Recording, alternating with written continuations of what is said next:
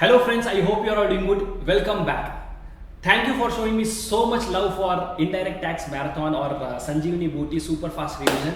Now I am bringing the direct tax revision for you. Let us revise this entire direct tax topic. I don't know how much time it will take, but I'll make sure that obviously it will take more time when compared to your indirect tax laws. I'll try to complete it within 5 hours period, meaning 5 hours so it will normally take for complete discussion or revision of this indirect taxes. For a complete revision of income tax or direct taxes. Let us straight away start, and please note your examination is coming. I know that. All the very best for your examination. Please do your examination well, and if possible please send your question paper to me so that I can do question paper analysis once your question paper is out. Okay, so all the very best. I will be available. You can send me a message on my number is 96 2002 2004. You can ask me doubt to message only. Normally I will reply. You can send a voice note or message. I will definitely reply to your doubts. With this being said, let us straight away without wasting a single second start our revision. All the very best for your examination. Let us start. Yeah students, so let us straight away start our discussion with the basics topics of income tax law. So under basics, what do we have, sir? Under basics we have, what do you mean by tax? Taxes pecuniary burden laid upon individuals and property owners. There are two types of taxes: direct taxes and indirect taxes. Direct taxes incident impact is on same person. Indirect taxes incident impact is on two different person. Direct taxes is progressive in nature, indirect taxes is regressive in nature. CBDT takes care of direct taxes, CBIC takes care of indirect taxes. Now why are tax liabilities? Because government needs money for undertaking various different types of activities like giving free education, free medical treatment, etc. For that money which government needs, government is collecting from us in the form of tax. Now constitutional provisions with respect to taxation, we have also seen this under our GST law. There is article 265 it says no tax can be levied or collected unless there is an authority of law. Article 245 says central government has the power to make law for whole or any part of India, and the state government has the power to make law for whole or any part of that particular state. And article 246 has a schedule called as schedule number 7. This schedule has 3 lists: union list, state list and concurrent list. Union list gives the list of different activities in respect of which only the central government can make the law. State list gives the list of different activities in respect of which only the state government can make the law. Now it is entry number 82 of our union list. It is which entry, sir? Entry number 82 of our union list, which gives the power to central government to levy and collect income taxes on all the types of income except on agricultural income. And the power to collect tax on agricultural income is given to state government. It is given to state government in state list or list 2. Entry number 46 of state list talks about levy and collection of tax on agricultural income. But as of now, no state government is collecting tax on agricultural income. Then what are the different sources or components of income tax law? A theory question can be asked on this topic. The sources of income tax law are five sources are there. One is Income Tax Act 1961, Income Tax Rules 1962. Then we have Finance Act, which is every year budget will happen. Finance Act of every financially annual Finance Act. Circulars or notifications issued by the CBDT. And then lastly we have case laws and judicial decisions, wherein income tax law is the main law. Main provisions of the law is there under income tax law. Income tax rules are supporting the main provisions. Annual Finance Act is going to give you what are the changes or amendments which are happening in direct taxes, as well as what is the applicable tax rates for the upcoming previous year or upcoming year. Then circulars and notifications will be issued by government every now and then for clarifying various different difficulty in understanding whatever for clarifying those which regarding the scope and applicability of the law. And case laws and judicial decisions, whenever there is a dispute between the taxpayer as well as the department, the income tax officer, they will go and fight, and that once they fight, the court will decide about that particular case, and that also will be forming part of your income tax law. Now under income tax law, what do we do basically, sir? Under income tax law we are required to do two things. One is computation of total income of an assessee and the tax liability on the total income. We should first compute the total income and then tax liability of total income. Now for computation of total income, now we'll have to go through all these chapters. The chapters we are going in a sequence. In this sequence only, you will if you learn, you will be able to understand the total income topic very easily. Now for computation of total income, first you should know what is the residential status of a person. Once you understand the residential status, compute his income under all the 5 different heads. There are totally 5 heads of income: income from salary, income from house property, income from business or profession, income from capital gain, and income from other sources. Compute that incomes under all these 5 heads. Then apply the provisions of clubbing, then apply the provisions of set off and carry forward, then apply the provisions, you do all these things, you will get something called as gross total income. From this gross total income, you subtract deductions under chapter 6A. Deductions under what, sir? Chapter 6A, you will get your total income. So our goal under income tax law is to do what, sir? To compute the total income of the SSC. Once you compute the total income, you may also have to compute the tax liability of that total income. Okay, so basically this is the format. So name of the SSC, previous year, assessment year, then we have heads of income, you will get gross total income. From that chapter 6A deductions, you will get your total income. Now, the charging section of income tax law says, the charging section of income tax law says what, sir? Income tax is charged for every assessment year on every person on the total income which is earned by that person in the previous year. Basically, year can be divided into two categories for our income tax purpose. See, normally year, there are two types of years. One is calendar year and financial year. We are least bothered. As a commerce student, we are least bothered about what is calendar year. For us, what is important, sir? Financial year is important. What is financial year? Year starting from 1st April, ending on 31st of March. So this is the financial year, correct? For us as a commerce students, we should be more concerned with financial year and not the calendar year, etc. Now this financial year, no, under income tax law, we don't use the word financial year. This financial year is further divided into two categories called as previous year and assessment year. Now previous year is the year in which you are earning the income. Whatever income you are earning in the previous year, you will have to pay the taxes in the assessment year. So previous year is the year in which the income is earned, and assessment year is the year in which tax has to be paid. So previous year for your examination, those who are writing their examination in May 24 or June 24, those who are writing their examination in November 24 or December 24, and for CA students, those who are writing their examination in, because there will be 3 examinations held in September 2024. For you guys, the previous year will be what, sir? The previous year will always be for your examination. The previous year for income tax purpose is what, sir? The previous year is 23-24 and the assessment year is 24-25. So previous year means what, sir? From 1st April 2023 to 31st March 2024, whatever income is earned by a person, on that you will have to compute the tax liability. So previous year is the year in which the income is earned, and assessment year is the year in which tax has to be paid. Then what, sir? What do you mean by person? Person is an inclusive definition. Person includes individual, HO, firm, OOP, BOI, artificial judicial person, local authority. Then assessee means what, sir? Assessee means a person who is liable to pay tax or any other sum under this act, and it includes deemed assessee, assessee in default, and representative assessee. Now, what are the tax rates under income tax law? For our examination, for your examination, those who are writing the examination in May, June, September, November, December 2024, for you the tax rates, see, basically tax rates are of two types. Tax rates are of two types. There are general tax rates, also called as slab rates, and we have special tax rates. General tax rates which are there, no, they are given in the Finance Act. Every year budget will be conducted by the government. Every year budget will be conducted by the central government. In that budget, no, they are going to talk about the tax rates, the slab rates which are applicable for the upcoming previous year. And there are something called as special tax rates also. The special tax rates, no, these special tax rates are there under the law itself. These special tax rates are given in Income Tax Act itself, whereas the slab rates will be given in our Finance Act. So this may change year to year, but our special tax rates will never change.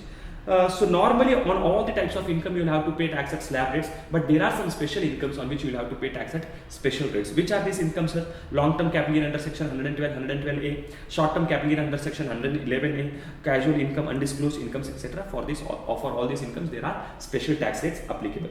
Now let us see the general tax rates applicable for your examination. First, let us see the general tax rates. Okay, let us see the general tax rates. General tax rates or slab rates applicable for previous year 23-24 or assessment year 24-25. What is this general tax rate, sir? What is this general tax rate? The general tax rate, if you are an individual HU of AOP BOI artificial judicial person, if you are an individual HU of AOP BOI artificial judicial person, then for you up to 2.5 lakhs, no tax, 2.5 to 5%, 5 to 10, 20%, more than 10, 30%, up to 2.5, no tax, 2.5 to 5%, 5 to 10, 20%, more than 10, 30%. So up to 2.5 lakhs, you don't have to pay any taxes. If your income is from 2.5 lakhs to 5 lakhs, 5% is the tax rate applicable to you. If your income is from 5 lakhs to 10 lakhs, the tax rate is 20%, and if it is more than 10 lakhs, the tax rate is 30%. Now please note, if you are a senior citizen, who is a senior citizen? If you are a resident individual whose age is 60 years or more. Who is a senior citizen? A resident individual whose age is 60 years or more. If you are a senior citizen, then the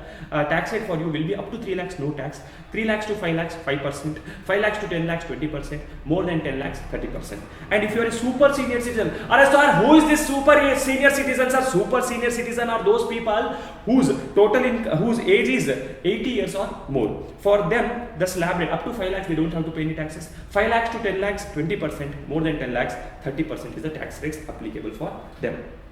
Now please note, the limit up to which they don't have to pay any tax, that is called as basic exemption limit. See, normally the basic exemption limit for normal individuals whose age is less than 60 years, or if you are a non-resident, irrespective of your age, whether you are 80 years, 90 years, if you are a non-resident or you are an individual, resident individual is less than 60 years, for you it is 2.5 lakhs, up to 2.5 lakhs, no tax. For resident individual whose age is 60 years or more, 3 lakhs, and 5 lakhs for other people. Now, in the CBDT has also given the clarification that if a person's birthday is on 1st of April, okay, if he is celebrating his 60th birthday on 1st of April, that means he has completed 60 years in the previous year. Therefore, for him, this limit of 3 lakhs will be applicable. Similarly, if a person is celebrating his 80th birthday on 1st of April, then for him the slab rate of 5 lakhs will be applicable.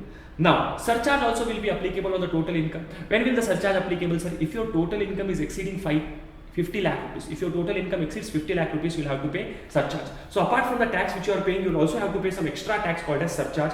So if the total income is up to 50 lakh rupees, no surcharge. If it is more than 50 lakhs, only then surcharge will come. If your total income is more than 50 lakhs up to 1 crore, surcharge is 10% of tax. If it is more than 1 crore up to 2 crores, 15% of tax. More than 2 crores up to 5 crores, 25% of tax. And if it is more than 5 crores, 37% of the tax amount you will have to pay it as surcharge. Now please note, the maximum surcharge which can be levied on special incomes is what, sir? Is equal to 15%. Sir, what do you mean by this special income? The maximum surcharge which is going to be levied for 4 types of income. Which are these 4 types of income, sir? Your dividend income, your long-term capital gain under section 112A, and your short-term capital gain under section 111A. On these 4 types of income, the maximum amount of surcharge which can be levied by the government is how much, sir? 15%. Special income means dividend income taxable under section 111A, 12 and 112A. Now, health and education cess will always be levied whenever you are computing a tax liability. On the tax liability extra, health and education cess 100% you should levy. 100% health and education cess is applicable at 4% of tax amount including surcharge amount. Now, a resident individual rebate under section 87A. A resident individual whose total income is up to 5 lakh rupees. A resident individual whose total income is up to 5 lakh rupees will also get a rebate. He will get a rebate, meaning he will not have government will give some benefit to him. He will get a rebate equal to the tax amount, tax liability which he has, or rupees 12,500, or rupees how much, sir? Or rupees 12,500, whichever is less. So if you are a resident individual whose total income is up to rupees 5 lakhs, then you will get a rebate. How much rebate will I get, sir? Of the tax amount which is there, or 12,500, whichever is less. Now this rebate is required to be reduced before adding the health and education cess. So before computation of health and education cess, you are required to reduce this rebate amount, and this rebate will not be available. It is available against all the different types of income except the income taxable under 112A. Rebate can be taken on all the different types of income except the income taxable under 112A, and rebate under section 115 BSC we will discuss separately under 115 BSC. Now, what is 115 BSC? We will see in some time.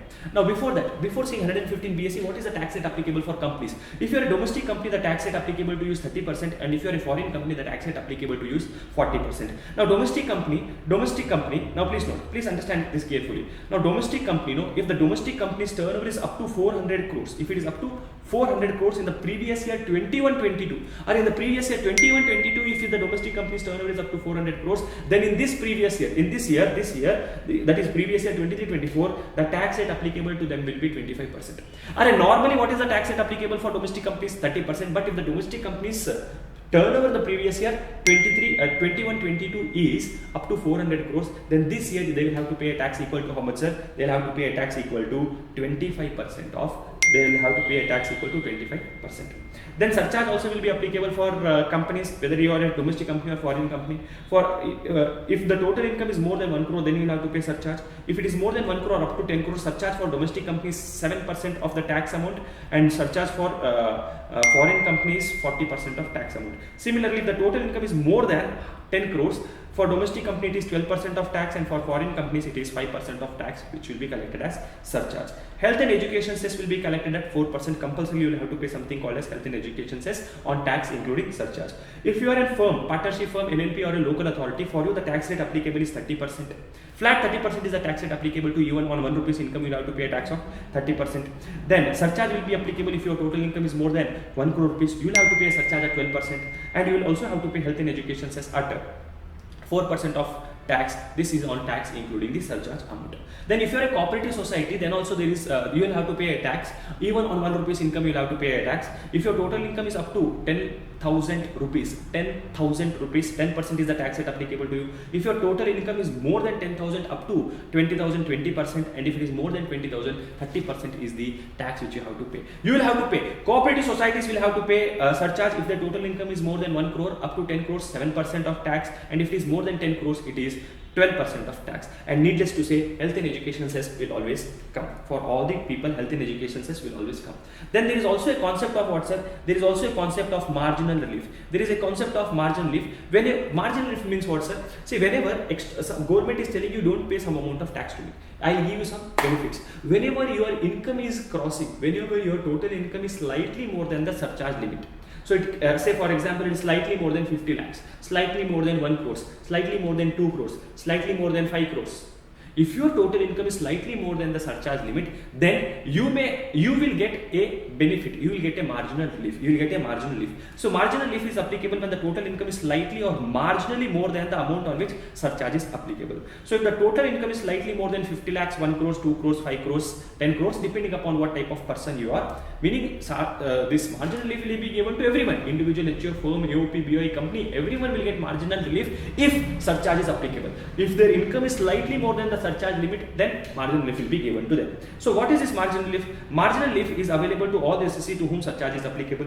Marginal relief is nothing but difference in increase in tax and increase in income. Increase in tax and increase in income, the difference between this is called as marginal relief. The extra tax which you are paying and the extra income which you have, the difference between that will be called as marginal relief.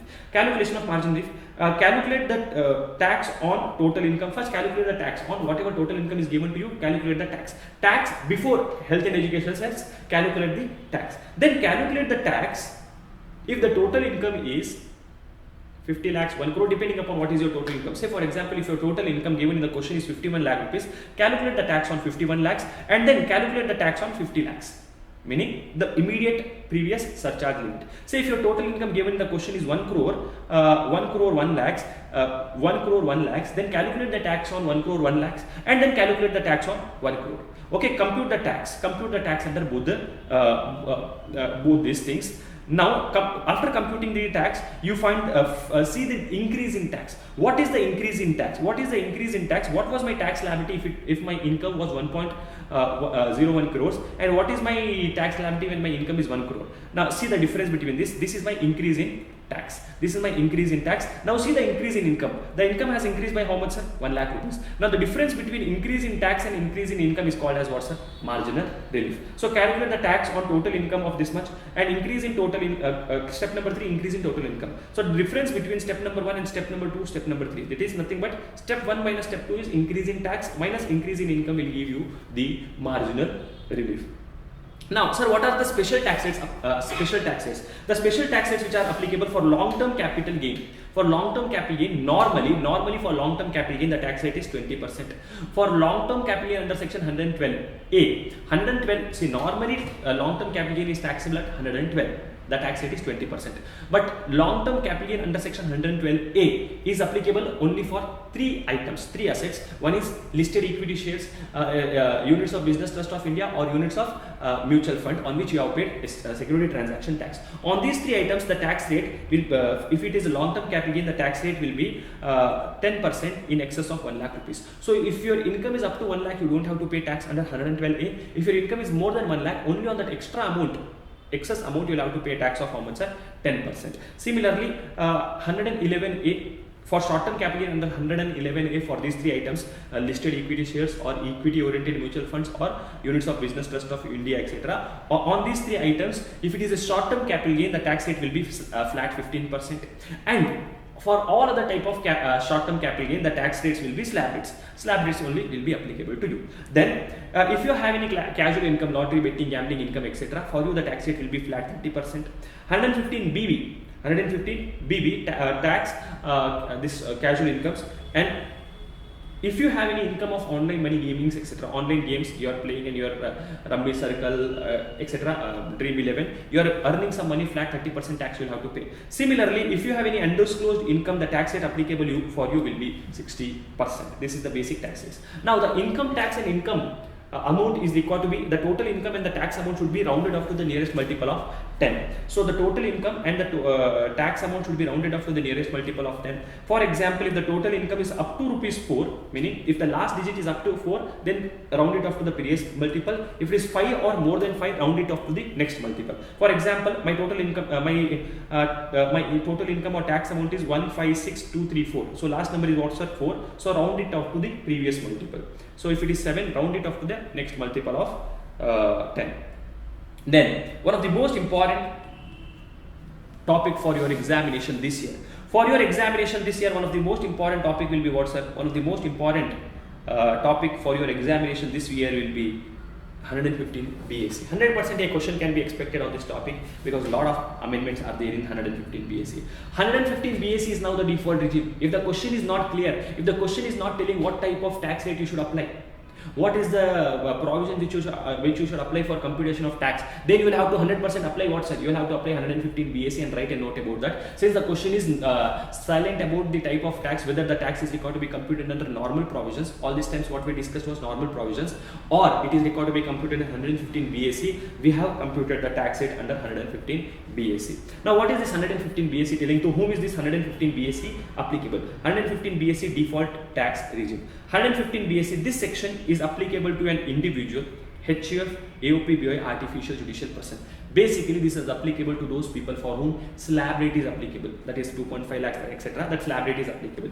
So it does not matter whether you are a resident or non-resident, it does not matter. This is applicable to you. And 115 BAC will be applicable for all class of peoples who are listed over here, irrespective of their age. Irrespective of their age, whether you are 60 years, less than 60 years, 80 years, more than 80 years, I don't care. Whether you are a senior citizen, super senior citizen, whether you are a citizen or not, I don't care. You will have to pay tax under the 115 BAC, irrespective of your age, the limit will be same. So what is 115 BAC telling? Very, very important, completely change. There is complete change in the tax rates. So if your income is up to 3 lakh rupees, if your income is up to 3 lakh rupees, no tax. 3 lakhs to 6 lakhs, 5%. 6 lakhs to 9 lakhs, 10%. 9 lakhs to 12 lakhs, 15%, and 12 lakhs to 15 lakhs, 25%, and more than 15 lakhs, 30%. Now please note, they have removed 20% bracket, they have removed this 20% bracket, they have removed this 20% bracket, and then before the increment was by 2.5 lakhs, now the increment is by 3 lakhs. So up to 3 lakh rupees, you don't have to pay tax under 115 BAC. If your income is up to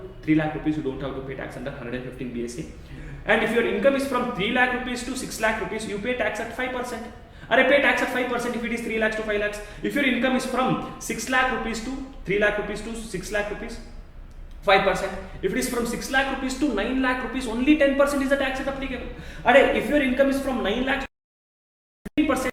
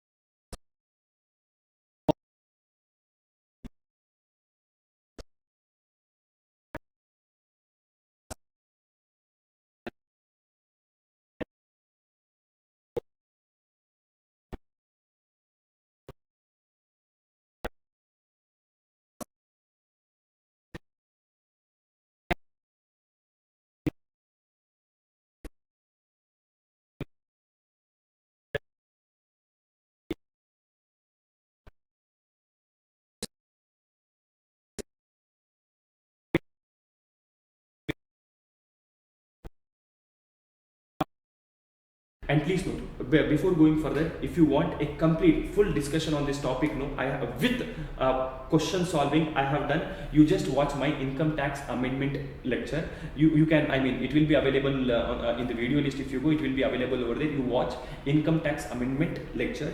This 115 BSc I have discussed almost for 1 hour or 1 hour 20 minutes or something, I don't know. So please see that I have also solved a question. So you can watch that for detailed discussion.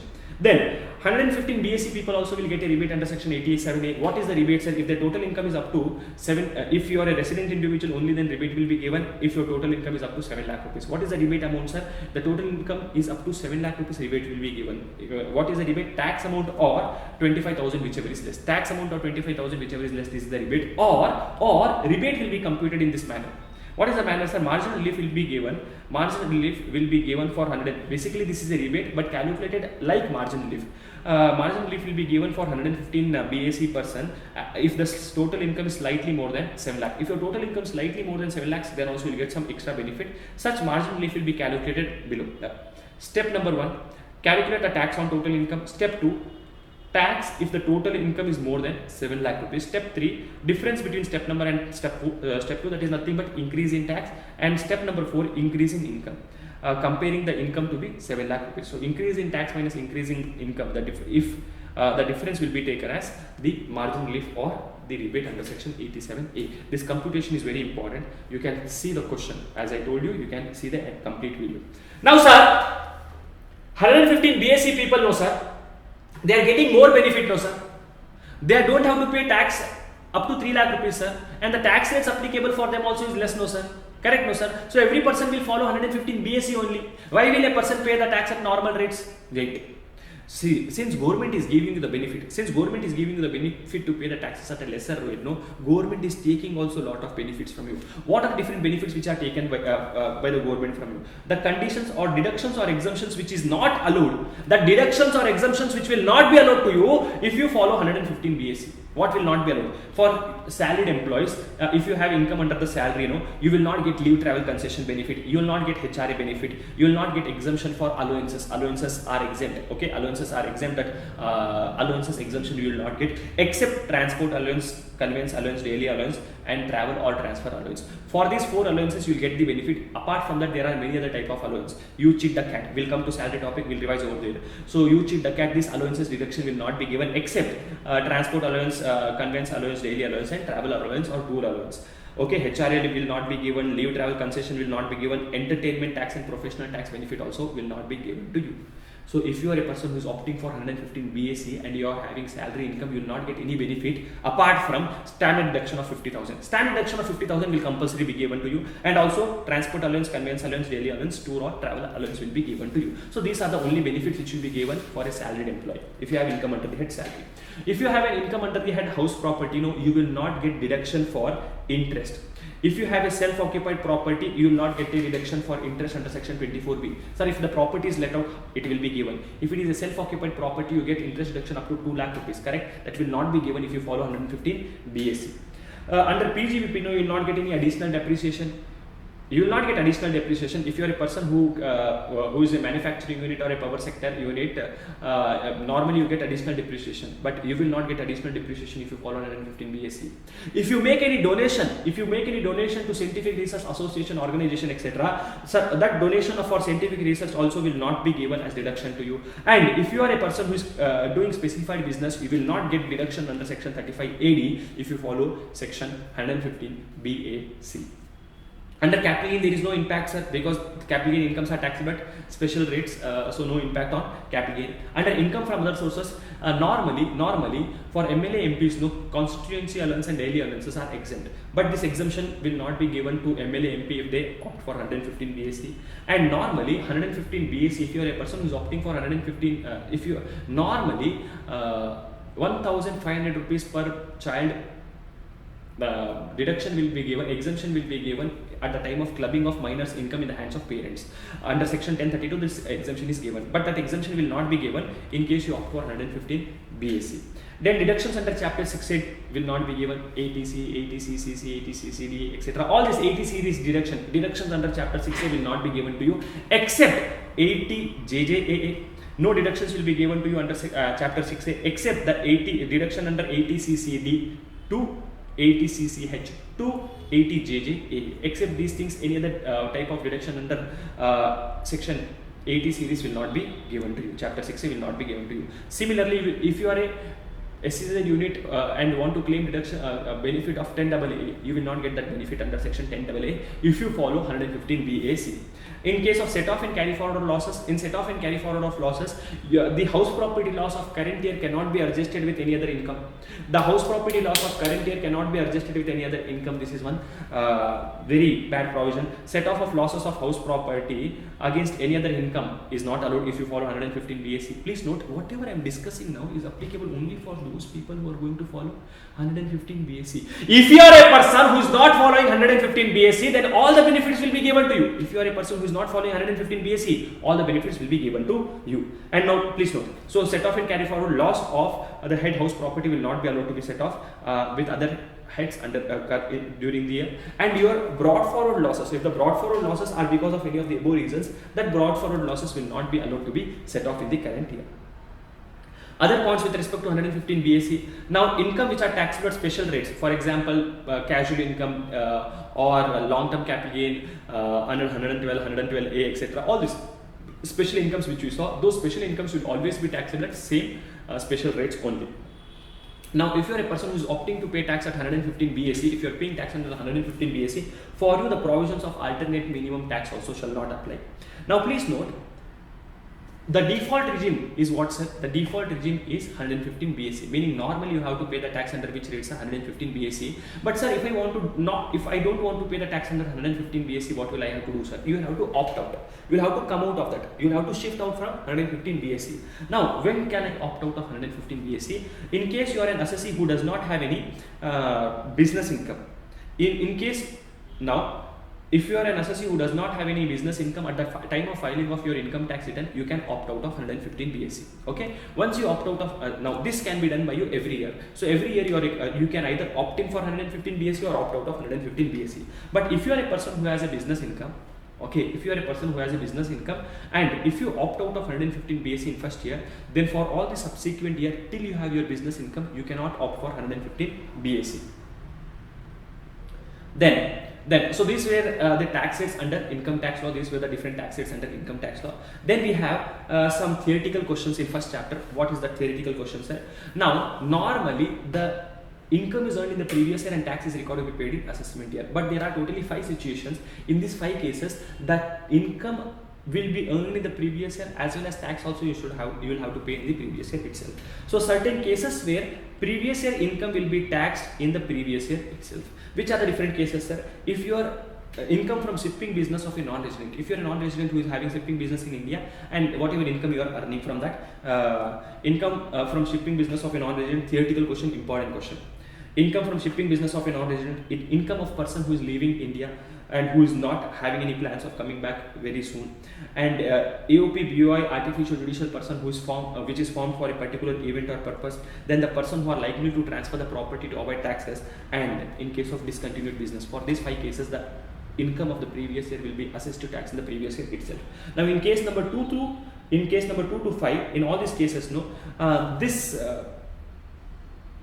previous year incomes will be taxable in the previous year only if the assessing officer feels that you may not pay the tax in assessment year. Okay. Then undisclosed income, we have some incomes called as undisclosed income or deemed income. These incomes will be deemed to be your income. What are the deemed as your incomes? Are cash credits. So if any cash is getting credited to your bank account and you don't have any source, you don't know from where it has been credited, or you have any unexplained investment, you have made some investment but you have not told the department about it, or you have some unexplained money. So in your house, in your bathroom, there is a wall or there is a pillar in which there is full of money of income tax officers conduct raids, they find that money. So unexplained investments, amount of investment not fully explained. Say I have 1 kg gold but I have told government that I have only gold of 750 grams. Okay, so unexplained expenditure. Now I am a person who is earning only 10 lakh rupees per annum, but I am for my marriage I have spent 1 crore rupees. Where did you spend, sir? How did you make this expenditure, unexplained expenditure, or money borrowed or repaid from hundi? This is no more applicable nowadays. You can ignore this point. Now please note, all these deemed income, whatever you have seen, these deemed incomes are taxable at what rate, sir? It is taxable at rate of 60% plus extra 25% surcharge will be levied on these incomes, and obviously health and education cess, needless to say, that will also be levied on these incomes. Now, the next income which we have is what's up? The next income which we have is agricultural income. Very short and sweet chapter it is, agricultural income. Agricultural income is exempt. Agricultural income is exempt from payment of tax if such agricultural income is from land, agricultural land in India. Please note, agricultural income is exempt from payment of tax if that agricultural income is from an agricultural land. Where, sir? If that agricultural income is from an agricultural land in India. Agricultural income is from agricultural land in India. Now, what do you mean by agricultural income? Agricultural income means that any rent or revenue derived from an agricultural land situated in India, which is used for agriculture purpose. Any income derived from such land by doing agricultural operations. Income from farm, building or a dwelling unit at agricultural land used for agriculture purpose. And income from nursery, plantations, sapling or seedling, etc. Now this nursery plantation, even if you are doing in your rooftop, no, even in your house you have a terrace garden, even in such case this exemption will be given to you. Now, meaning of agricultural operations or agricultural activity or agricultural purpose, meaning they have not given under income tax law. So we have to refer to a Supreme Court judgment. Supreme Court in Raja Binoy Kumar Sahas Roy case law. Supreme Court in which case, sir? Raja Binoy Kumar Sahas Roy case law told agriculture purpose or agricultural operation, you should there are two activities in agriculture. There is something called as basic operation and subsequent operation. All the activities till the process of germination, till the germination stage. See, germination means what, sir?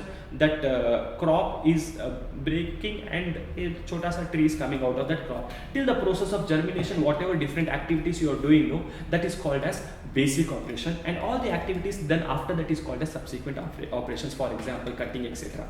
Now if a person is doing only basic operation, then it is said that he is involved in agricultural operation, therefore his income will be agricultural income. If a person is carrying out both basic and subsequent operation, then also it will be treated as he is doing agricultural activity and therefore his income will be treated as agricultural income, therefore exempt. If a person is doing only subsequent operation, then his income will not be exempt. His income will not be treated as agricultural income, it will not be exempt. Now many times what happens is, agricultural income we have seen. Now many times what happens is, say for example I am a person who is cultivating potato.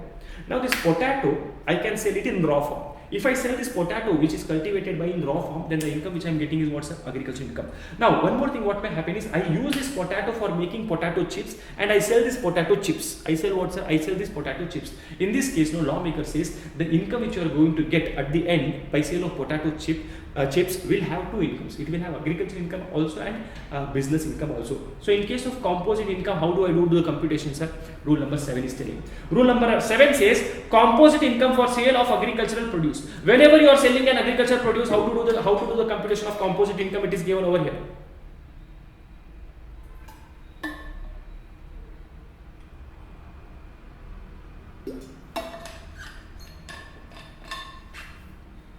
Okay, rule number 7, composite income for sale of agricultural produce. Now, agricultural produce is sold by you in raw form or it is sold after some processing. Agricultural income is sold by you in raw form, it is sold after some processing. If potato is sold by me in raw form, then whatever income I am getting is an agricultural income, therefore it is completely exempt. Or if it is sold after putting some process, after some processor, check whether that process is mandatory for sale of agricultural produce or that process is not mandatory for sale of agricultural produce. If that process which you are undertaking is mandatory for sale of agricultural produce, then the entire income will be treated as agricultural income. For example, potato, no, when we take out, now normally these are under the earth. Potato are required to be extracted from the earth and there will be a lot of mud attached to it. Now to sell this potato, I will have to wash this potato, clean this potato and then sell. So what am I doing, sir? To sell this agriculture produce, there is a process which is mandatory required to be applied. Then also this income which I am going to get is called as agriculture income. But what if the process is not mandatory? I am cultivating potato, converting them into potato chips and selling these potato chips. So the process which is undertaken by me is not mandatory. for sale of agriculture produce, correct? Therefore, in this case, now I will have two types of income, agricultural income as well as business income. How much will be agricultural income, sir? Take the market value of agriculture produce which is used for further processing. Whatever agriculture produce you are using, whatever potatoes you are using for making potato chips, know what is the market value of this, fair market value of these potatoes. Because if you would have sold in the market, you would have got so much money. So fair market value of this agriculture produce which is used for further processing, less cost of cultivation of these potatoes, cost of cultivation of these potatoes which you are using for further processing. So difference between this will be giving you a difference between market value of the agriculture produce less cost of cultivation will give you the agricultural income. Sir, what is the business income, sir? Business income will be sale of potato chips. So sale of the final product potato chips less cost of processing or producing this potato chips. Sale of final product final product potato chips less cost of processing or cost of production of this potato chips less fair market value of agriculture produce used for making these potato chips. Meaning what, sir? Sale price of potato chips minus the potatoes which you have used for making these potato chips. What is the market value of those potatoes? I know you have cultivated this potato, so basically this market value will be nothing but my sale value of potato price, fair market value of potato price, less cost of cultivation. The difference between all this will be giving me what, sir? Business income. It will be giving me business income. Now, in case of some business, no, in case of three business, TCR, tea, coffee, rubber business. In case of TCR, tea, coffee, rubber business, the government has told you don't follow rule number 7. I will give you a different mechanism for finding the agriculture income. I'll give you a different mechanism. I will only tell you how much is agriculture income and how much is business income, provided you are involved in the business of growing and manufacturing. You are involved in the business of what, sir? You are involved in the business of growing and manufacturing tea, growing and manufacturing coffee, growing and manufacturing rubber. If you are involved in the business of growing and manufacturing tea, 60% is agriculture, 40% is business, 60-40. If you are involved in the business of growing and manufacturing coffee, now the coffee is grown by you and cured by you, cleaning you are doing of that coffee, 75% is agriculture income and 25% is business income. If you are growing, manufacturing, curing, roasting, grounding the coffee, oh, so much work you have done on the coffee, 60% will be taken as agriculture and 40% will be taken as business income. If you are growing and manufacturing rubber, 65% is your agricultural income and 35% is your business income. So basically, whichever is higher is agriculture income. 60-40-40, 75-25 and 60-40 for rubber, and 65-35 for, sorry, 75-25 and 60-40 for coffee, 65-35 for rubber. Now, there is also a concept of partial integration in this chapter called as agriculture income. What is this partial integration, sir? What is this partial integration? Your agriculture income will be, partial integration concept will be applicable if three conditions are satisfied. If your agriculture income, if your what, sir? If you are agriculture, if you are an individual HUF, if you are a slab person, individual HUF, OPB, artificial judicial person, if your agriculture income is more than 5,000 rupees, and if your non-agricultural income is more than basic exemption limit, so you will have to do the partial integration. What happens in partial integration? Your non-agricultural income will be added with agriculture income and compute the tax on agriculture, combined value of agriculture income with non-agricultural income, compute the tax. Then add your agriculture income with basic exemption limit and compute the tax. Difference between step number 2 and step number 3 will be taken, and that difference will be adjusted with surcharge and rebate, etc. Add health and education says this is the amount of tax which is going to be paid by you. Partial integration. Next is residential status. What is next, sir? Next is what, sir? Oh, sir. Next is what, sir? Residential status. Residential status. Residential status. Now please note, residential status is very important for computation of your total income, because only if you are, now normally a person, a residential status of a person can be resident and ordinary resident but not ordinary resident, or a person can be non-resident. Okay, so if you are a resident and ordinary resident, then all the incomes are taxable in India. If you are a resident but not ordinary resident, only Indian income is taxable in India, and if you are a non-resident, only Indian income is taxable in India. Something like this is there, which is told in our scope of total income chapter. So for understanding scope of total income chapter, for us to understand residential status is very important. Now please note, residential status is not equal to citizenship. A person may be citizen of one country but resident of some other country. Now residential status of an individual. Now types of residential status. Now residential status For individual and HUF, an individual and HUF can be resident and ordinary resident, resident but not ordinary resident, and non-resident. And other categories of people like company, firm, AOP, BOI, etc., they can be resident or they can be non-resident. Okay. Now, residential status of individual is something which is very important from exam point of view. From exam point of view, what is important, sir? Residential status of an individual. Now, an individual has two conditions to be satisfied. Condition in section 6.1 and condition in section 6.6. So, section 6.1 is basic condition, 6.6 is additional condition. Residential status of an individual, section 6 subsection 1, basic condition. An individual is said to be resident of India if he satisfies any one of the basic condition. An individual will be treated as resident of India if he satisfies any one of the basic condition. So what is the basic condition, sir? He is staying in India. His stay in India is for 182 days or more in the previous year. So if a person is staying in India for 182 days or more in the previous year means from 1st April 2023 to 31st March 2024. During this period, if a person is staying in India for a period of 182 days or more, or 60 days or more in the previous year and 365 days or more in 4 preceding previous year, then that person will be treated as resident of India. So in the previous year, 23-24, you have stayed for how many days, sir? 182 days or more, you will be called as resident. Or in the previous year 23-24, you have stayed for 60 days or more, and in last 4 previous years you have stayed for 365 days or more, then you will be called as resident. Any one of the condition if you satisfy, then it is said that you have satisfied basic condition, you will be called as resident. Now please understand this carefully. Stay in India does not mean that you should stay at only one location. Stay in India does not mean that you should stay continuously. So you have come, going, coming, going, etc. All these are covered while computation of stay in India. Section 6 subsection 6 talks about additional conditions. Section 6 subsection talks about additional conditions. Once you satisfy basic condition, you are a resident. If you don't satisfy basic condition, you are a non-resident. Once you satisfy basic condition, we will see for additional condition. So if you are an individual satisfying basic condition as well as additional condition, you will be called as resident and ordinary resident. If you are an individual who is satisfying basic condition but not satisfying additional condition, you will be called as resident and not ordinary resident. If you don't satisfy the basic condition only, then you are a non-resident. What is this additional condition, sir? Additional condition says you should be resident of India for at least 2 years out of last 10 years. Meaning resident for a period of 2 or more years in 10 preceding previous year. You should be resident of India for at least 2 or more years, for at least 2 years basically in last 10 years, and you should stay in India for at least 729 days or more in last 7 years. Now please note, date of arrival and date of coming into India, date of leaving India should also be counted for computation of residential status. Continuous stay at one location is not mandatory. Stay in India includes stay in territorial waters. So India means what, sir? Stay in India will include the stay in territorial waters. India meaning is given over here, not important from exam point of view. Then exception for second basic condition. Now basically basic condition has two conditions. One is 182 days or more, 60 plus 365 days, correct? Now there are some cases wherein you will not see second basic condition, meaning they have given some situations. In these situations, if you want to see whether a person is resident or not, you should only check what, sir? You should only check first basic condition. Exception to second basic condition: in the following cases, individual will be said to be resident of India only if he satisfies first basic condition. Sir, what is this, sir?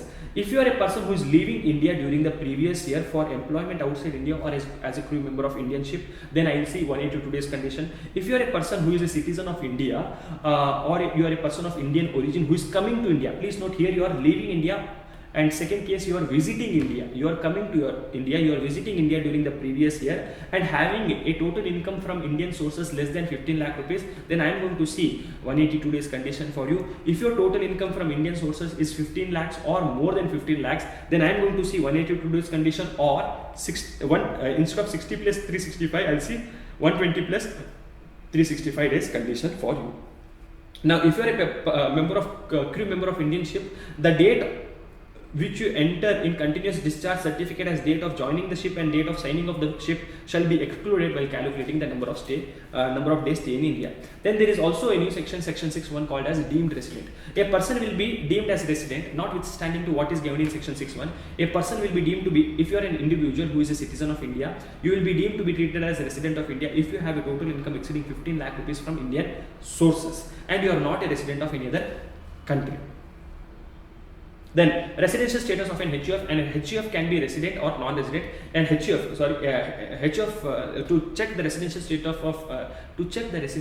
of an HUF, you should see control and management. If the control and management of HUF is wholly or partially in India, then it is a resident.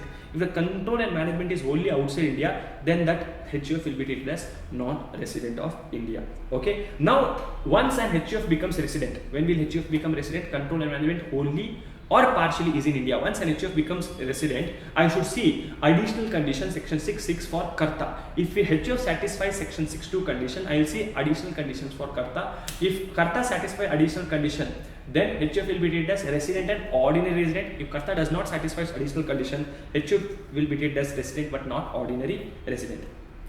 Then for AOP, BOI, artificial judicial person, etc., control and management, I am going to see. If the control and management is wholly or partially in India, it is a resident of India. If it is wholly outside India, then it is non-resident. For a company, I am going to see poem of the company. For company, what will I see, sir? Poem of the company. If the company is an Indian company, then it is always a resident of India. Indian company is always a resident of India. But if you are a foreign company, then I am going to see your poem. If the poem is in India, you are a resident of India. If the poem is not in India, poem means what's the place of effective management. If it is in India, you are a resident of India. If it is not in India, you are not a resident of India. Sir, why did we study residential status chapter, sir? We studied residential status for understanding the scope of total income. Now, there are two types of Indian income and foreign income. Indian income, whether you are a resident and ordinary resident but not ordinary resident, or you are a non-resident, it does not matter who you are. If the income which we are talking about is an Indian income, it will always be taxable in India. But if it is a foreign income, normally foreign income is taxable only for resident and ordinary resident.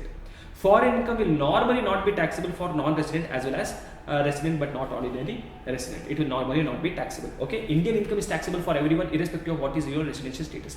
But foreign income will be taxable only for resident and ordinary resident. Normally it is not taxable for non-resident. Foreign income is never taxable. For resident and not ordinary resident, one type of foreign income is only taxable in India. So Indian income, if you are a resident and ordinary resident, it is taxable. Indian income will be taxable for everyone. Foreign income, if it is from a business setup controlled from India or a profession setup from India, then it will be taxable for resident and ordinary resident and not ordinary resident. Business controlled from India or profession setup in India, it will be taxable for resident and ordinary resident but not ordinary resident also. It will never be taxable for non-resident.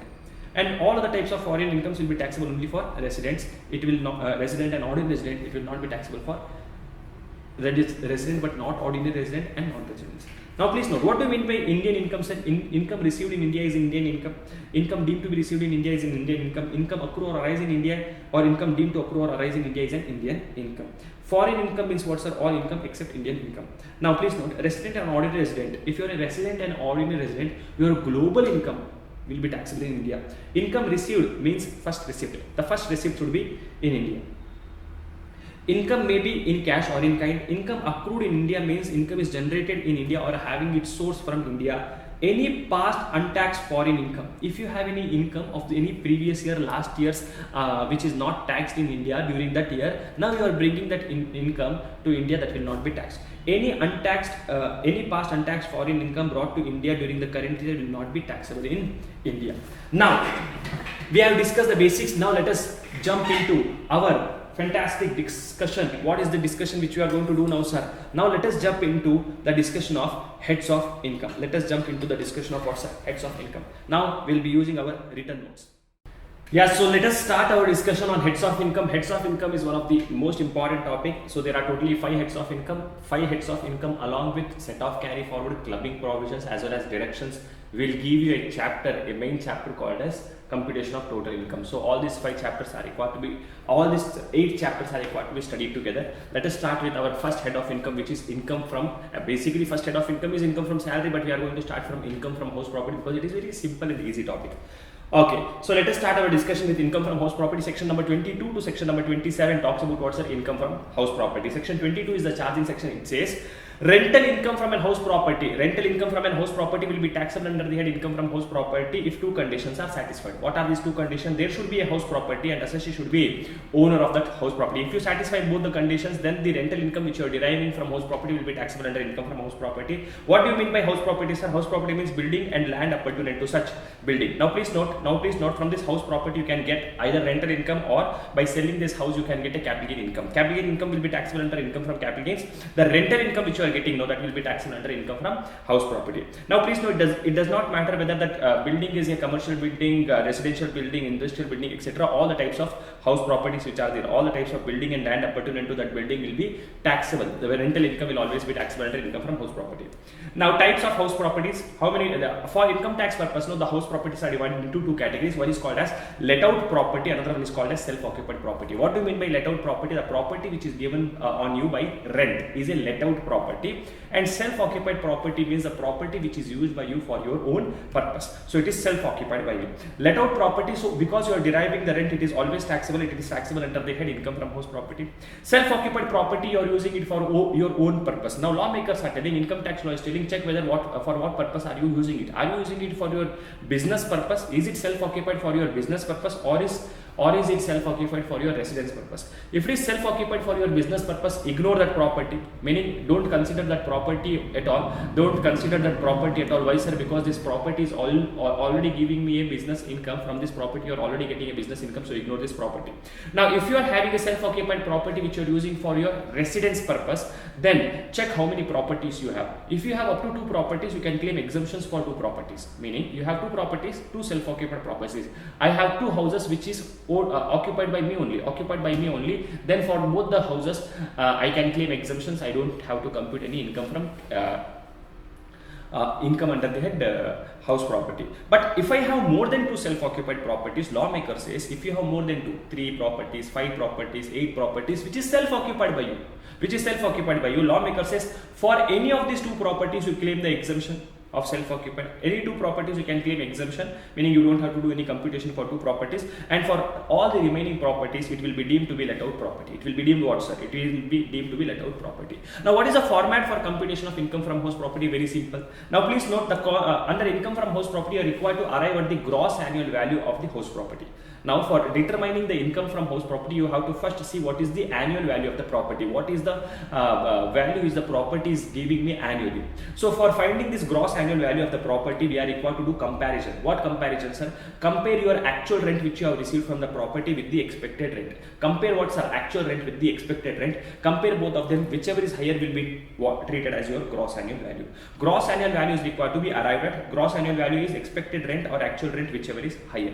Now, sir, how do I get this expected rent, sir? Expected rent is nothing but your municipal value of the property or fair rent of the property. Compare both of them, take whichever is higher, compare that whichever is higher amount with the standard rent of the property and take whichever is less. So first, municipal value, fair rent, whichever is higher will give you an amount. That whichever is higher is required to be compared with standard rent, and you should take whichever is less. Okay, whichever is higher amount should be compared with standard rent and take whichever is less. That will give you expected rent. Expected rent should be compared with actual rent. That will give you gross annual value of the property.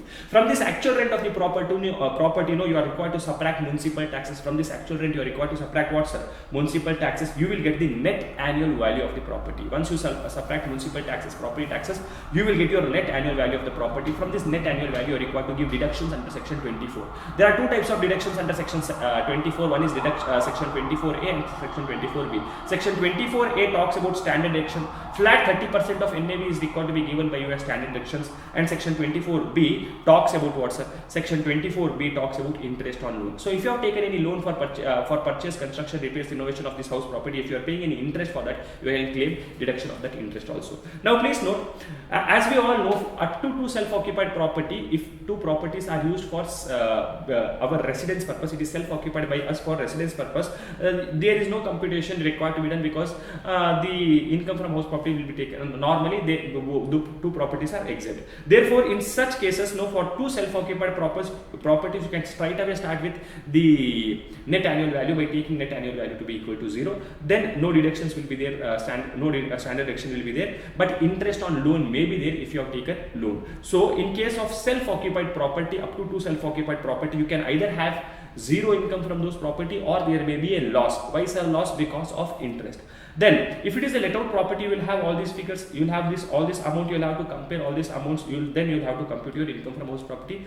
But in case of deemed to be let out property, so what is deemed to be let out property? If you are having more than 2 self-occupied properties, any 2 properties you can claim exemptions, and the remaining properties are called as what's the deemed to be let out property. They are deemed as let out. So for deemed to be let out property also, you require to compute the income from house property. Only thing is that you will not have actual rent for these properties. Now, sir, what do you mean by municipal value? Municipal value means the value of the property as per municipal record. Fair rents means the reasonable amount of rent charged for similar kind of property in the same locality. Standard rent means the maximum amount of rent which can be legally recovered as per Rent Control Act, and actual rent means rent received plus rent receivable minus unrealized rent. And municipal taxes, very important points with respect to municipal taxes. Municipal taxes is also called as property tax, house tax, sewage tax, local tax, etc. Municipal taxes is allowed as deduction. You can subtract from gross annual value. You can take the deduction of municipal taxes on payment basis. Only if you have paid the municipal taxes, you can claim the deductions. Now, municipal taxes is allowed as deduction only if it is paid by the owner, meaning only if the owner is paying, it is allowed as deduction. If it is paid by the tenant, no deduction will be allowed. Further, the question may say that municipal tax has been paid by the tenant but later reimbursed by the owner. That also is allowed as deductions. Now, municipal taxes, if it is given in percentage form, I should apply percentage of what? Say in the question they say municipal tax is 10%. 10% of what? 10% of municipal value. Municipal tax should be taken, if it is given in percentage form, it should be taken on municipal value. Then we have what's an actual rent. What is actual rent, sir? Actual rent means rent received plus rent receivable minus unrealized rent. What is actual rent? Rent which you have received, rent which is receivable by you minus unrealized rent. Lawmaker says this unrealized rent will be allowed to be subtracted only if you satisfy these 4 conditions specified in rule number 4. Rule number 4 talks about 4 conditions. If you satisfy these 4 conditions, then only unrealized rent will be subtracted.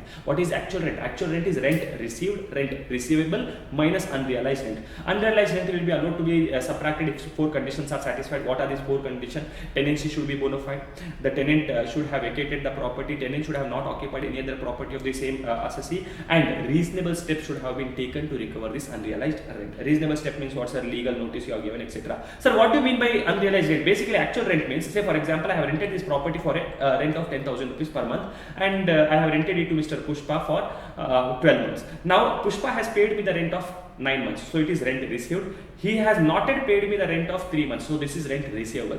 Out of this rent of 3 months which he has not yet paid to me, which is rent receivable, he has paid the rent of 2 months, and 1 month rent which is 10,000 he has never paid to me. Now please note this rent which he has never paid to me is called as unrealized rent. It will be allowed to be subtracted while computation of my income from house property if these 4 conditions are satisfied. Then deductions are given under section 24A. Deductions are given under which section, sir? Section 24A and section 24B. Section 24A talks about standard deduction. If you have an income from house property, when you have a net annual value, when you have a positive net annual value, flat 30% of that net annual value will be allowed as deduction to you. Now please note, for a property you may incur a lot of expenses like repair charges, water charges, electricity charges, insurance charges, parking charges, maintenance charges, etc. All these expenses are not allowed as deduction under income tax law. Under income tax law, they straight away say whatever net annual value you have, flat 30% deduction will be allowed whether you are actually incurred that expenses or not. Net annual value into flat 30% will be allowed as deduction. Now if you have a self-occupied property, obviously up to 2 self-occupied property, because your NAV will be 0, this deduction will not be there. Which deductions are under 24A? But for let out and deemed to be let out property, you can always claim flat 30% as deduction. 30% of what's the net annual value, NAV. Now, section 24B, very important, section 24B talks about deduction for interest on loan. Now, if you are having a house property, for this house property, if you have taken a loan for what purpose? Either construction, purchase, repairs, renovation of house property. If you have taken any loan for construction, purchase, repairs, renovation of house property, then whatever interest you pay for that loan will be allowed as deduction. It does not matter from whom you are taking the loan. It can be taken from bank, financial institution, NBFC, friends, or family members. It does not matter. Interest will be allowed as deduction. So, interest on loan will be allowed as deduction under section 24B if the loan is taken for construction, purchase, repairs, or renovation of house property. Interest will be allowed as deduction even when the loan is taken from any person. Interest will be allowed as deduction whether that interest amount is actually paid by you or not. Municipal taxes will be allowed as deduction only if it is paid, but interest will be allowed as deduction to you whether that interest amount is paid by you or not. Now, penal interest. Penal interest means what's it? Interest on interest will never be allowed as deduction while computing income under house property. Interest, now if you take a fresh loan for repayment of existing house property loan, whatever interest you pay for fresh loan which is used for repayment of existing house property loan, on that also interest is allowed as deduction. And if you are paying any interest to a non-resident person, that interest will also be allowed as deduction while computing the income from house property, provided you have deducted the TDS while paying such interest. Now sir, how much interest is allowed as deduction? How much interest is allowed as deduction, sir? The limit of interest which is allowed as deduction is what, sir? The interest which is allowed as deduction is how much, sir? The interest which is allowed as deduction is, now it depends. Depends whether the property is a let out property or self-occupied property, or the property is what, sir?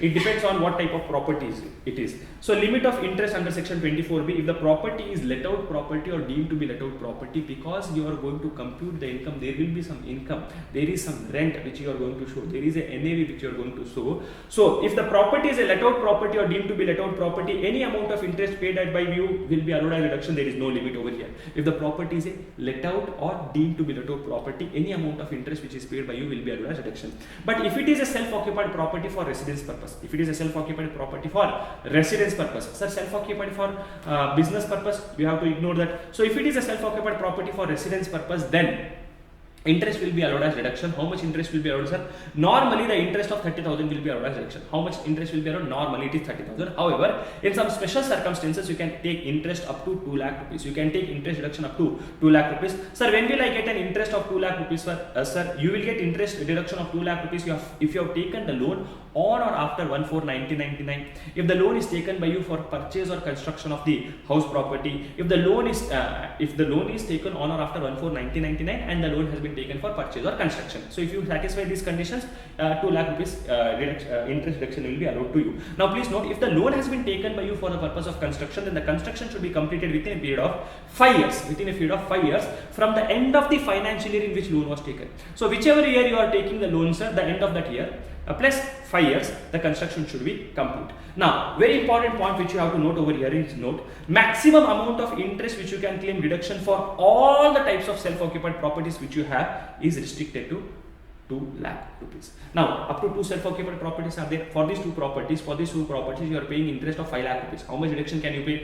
How much interest reduction you can claim, sir? Maximum is 2 lakh rupees combined together. Maximum how much you can claim, sir? Combined together 2 lakh rupees. I have only one property and it is self-occupied 3 lakh interest I am paying, I can claim only 2 lakh. I have two properties, I am paying interest of 5 lakh rupees. How much? It is a let out property. How much can I claim, sir? Entire 5 lakh, because it is a let out property.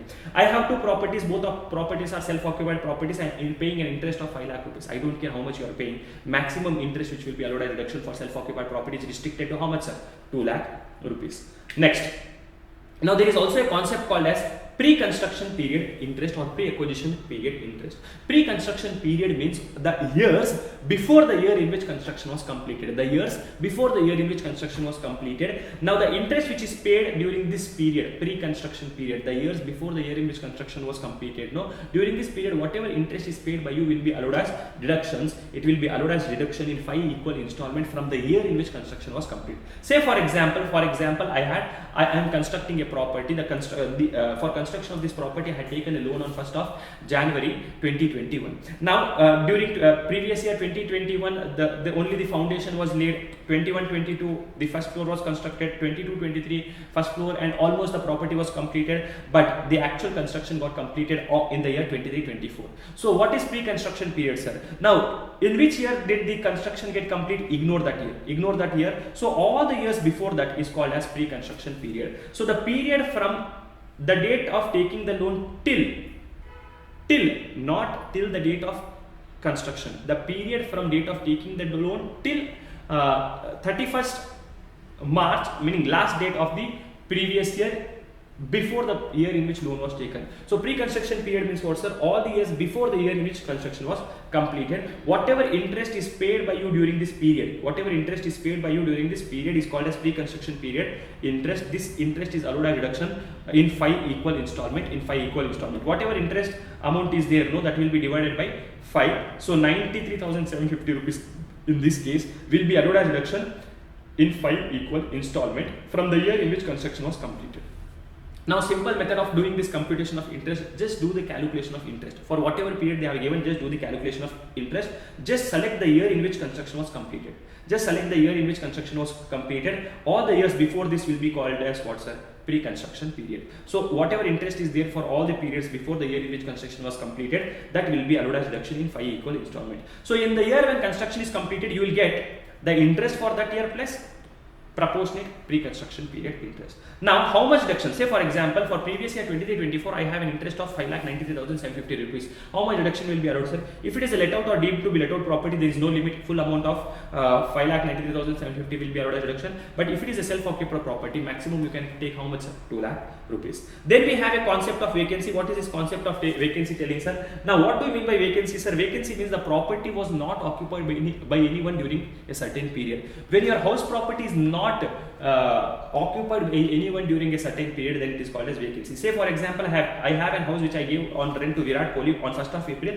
He vacated the property on 30th of September. Then the next tenant, Mahendra Singh Dhoni, came to this property on 1st of December, and he was there in this property till the year end. Now in this case, no, October and November month the property was not occupied by anyone. This is called as vacancy. This is called as vacancy. Now what lawmaker, please note, vacancy is not equal to unrealized rent. Vacancy rent is not equal to unrealized rent. Now what lawmaker says over here? Lawmaker says over here, whenever you have a concept of vacancy, whenever you have a concept of vacancy, you have to compare your expected rent with your actual rent and vacancy period rent. You have to compare your expected rent with what, sir? Your actual rent and vacancy period rent.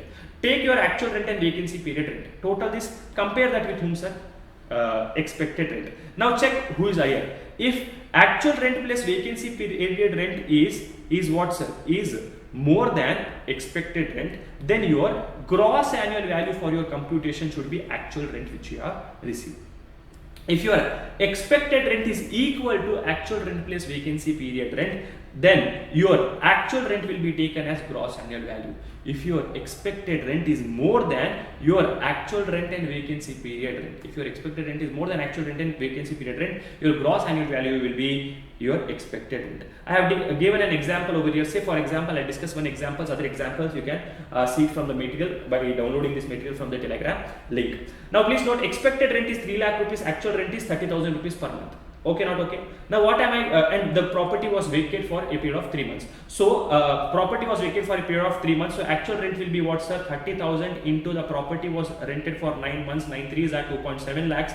And vacancy period rent is what, sir? 30,000 into 3 months. The property was vacated for 3 months. So it is 90,000 rupees. So actual rent plus vacancy period rent is giving me how much, sir? 3.6 lakhs. And my expected rent is 3 lakhs. Now who is higher, sir? My actual rent and vacancy period rent is more than my expected rent. Therefore, my gross annual value over here will be what, sir? 2,70,000, which is actual rent. My gross annual value will be 2,70,000.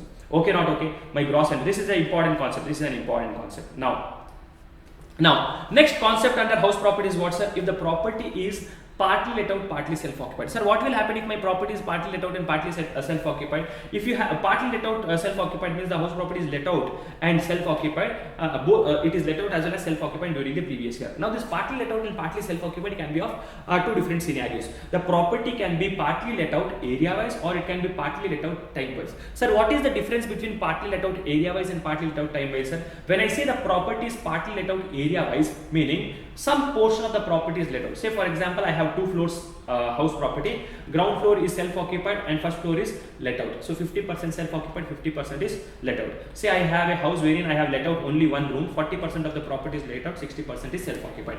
So this is area-wise. Time-wise let out means what, sir? The property was let out for a period. Say in a 12 months period, the property was let out for 8 months and it was self-occupied for 4 months. Meaning what, sir? It is partly let out and partly self-occupied time-wise. It is partly let out and partly self-occupied time-wise. Now please note how to do the computation. Very simple, very easy mechanism of doing the computation.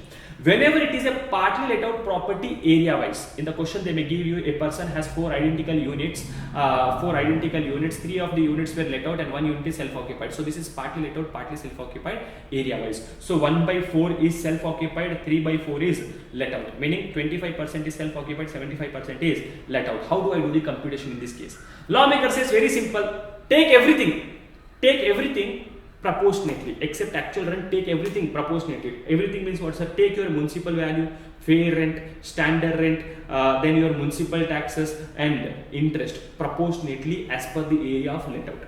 Take your municipal value, fair rent, standard rent, municipal taxes and interest and divide them or distribute them in the proportion of let out and self-occupied. In the present case, our property 60% is self-occupied, 40% is let out. Therefore, whatever I am going to, whatever municipal value, fair rent, standard rent, municipal taxes and interest of this property will be there. 40% I will assign to let out and 60% I am going to assign to self-occupied. Now, please note, very important is with respect to interest.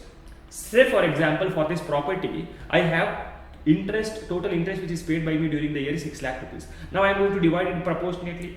60% will be for self-occupied and 40% will be for let out. So for self-occupied, the proportionate interest is 3,60,000. For let out, it is 2,40,000.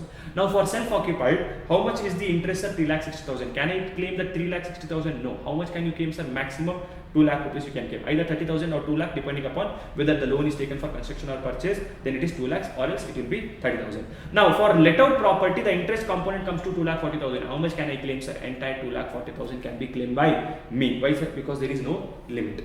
Next, we have partly let out property time wise. When the property is partly let out time wise, meaning for some period of time it is let out and for some period of time it is self-occupied. Say 6 months let out, 6 months self-occupied, 8 months let out, 4 months self-occupied. In such case, it is called as partly let out time wise. Lawmaker says in this case, make an assumption that the property is let out for entire year. In simple words, your municipal value, fair rent, standard rent, municipal taxes, etc. You take full amount. Don't do any proportionate division. You take your municipal value, fair rent, standard rent, interest, etc. Take the full amount. Don't do any distribution. You don't do any distribution. Assume that the property is let out for entire year and accordingly take the full value. Take your municipal values, standard rent, fair rent, municipal taxes. Take full values. Now, actual rent obviously you are going to take only for rented period. Actual rent, when you are taking, whatever you have actually received, that only we will take. If the property is let out for 8 months, you will take actual rent for 8 months only. And do the computation.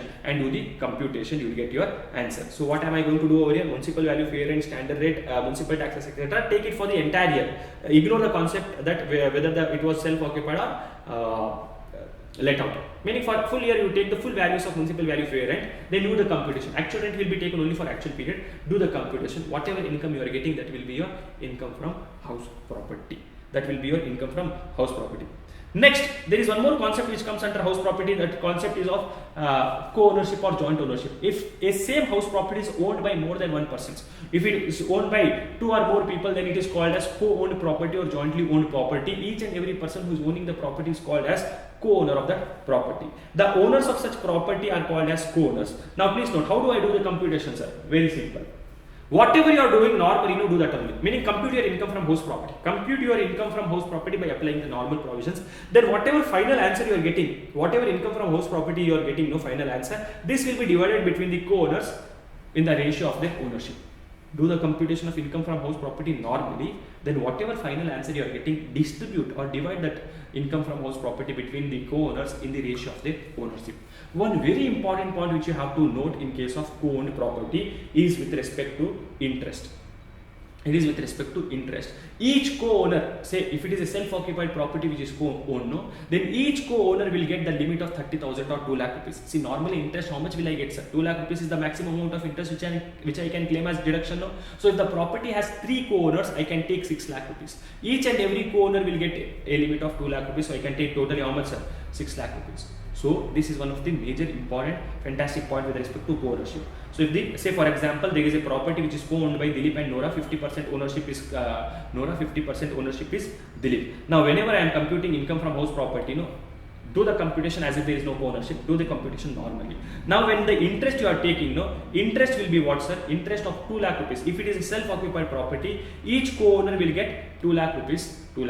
So for example, I have paid interest of 5 lakh rupees. If I have paid interest of 5 lakh rupees, Dilip's interest will be 2.5 lakhs. Nora's interest will be 2.5 lakhs. How much deduction can I claim? 2 lakhs. How much deduction can she claim? 2 lakhs. So total interest deduction while computation of income from this property will be 4 lakh rupees. However, if the interest is 3 lakh rupees, then sir, my share is 1.5. Nora's share is 1.5. How much can I claim? 2 lakhs. How much can she claim? 2 lakhs. But how much interest we have paid? Only 1.5 lakhs. So how much can I claim in total, sir? Entire 3 lakh rupees can be claimed by me. Sir, what about in case it is a let out property? Are a let out property will not come at all? No. In case of let out property, any amount of interest will be allowed as deduction to you. Next we have taxability of arrears of rent and unrealized rent. Sometimes what may happen is arrears of rent means rent under dispute. For any past period, if you have not received any rent, there is any rent which is under dispute, or if there is any unrealized rent for any past period, now if you realize that unrealized rent, now if that unrealized rent is coming to you, then it will be taxable. Meaning if unrealized rent and arrears of rent is received in a future years, in the year in which it is received, it will be taxable. How much will be taxable? So the taxable amount will be the amount which is received by you into 70%. Whatever amount you have received into 70% will be the taxable amount. Now, then we have a concept of composite rent. Composite rent means what's the renting of a house property with other assets. So I am renting house property with furniture. I am renting a house with AC, TV, fridge, washing machine, etc. So renting of house property with other assets. So that the rent which I receive now is called as composite rent. Composite rent, now whenever you have a composite rent, whenever you rent a property with other assets, check whether this composite rent can be separated or not separated. Income from composite rent are separable or it is not separable. If it is separable, then whatever income, whatever rent is allocated to house property will be taxable under income from house property, and whatever rent is allocated to the other assets will be taxable under income from other sources or income from profits and gains from business or profession. So what if the composite rent are not separable? Very important. If the composite rent is not separable, if you cannot separate the composite rent, then the total rent which you are receiving will be taxable under PGBP or income from other sources. If you cannot separate what is the value for a house and what is the value for the other assets, etc., then entire amount of rent will go in income from capital gain or business or income from other sources or business or profession. Note, very important note. If the property cannot be let out, if the house property let out is not possible without other assets, or it is not acceptable by other party without other assets, then the total rent will be taxable under income from other sources or income from profits and gains from business and profession. Meaning what's in simple words, you are staying in a PG. Now in PG they will give you accommodation also, they will give you food also, they will give you bed also, etc. Everything, study table they will be giving. Now in this case they are charging one single amount from you. That entire amount will be going either under PGBP or under income from other sources. I go to a hotel, when I go to a hotel, no, they will give a house property to me, they will give a room along with bed, AC, mini fridge, etc., freezer, etc. In this case also, this hotel room is not acceptable by me without these other assets, therefore entire rent will go under PGBP. Now, house property is held as stock in trade. I am a builder, for me house property is a stock in trade, correct? I am a person who is going to normally deal in this house properties. Now, in case house property is held as stock in trade, income from sale of house property will be taxable and obviously under PGBP, because I am a builder, for me house property is stock in trade. So, whatever house property I am buying and selling, for me it is what's income from business or profession. Now, if the same house property is rented by me, I am a builder who has constructed 10 flats, 8 flats are rented, 8 flats are sold by me, and 2 flats are rented by me. For this 8 flats, income will go under PGBP. For these 2 flats which is rented by me, the income will be computed under income from house property. It will be computed under which income from house property. Now, there may be a possibility that a builder constructs the property and he sells some of the flats, he sells all of his flats, but 1 or 2 flats he may not sell at all. So lawmaker, and he is not renting also. Lawmakers are telling, if a person has if you are a person who for whom the house property is a stock in trade, and if there is any house property which is not let out during the year, then for a maximum 2 years, I will take the NAV of that property to be equal to 0. After 2 years, I am going to deem that it is let out. Where a house property has been held as stock in trade and not let out during the previous year, NAV of such house property will be treated as nil for a period of 2 years from the end of the financial year in which construction was completed. So, say for example, a builder has totally 4 houses, 3 houses he has sold, 1 house he has neither sold nor given on rent. So for this 1 house which he has neither sold nor given on rent, no, this for 2 years I will not do anything. Meaning lawmakers are telling, I will wait for 2 years, let him sell, I will wait for 2 years for him to sell this property. Even after 2 years, if he is not selling this property, from that next year onwards, I am going to treat it as deemed to be let out, and you are required to compute the income from house property for this property also. Now, what if property is located outside India, sir? If the house property is located in India, it is taxable for everyone, whether you are a resident or non-resident, does not matter, you will always have to pay tax in India. If the property is located outside India, then only resident and ordinary resident will have to pay the taxes in India. Non-resident or resident but not ordinary resident may also have to pay taxes in India if the rent is received in India. Now owner. Now we saw what is the meaning of house property. Two conditions are required to be satisfied if you want to tax anything under income from house property. There should be a house property and assessee should be owner of such house property. There should be a house property. There should be a house property and assessee should be owner of such house property.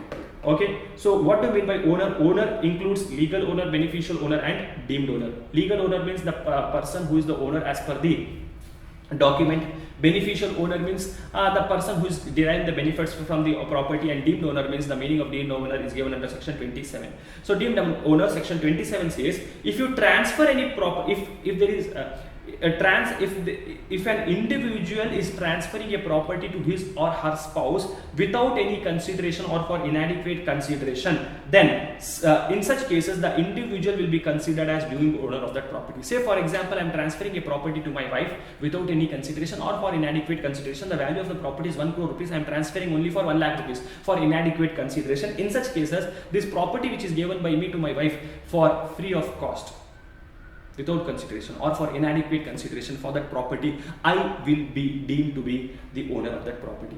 However, this provision of deemed owner will not be applicable in case of spouse if there is a divorce or if there is an agreement to live apart. Similarly, if an individual is transferring any property to his minor child, if an individual is transferring any house property to his minor child except minor married daughter without consideration or for inadequate consideration, that individual who is transferring the property will be deemed as owner. Then holder of impartible assets, that holder will be deemed as owner. Member of cooperative society will be deemed as owner for the cooperatives or the flat which he has, property which he has.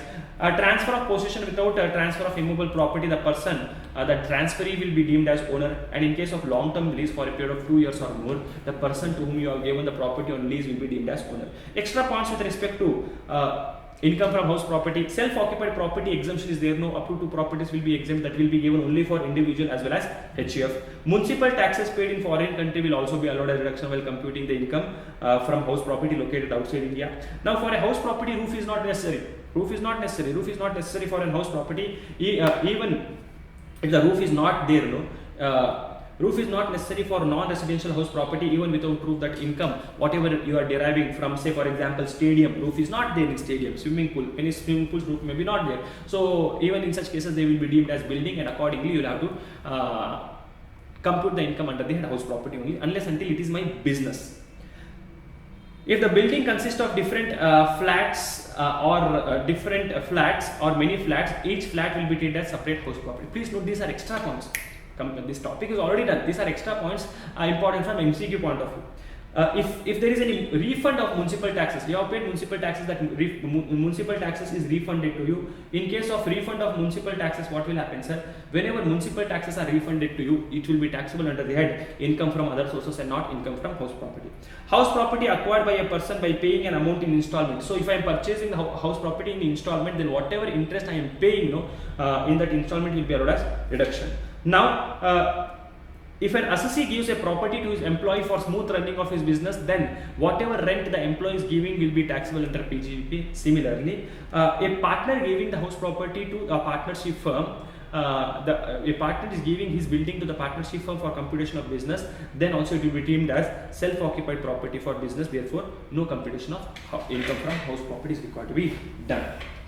Now, this is all about your income from house property. Income from house property. Obviously, see, income tax will take more time for us to revise when compared to GST. GST is very simple. Shodasa provisions are there, simple provisions are there. But whereas in case of income tax, there are a lot of provisions. Almost, I think we have spent more than half an hour only for one single topic of income from house property.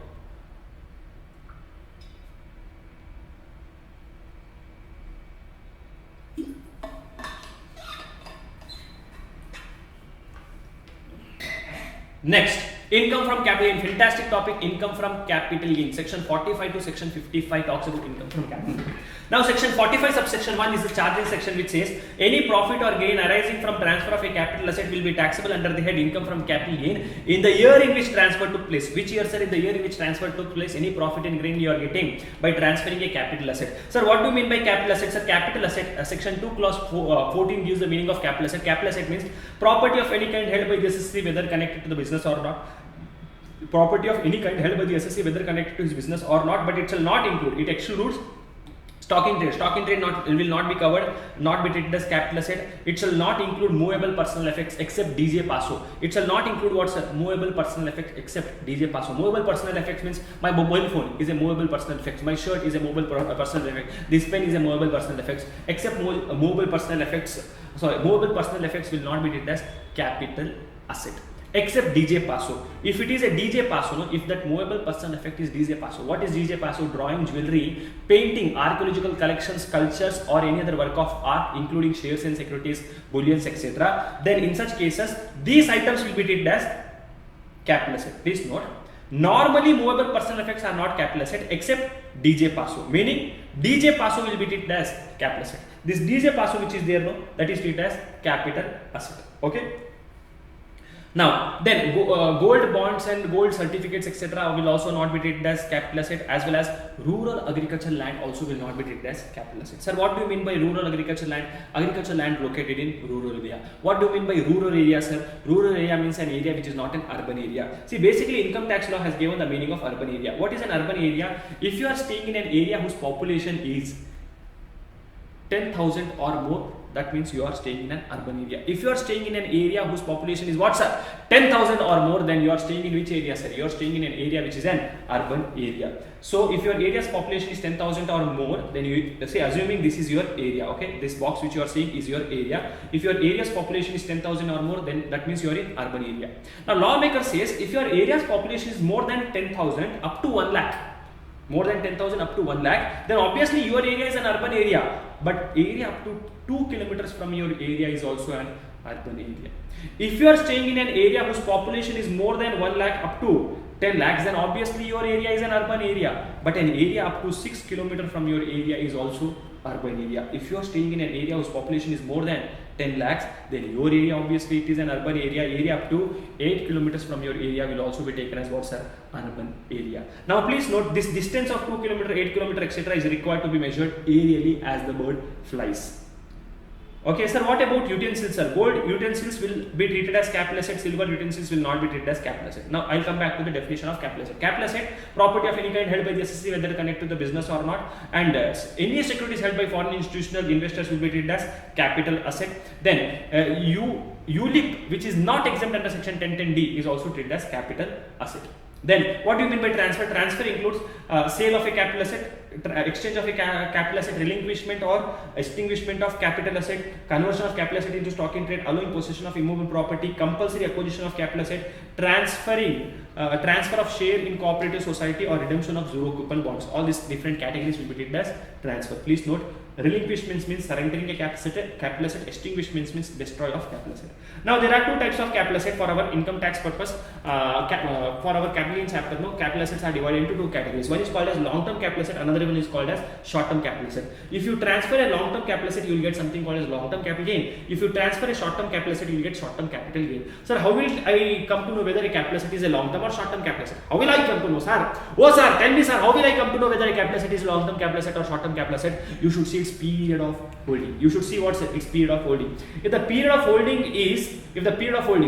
means what's the period from date of acquisition till the date of transfer. If the period of holding is more than 1, 2, 3 years, it is long term. If it is less than 1, 2, 3 years, it is short term. If the period of holding is more than 12 months, 24 months or 36 months, it is long term capital asset. If it is less than that period, that means it is a short term capital asset. Now sir, how will I come to know I should see 1 year, 2 year, 3 years? How will I come to know whether I should see 12 months, 24 months or 36 months? Sir?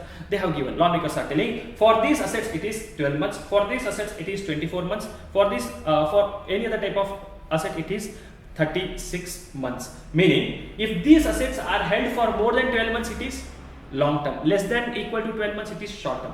Now, any asset listed in recognized stock exchange of India, any asset which is listed in recognized stock exchange of India, or units of unit trust of India, units of equity oriented mutual fund and zero coupon bonds, for these assets I will see a period of holding of 12 months, and 24 months is for immovable property, land, building or both, or unlisted shares and securities. The unlisted shares and securities means what, sir? Those which are not covered over here. Shares of some foreign country, foreign company, Tesla shares, Google shares, etc., shares of any private limited company in India, and for all other types of capital asset, for example, jewelry, debt-oriented mutual fund, or unlisted debentures, etc., for all other types of capital asset, the period of holding will be 3 years or 36 months. Now, how do I compute the capital gains? A very simple computation mechanism is there. You should first take the full value of sale consideration. From that full value of sales consideration, subtract expenses incidental to transfer of that capital asset.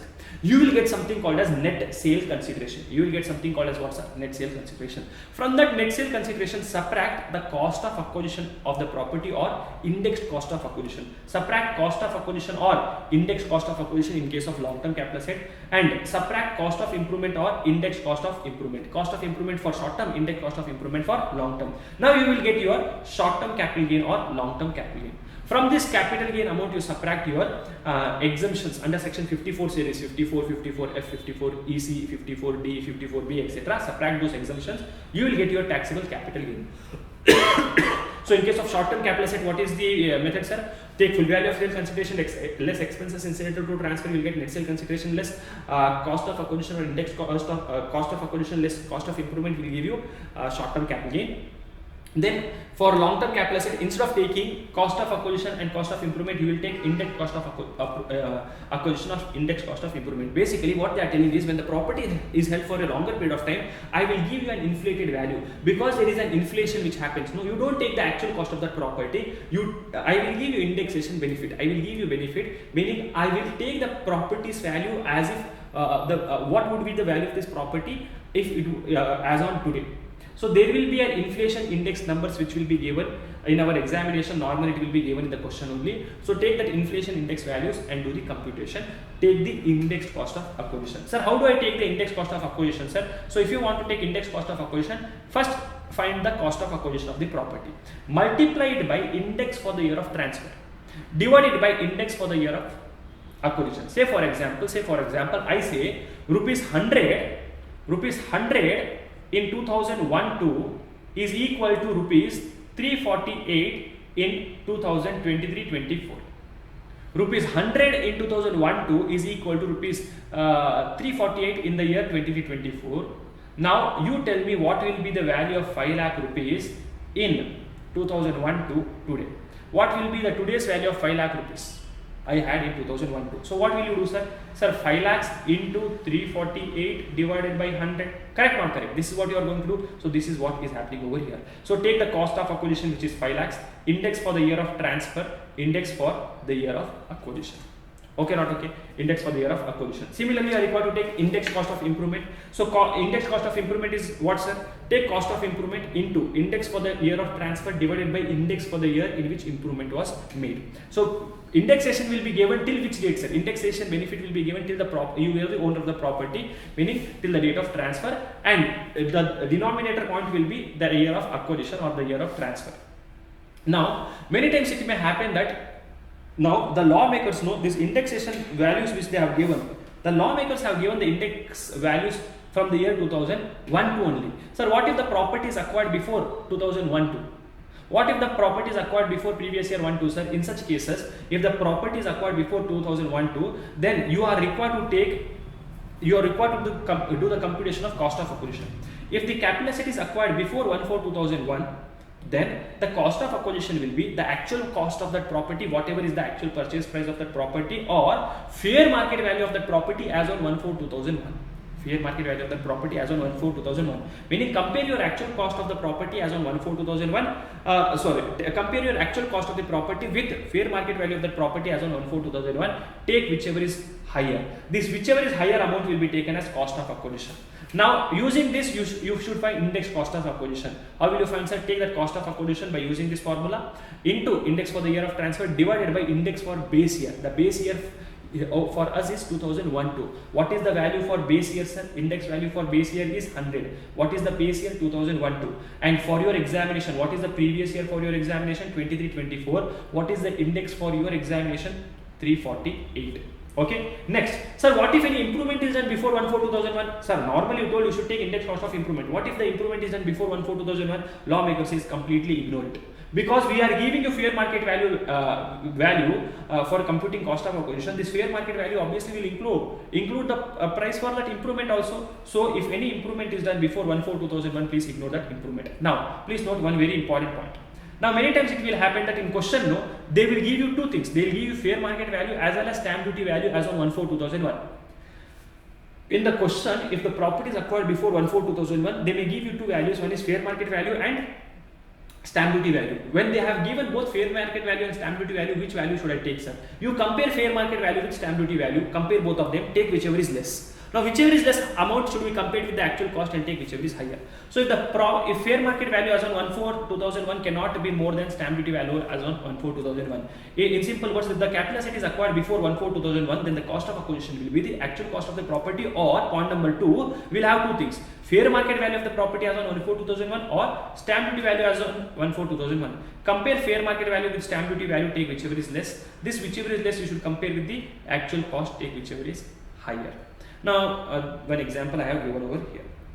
Now please, normally exception to section 45 subsection 1. Section 45 subsection 1 says normally capital gain tax you have to pay in the year in which transfer took place. Correct, not correct? Normally capital gain tax you have to pay in the year in which transfer took place, but in following 4 cases capital gain is required to be paid in the year in which capital gain tax has to be paid in some other year. In these 4 cases, capital gain tax has to be paid in some other cases. In section 45 subsection, you don't have to remember the section number. So in which cases, sir? In case of conversion of capital asset into stock in trade. If you are converting a capital asset into stock in trade, in such cases transfer will take place in the year of conversion, but capital gain tax you are required to pay in the year in which you sell the stock in trade. If there is a compulsory acquisition of capital asset under any law, then transfer will take place in the year in which compulsory acquisition is happening, but capital gain tax will have to pay in the year in which compensation has been received by you. Similarly, if there is any damage or destruction of a capital asset and you are receiving insurance claim for damage or destruction, transfer will take place in the year in which damage and destruction has happened, but capital gain tax will have to pay in the year in which you receive the insurance claim. And similarly, in case of joint development agreement, please note for CA inter students, this joint development agreement concept has been removed. It is no more there in the new syllabus. But in case of joint development agreement, transfer will take place in the year in which the property is given for possession of the property is given for this joint development agreement, for possession of the property is given, and capital gain tax will have to pay in the year in which the completion certificate is received for this property. Please note this is not there for CA inter students. Let me just give an example to you what happens in case of one of the cases. Okay, say for example there is a conversion of capital asset into stock in trade. For example, I am having a lot of jewelry. Okay, I have a lot of gold jewelries. Now I thought of starting a jewelry business. Now I thought, let me leave this practice, let me leave this teaching, let me start a jewelry business. So I had lot of gold, I had a capital asset which now I am converting it to what's stock in trade. In such cases, lawmaker says conversion will take place in the year when you are transferring. Okay, so conversion will take place in the year in which you are transferring. Or I'll take one more another example. Instead of jewelry, I'll take a property. Say there was a property, there was 100-acre land which I purchased in the year 2001-2 for 10 lakh rupees. Now I thought of entering into real estate business. So I converted my capital asset into my stock in trade.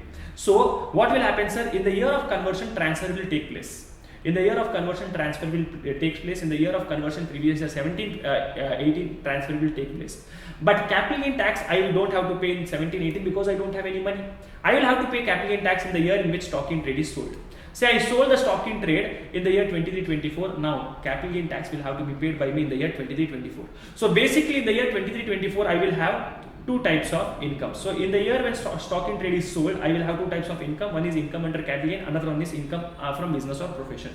Income under capital gain is how much, sir? Full value of sale consideration, 40,000, meaning full value of sale consideration. See, income under capital gain, same format. Full value of sale consideration less expenses incident to transfer will give you net sale consideration less cost or indirect cost of acquisition, etc. Now, what will be the full value of sale consideration of this property, sir? Because I have sold stock in trade, I don't have sale price of I don't have full value of sale consideration. I have the price at which stock in trade was sold. So lawmaker says the full value of sale consideration in such cases will be the fair market value of the property as on the date of conversion. That will be taken as full value of sale consideration. Subtract index cost of conversion, index cost of acquisition. Indexation benefit will be given from the date of acquisition till the date of transfer. When did the transfer happen, sir? In the year of conversion, transfer took place. Correct? So you will get your capital gain. And for the stock in trade, the sale price will be 75 lakhs less, because the stock was sold for 75 lakhs less. The cost of the stock in trade will be fair market value of this stock as on the date of conversion, which is 40 lakh rupees. Now I'll read this provision for you. I'll read this. Now in case of conversion, because this is same for all the other points also, so I'm not going to repeat over here. So in case of conversion of capital asset into stock in trade, in case of conversion of capital asset into stock in trade, conversion of capital asset into stock in trade is treated as transfer as per section 2 plus 47, and as per section 2 as per section 45 subsection 2, transfer takes place in the year of conversion. However, capital gain tax is required to be paid in the year in which stock in trade is sold. Therefore, in the year in which stock in trade is sold, there will be two types of income. One is income from capital gain, another one is income from business or profession. The stock in trade is sold in installment. Sir, what will happen if my stock is sold in installment? Then capital gain tax also you have to pay in installment as and when it is sold. Sir, what is the period of holding for computation of capital gains? Period of holding will be the date of acquisition of that capital asset till the date of conversion. Then full value of sale consideration will be what, sir? In these cases, the fair market value of the property as on the date of conversion. Next, compulsory acquisition of capital asset under any law. If your capital asset is compulsory acquired, then it will be treated as transfer. Transfer will be taken place in the year in which compulsory acquisition has happened, but you will have to pay capital gain tax in the year in which compensation is received. See, when the government is compulsory acquiring the capital asset, no, that year transfer will take place. That year what will happen, sir? That year transfer will take place, but you have to pay capital gain tax in the year in which, in the year in which what, sir? In the year in which you are receiving the compensation. See, unless until you have the money, how will you pay capital gain tax? So you have to pay capital gain tax in the year in which compensation is received. Now, compensation, you may receive the compensation in installment. So if you receive the initial compensation in installment, it does not matter whether you are receiving initial compensation in installment or in full amount of capital gain you will have to pay when you receive the first installment only. But when you receive the additional compensation in installment, say you are not happy with the initial compensation, so you fight and you get some extra compensation, additional compensation. This additional compensation will be taxable as and when it is received. How do I compute the capital gain, sir? Same, full value of sale consideration, which will nothing but the compensation which is paid to you less expenses incident to transfer, will give you net sale consideration, cost or index cost of acquisition, cost or index cost of improvement will give you capital gain. Now for additional compensation, obviously you will not subtract this cost of acquisition, cost of improvement again, because you have already subtracted. So when you are receiving additional compensation, take full value of sale consideration less legal expenses or legal charges will give you capital gain. Now, many times what will happen is the government may acquire the property in 1 year and pay the compensation in after 2-3 years. So in such cases, for this delay, government is also going to pay you interest. If any interest is received for delay in payment of initial compensation or delay in payment of additional compensation, then that interest will be taxable under the head income from other sources. How much is taxable, sir? 50% of the interest received will be taxable over there. Then section 45(1)(a). If your capital asset is damaged or destroyed, what will happen in that case? And you are receiving insurance claim. In such cases, now please note section 45(1)(a). The 45(1)(a) will be applicable only if two conditions are satisfied. There should be damage or destruction of a capital asset because of 4 reasons. What are these 4 reasons? Natural calamities or riots or enemy attack or fire explosion. If there is a damage or destruction of capital asset because of these 4 reasons and you are receiving insurance claim, then only tax you have to pay under this provisions. Now, same method of computation is same. Transfer will take place in the year of damage and destruction, and capital gain tax you have to pay in the year in which compensation is received. Now, for example, a building is destroyed by fire or enemy attack has happened, etc., or floods are happening, etc. So, full value of sale consideration will be what's the insurance claim which is received by you. Many times, insurance company may give you money or they may give you some other assets also. So, in such cases, money plus other assets value you are required to take. Then subtract your expenses incident to transfer, accordingly you will get your capital gain. Joint development agreement, not relevant from exam point of view. At intermediate level they will never ask a question. Summary of above. Then section 50C, a fantastic concept. Section 50C. Section 50C talks about what's the concept of stamp duty value. It is applicable only for immobile property. What is section 50C telling? See, normally what is the full value of sale consideration, sir? What is the full value of sale consideration for computing capital gain, sir? Normally, full value of sale consideration is my selling price of the property, the price at which I have sold the property. But however, lawmaker says in case of immobile property, I will apply something called as 50C. if the stamp duty value as on the date of sale of that property, if the stamp duty value of that property is more than 110% of selling price of that property. If the stamp duty value as on the date of sale is more than 110% of selling price of the property, then the stamp duty value will be taken as full value of sale consideration. Meaning what, sir? Say for example, I sold a property for 20 lakhs and the stamp duty value was 21 lakhs. Now, is the stamp duty value more than 110% of selling price, sir? Now, what is 110% of selling price? 22 lakhs. What is the stamp duty value? 21 lakhs. Is it more, sir? Answer is no. Therefore, what will be my full value of sale consideration? My normal selling price only will be taken as full value of sale consideration. Sir, what if case number 2? My selling price is 20 lakhs. My stamp duty value is 22 lakhs. So 20 lakhs is my selling price. What is 110% of 20 lakhs? 22 lakhs. Now, my stamp duty value, is it more than 110% of selling price, sir? Answer is yes. How much is 110% of selling price? 23 lakhs, 22 lakhs. How much is my stamp duty value? 23 lakhs. Is it more? Yes. Therefore, in this case, my stamp duty value of 23 lakhs will be taken as full value of sale consideration.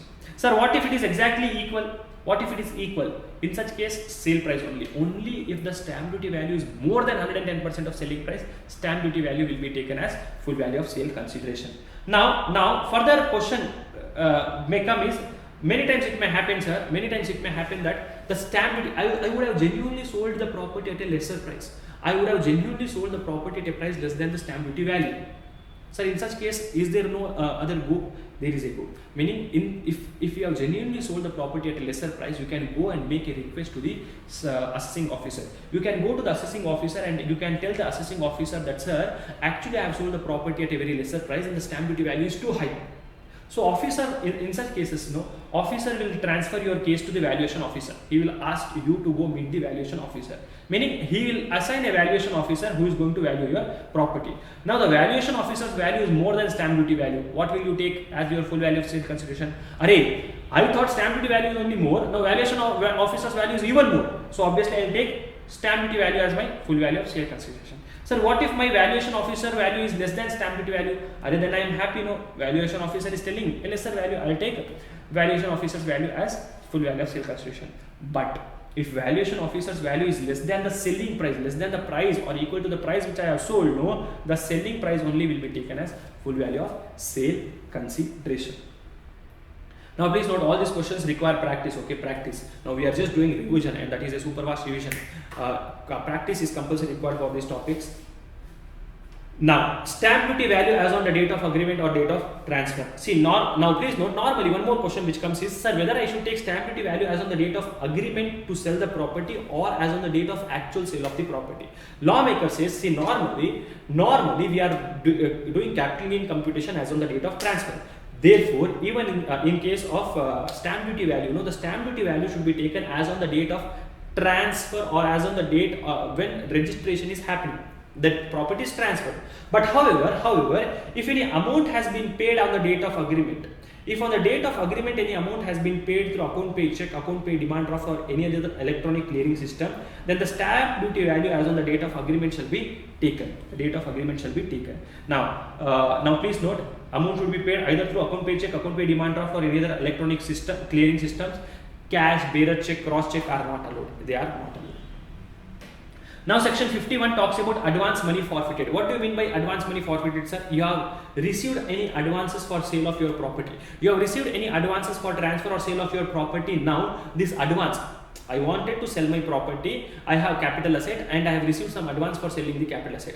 Now in such cases, I have received this money. Now after receipt of money, the person who was willing to purchase the property never came back to me.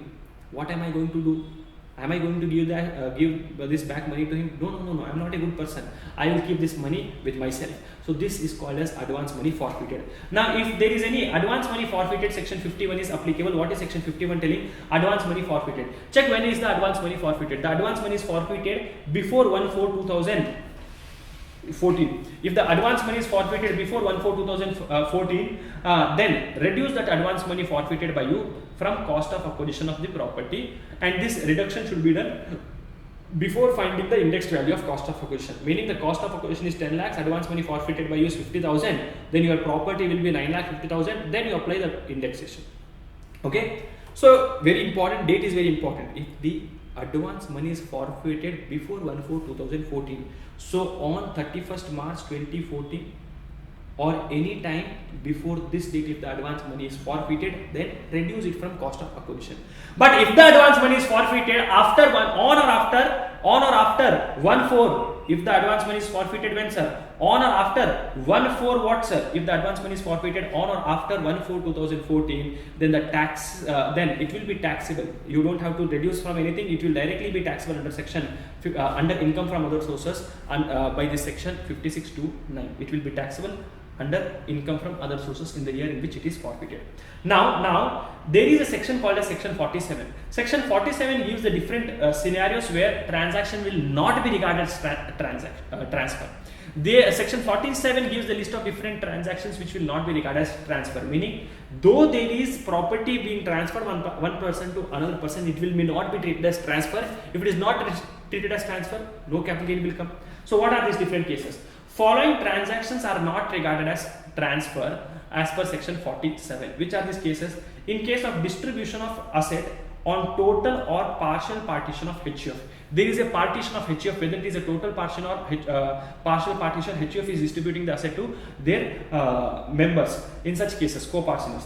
Or there is a gift of capital asset, or capital asset is transferred by way of will, or there is a transfer of capital asset by way of succession or inheritance, or there is a distribution of asset by company at the time of liquidation of the company to its shareholders, they are distributing the assets, or there is a transfer of capital asset by way of revocable or irrevocable trust, or 100% holding company is transferring to a subsidy company, or subsidy company is transferring it to 100% holding company, amalgamating is transferring it to amalgamated company, demerged company is transferring it to resulting company, or individual is transferring his own property to his HUF. In all these situations, it is not regarded as transfer. All these situations, it is not regarded as transfer. Say, all these situations, it is not regarded as transfer means what, sir?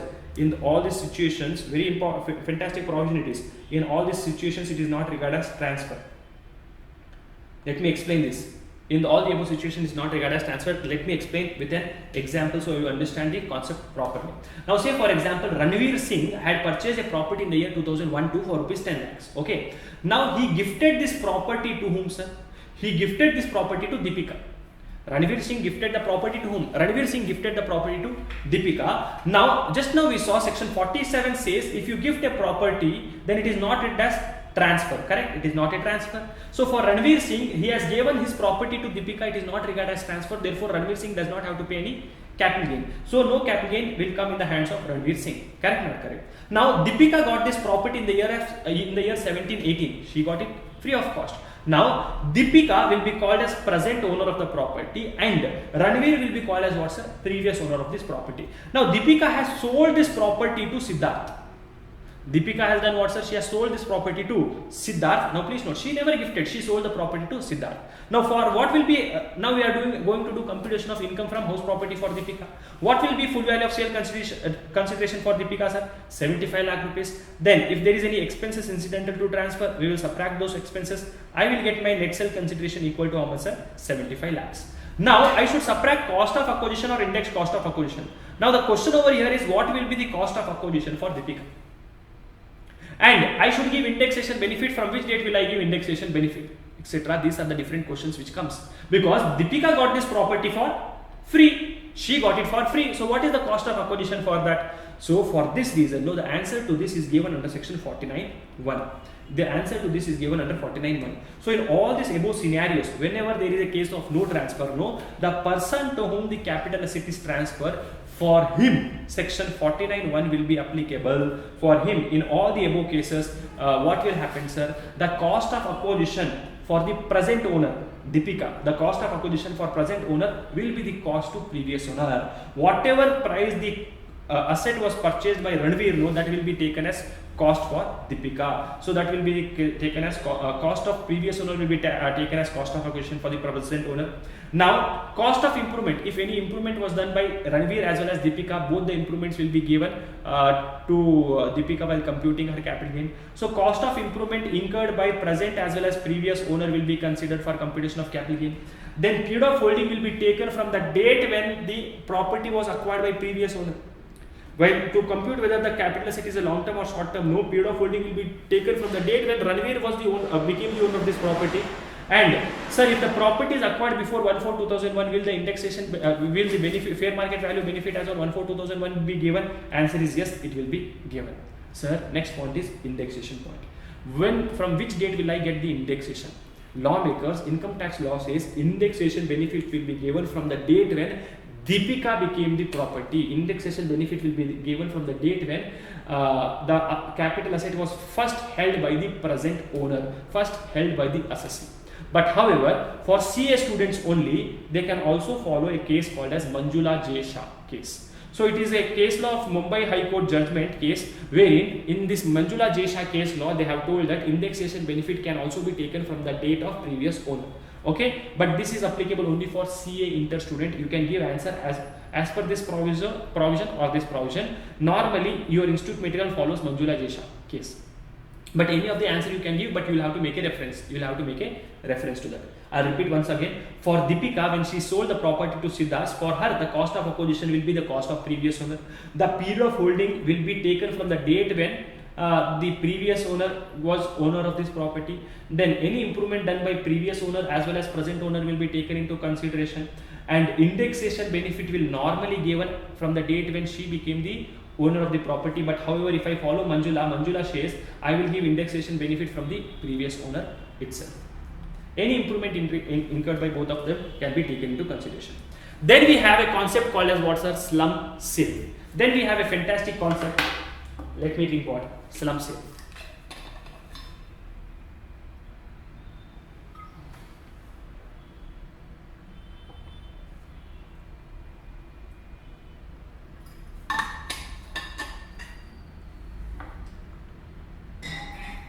Then I have a very nice, beautiful, fantastic concept. That concept is called as what's a concept of slum sale. Next concept is section 50B concept of slum sale. What do you mean by slum sale, sir? Slum sale means transfer of an undertaking, transfer of one or more undertaking, transfer of undertaking without assigning values to individual assets and liabilities. A slum sale means transfer of an one or more undertaking for a lump sum consideration without assigning the values to individual assets and liabilities. If you are transferring an undertaking without assigning the values to individual assets and liabilities of that undertaking, then it is said that you are doing a slum sale. Now, how do I do the computation of capital gain in case of slum sale? Take full value of sale consideration. What is full value of sale consideration? Full value of sale consideration as per rule 11 UAE less expenses incidental to transfer, you will get net sale consideration less cost of acquisition, which is nothing but net worth of the company, will give you capital gain. So simple.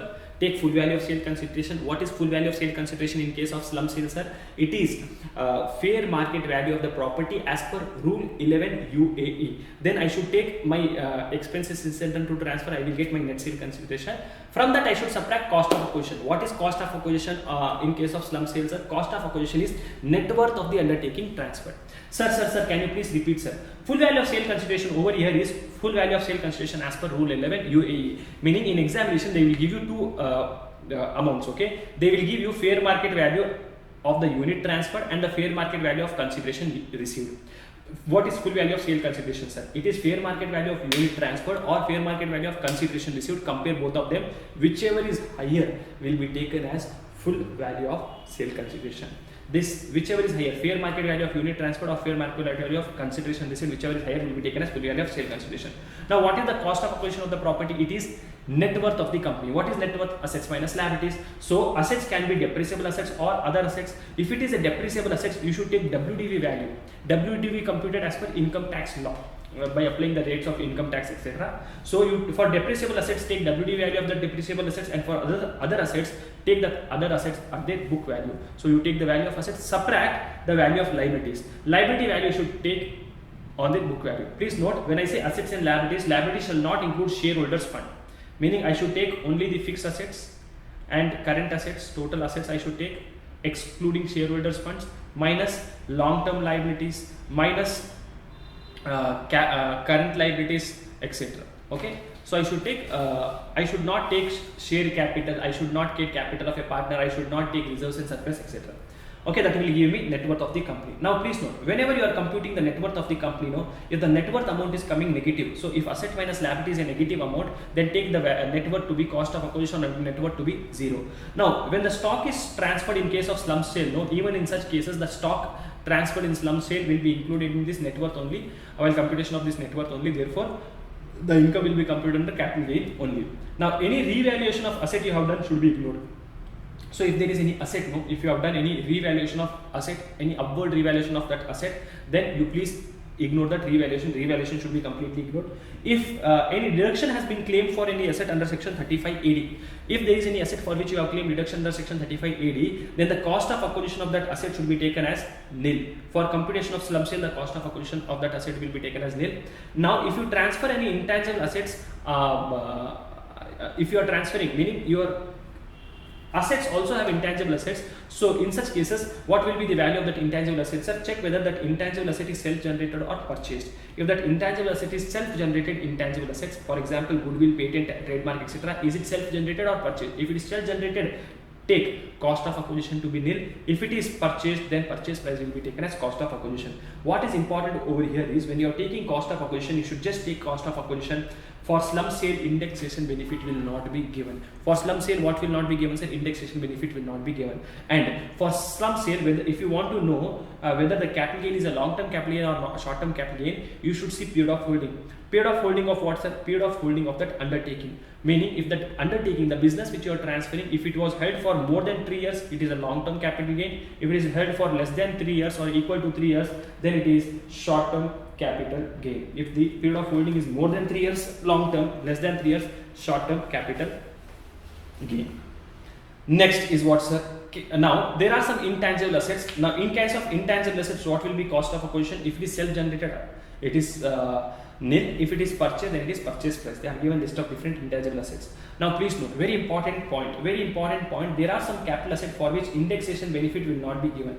There are some capital asset for which what will not be given? Indexation benefit will not be given. So indexation benefit is not available in case of following capital asset. Which are these capital assets, sir? Devguns. Indexation benefit will not be available for Devguns. What is Devguns?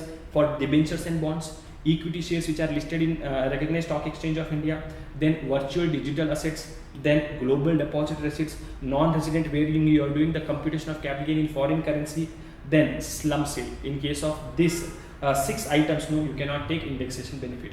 Devguns. D for debentures and bonds, equity shares listed in recognized stock exchange of India, V for virtual digital assets, G for global deposit receipts, and for computation of capital gain in foreign currency for non-resident, and S for slump sale.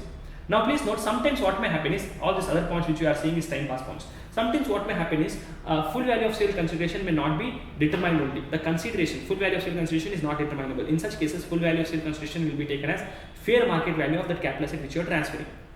Now sir, how do I do capital gain computation in case of shares and debentures? Very simple. Computation of capital gain is same. You are required to do the computation in same manner. Only thing which you have to keep in mind is if it is a listed share, you will not get indexation benefit. If it is an unlisted shares, you will always get indexation benefit. In case of capital gain, in case of shares, capital gain is required to be computed normally like transfer of any other capital asset. What is important point over here is for computing the cost of bonus and right shares. Now in case of bonus shares and right shares, what am I going to do? That is very important, because bonus shares means what, sir? I got shares of the company for free. Bonus shares means I got the shares of the company for zero value. In such cases, the cost of acquisition of these bonus shares will be the actual cost of this bonus shares or fair market value of this bonus shares, whichever is higher. If the bonus shares were given, please note, in case of bonus shares, no, check when the bonus is issued to you. Bonus is issued before 1/4/2001. Then the cost of acquisition of those bonus shares will be actual cost or fair market value as on 1/4/2001, whichever is higher. If the bonus share is allotted or given to you after 1/4/2001, then the cost of acquisition will be taken as nil. Bonus shares, actually the cost of acquisition is zero only. Now there may be also a concept called as right shares. Right shares means what, sir? Right shares means company is giving me a right to purchase the shares of a company less than its market value. So that is right shares. Now in this case, now I have two options. I can either exercise the right or I can renounce the right. If I am exercising the right, the cost of acquisition will be right issue price, the price at which the right is issued, that will be my cost of acquisition. If I renounce the right means I am not taking the right, I am transferring my right to someone else. That means I am renouncing the right. My friend wanted these shares. I have shares of Tata Motors. Okay, now Tata Motors gave a right issue that for every one share you can take, for every 4 shares you can take 1 shares. I have 1000 shares. I got a right of 250 shares. Now I don't want shares of Tata Motors. Now my friend wanted shares of Tata Motors. Now if he wants to purchase this from market, then he will have to pay a higher price, but if he purchases, if he exercises this right, he may purchase at lesser price. Now I am giving my right to someone else. I am giving what, sir? I am giving my right to someone else. In such cases, lawmaker says, Mr. Dilip, you are renouncing the right. No, at the price at which you have given the right to someone else, the price at which you have given the right to someone else, no, that price will be treated as capital gain, and it will be treated as short-term capital gain. Renouncement price will be taken as short-term capital gain. But the person who is purchasing the right from you, for him, the cost of acquisition of these shares will be amount paid to the company or purchase plus amount paid to the company, which is nothing but right issue price, plus the amount paid for purchase of the right from me. Note, period of holding in case of shares. In case of shares, if you purchase the shares, actually purchase you are doing from date of purchase, you should take period of holding. In case of bonus shares, from the date of issue of bonus shares. In case of right shares, from the date of allotment of right shares. And in case of unquoted shares, if it is an unlisted shares, private company shares, no, normally full value of sale consideration will be the price at which these shares are sold. But however, if the price are sold at a price, if the shares are sold at a price less than its fair market value, then full value of sale consideration will be taken as fair market value. Now, in case of ESOP, we have already seen it under what is that? Salary chapter. We'll see it again. We'll see it again in the salary chapter. ESOP. Employee stock option plan. What will be the tax treatment, sir? ESOP means what, sir? The company is giving an employee the right to acquire the shares of the company at a lesser price. So in case of for an employee, you know, he is getting a benefit. He is getting a benefit to purchase. He is getting a benefit wherein he is getting the shares of a company at a lesser price. So because he is getting a benefit, there will be a perquisite. Perquisite means what, sir? The benefit which the employee is getting. So what is the perquisite value? The fair market value of the shares as on the date of exercising the option minus the issue price of that share. What is the price at which I am exercising the option? Okay, that is my issue price. And what is the market value of that shares? The company is giving me a right to acquire the shares whose market value is 250 rupees. The company is giving me the right to acquire only for 100 rupees. So I am getting a benefit of 150 rupees. This is called as my perquisites. Now, what will be the income under capital gain topic, sir? Now, under capital gain, the cost of acquisition of these shares through whatever I have acquired through ESOP, no, the cost of acquisition for computation of capital gain will be the market value of the shares as on the date of exercising the option, which is nothing but 250 rupees in our example. And period of holding of these shares should be taken from the date when the shares were allotted to me for computation of capital gain. And when you are gifting these shares, no, normally gift of capital asset is not regarded as transfer, but if you gift the shares which are acquired under ESOP, then it will be treated as transfer. Now I have given one simple question over here. You can see it for your reference. You can pause the video and see this question so that you can understand the concept properly. Now in case of amalgamation, demerger, etc., what is going to happen? They have never asked this question at intermediate level, and they are not going to ask also. Now let us straight away jump into the next provisions, which is section 50, exemptions under capital gain, most important topic section. Now once you compute your capital gain, how is capital gain computed? Sir, full value of sale consideration less expenses incidental to transfer will give you net sale consideration less cost or index cost of acquisition will give you capital gain. From that capital gain, you are required to subtract exemptions under section 54 series, 54, 54F, 54EC, 54D, 54B, etc. These exemptions are required to be subtracted, and this time it is important for your examination because there is an amendment. Section 54 talks about what's an exemption for residential house property. Now very beautiful, I am going to explain this, please concentrate carefully. Section 54F, exemption is given only to an individual and HUF. If an individual and HUF has a house property, if he has a residential house property, and if he transfers that residential house property, by transferring that residential house property, if he is getting a capital gain, what capital gain? Long-term capital gain, then this long-term capital gain will be exempt. If he acquires another one residential house property in India. If he acquires another one residential house property in India, acquire another one residential house property means what, sir? From the date of transfer, no? From the date of transfer, within 2 years, he should purchase another property in India, or within 3 years, he should construct another property in India. Meaning, if I am having a residential house property and if I transfer this residential house property whatever capital gain I am getting, no, that capital gain will be exempt. That capital gain which I get, no, that capital gain amount will be exempt. When will this capital gain amount will be exempt, sir? This capital gain amount which I am getting, this capital gain amount will be exempt if I acquire another residential house property in India. Acquire means purchase or construction. So the time limit for purchase is within 2 years from the date of transfer, or within 1 year before the date of transfer, you should purchase the house property. If you are constructing a house property, then the time limit for construction is within 3 years from the date of transfer, you should construct the house property.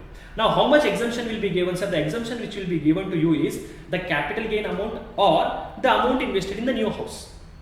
Or you can, if you are not able to purchase within 2 years or 3 years, you can deposit the money in capital gain account scheme.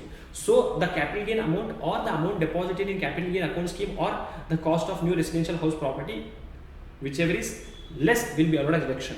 However, maximum amount of deduction which will be allowed to you is 10 crore rupees. Now this is an amendment. The maximum amount of deduction which you can claim under section 54 is how much, sir? 10 crore rupees. So now what is the exemption? So if I read this with the amended point, the exemption which is allowed under section 54 will be your capital gain amount or amount invested, or 10 crore rupees or 10 crore rupees, whichever is less. Now please note, lawmaker says you should acquire one residential house property in India to claim the benefit. Now this property which you have acquired, no, purchased or constructed, no, there is a lock-in period for this property. This property which you have acquired should not be transferred by you within a period of 3 years. It should not be transferred by you within a period of 3 years, meaning you should not sell this property within a period of 3 years. What will happen if I transfer this newly acquired property within a period of 3 years? Then whatever capital gain was exempted earlier will be subtracted from cost of acquisition. See, when you are selling this property which is newly acquired within a period of 3 years, the cost of acquisition which you are taking, now the cost of acquisition of this property, actual cost will be subtracted with the capital gain which exemption which was given to you earlier, and on the balance amount only capital gain will be computed. Now next point is what, sir? Section 54B, exemption for urban agricultural land. This they are not asking the examination.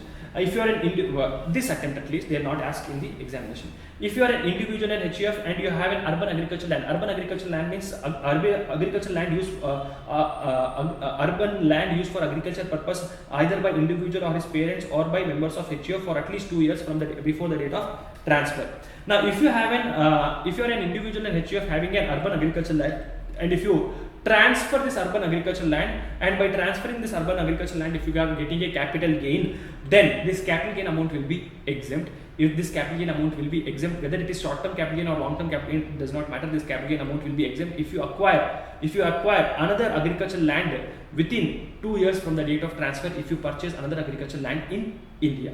Now how much is the exemption, sir? Capital gain amount or amount invested in capital gain account scheme or new property, whichever is less. Now this newly acquired property should not be transferred within a period of 3 years. If you transfer it within the period of 3 years, then while computing the capital gain for the transferred property, the cost of acquisition will be reduced with the capital gain amount exemption which you have taken earlier. Then section 54D, again not important from exam point of view. Section 54D talks about compulsory acquisition of industrial land and building. This exemption is available to all the different types of assessees. What type of assessee you are, it does not matter. If you are for all the types of assessees, if your industrial land and building is compulsory acquired, then it is this transfer. Now by this compulsory acquisition, you will get a capital gain. Whether it is a long-term capital gain or short-term capital gain, it does not matter. This long-term capital gain or short-term capital gain amount will be exempt if you acquire another industrial land and building or both. Now the time limit for acquisition is within 3 years from the date of receipt of compensation. Within what time should I acquire another residential?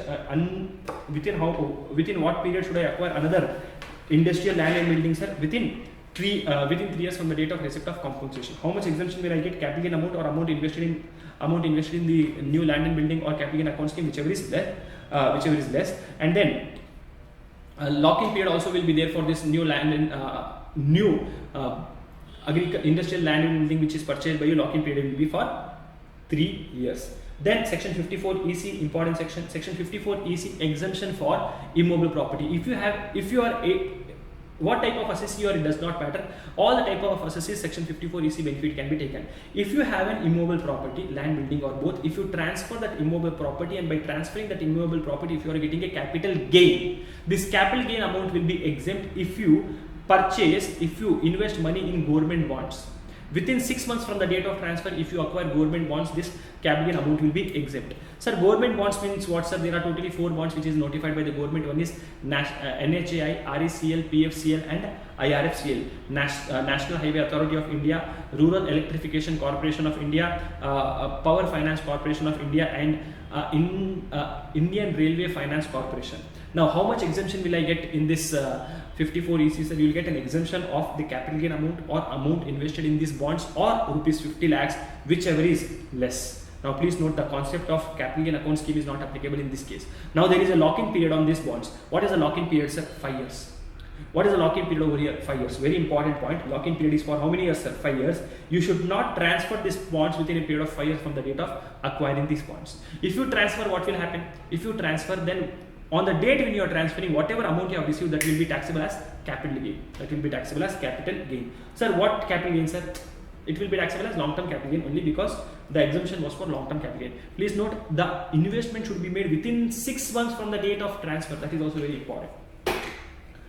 Now, last section of exemption is section 54F. Again, very important section 54F. There is an amendment also. Now, what is 54F telling? If you are an individual in HUF, you have any type of long-term capital asset except residential house property. You have any type of long-term capital asset except residential house property, meaning you are having jewelry, shares, land, etc. Any type of long-term capital asset except residential house property. You transfer that long-term capital asset. By transferring that long-term capital asset, you get a capital gain which is long-term capital gain. This long-term capital gain amount will be exempt if you acquire if you acquire one residential house property in India.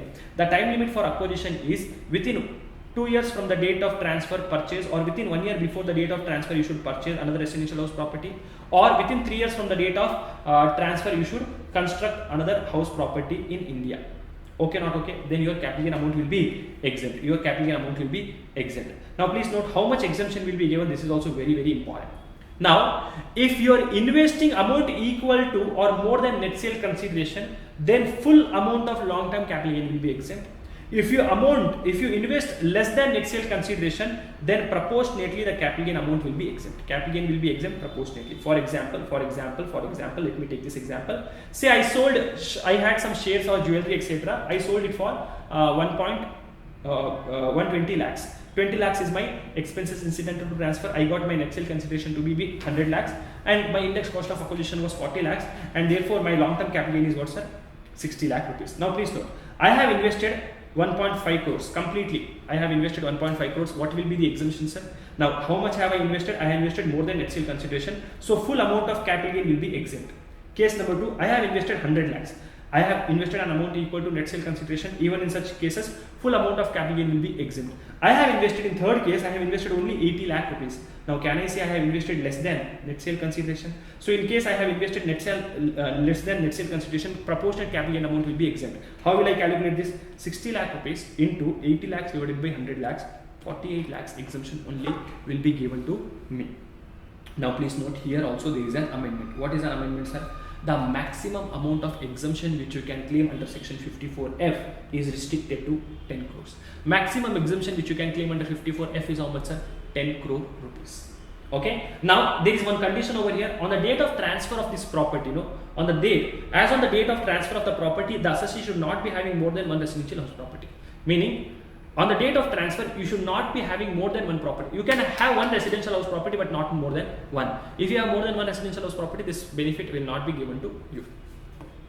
Now, after this, what do I have, sir? Tax rates under capital gain. Now, please note, we have long-term capital gain and short-term capital gain. Long-term capital gain are normally taxable under 112, and short-term capital gain are taxable under 111. Long-term capital gain are taxable at the rate of 20%. Short-term capital gain are taxable at slab rates. But there are some long-term capital asset for which are taxable under section 112A, and there are some short-term capital asset taxable under 111A. Now this long-term capital asset which are taxable under 112A, for them the tax rate is 10% for amount in excess of 1 lakh. And for short-term capital gain under section of those assets covered under 111A, the tax rate is 15%. Sir, which are, see, normally for long-term capital asset 20%, short-term capital asset 15%. But 112A, it is 10% in excess of 1 lakh. 111A, it is 1%, sorry, 15%. 111A, how much, sir? It is 15%. Now let us understand this carefully. Tax on long-term, tax section 112A. What are the assets covered under section 112A? Equity shares which are listed, meaning on which you have paid security transaction tax at the time of purchase as well as sale. Equity oriented mutual funds and units of business trust of India on which you have paid security transaction tax upon their sale. For these assets, only for these three assets, long-term capital gain will be taxable at 10% in excess of rupees 1 lakh.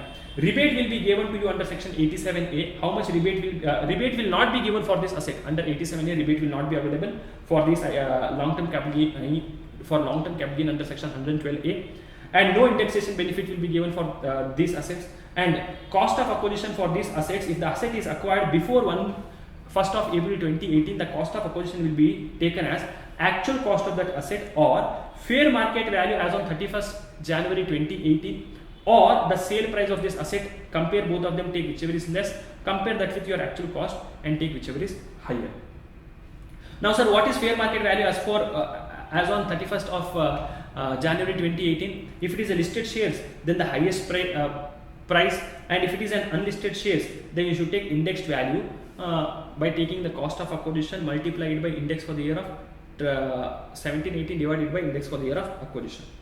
Now 111A assets covered over here also are same. The tax rate for them is 15%. Now please note, very important point, security transaction tax which you have paid for sale as well as purchase of these assets cannot be reduced from cost of acquisition as an expenses. Okay, not okay? For all other types of capital asset, tax rate, if it is long term, 20%, short term, it is slab rates. Then there is one exemption under capital gain topic. What is that exemption under capital gain topic? Section 1037 exemption is there under capital gain topic. If there is any urban agricultural land, and if you are an individual and HUF, if you have an urban agricultural land, and if your urban agricultural land is compulsory acquired under any law, then it will be regarded as transfer. Whatever type of capital gain it is, it will be fully exempt under section 1037. This completes our revision on this fantastic topic called as capital gain. Almost 1 hour we have taken for capital gain. Let us continue our discussion on the next topic. Yeah, so let us continue our discussion. The next topic for our discussion is income from other sources. Nice topic, very simple topic, very easy topic. Income from other sources. Majorly this income from other sources talks about what, sir? It talks about taxation of gift. Section 56 to 10. Section 56 to 10 talks about taxation of gift. If you are gifting anyone, if you are giving something to anyone free of cost, that means it is a gift, or you are giving something to someone at for an inadequate consideration, then it is covered under section 56 to 10. Now what is section 56 to 10 telling? If you receive the gift from Mera Dil Tough Hai Nancy, if you receive the gift from MR Dil Tough NC, that means if you receive the gift at the time of your marriage from your relative in contemplation of death, or due to inheritance, or from any local authority or trust, or from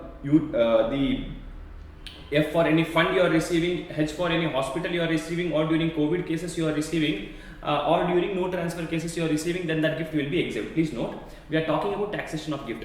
Majorly, if you receive any gift at the time of your marriage, if you receive the gift from your relative, if you receive the gift in contemplation of any death, inheritance, from local authority, etc., then that gift which you have received will be exempt. It will be exempt irrespective of what type of gift it is, how much is the value of the gift, etc.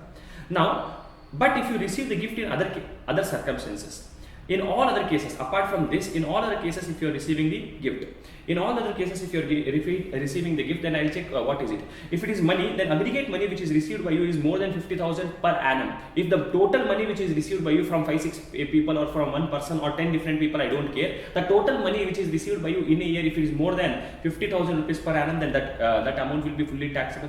And if you are receiving movable property, what is this movable property which I am receiving, sir? If you are receiving DJ Paso BV, If you are receiving what's the DJ Passos BV, what is this DJ Passos BV, sir? If you are receiving drawings, jewelry, paintings, archaeological collections, sculptures, any other work of art, or shares and securities, or billions and virtual digital asset. If you receive these items, if you are receiving what's a DJ Passos BV, check whether you are receiving DJ Passos BV with consideration or without consideration.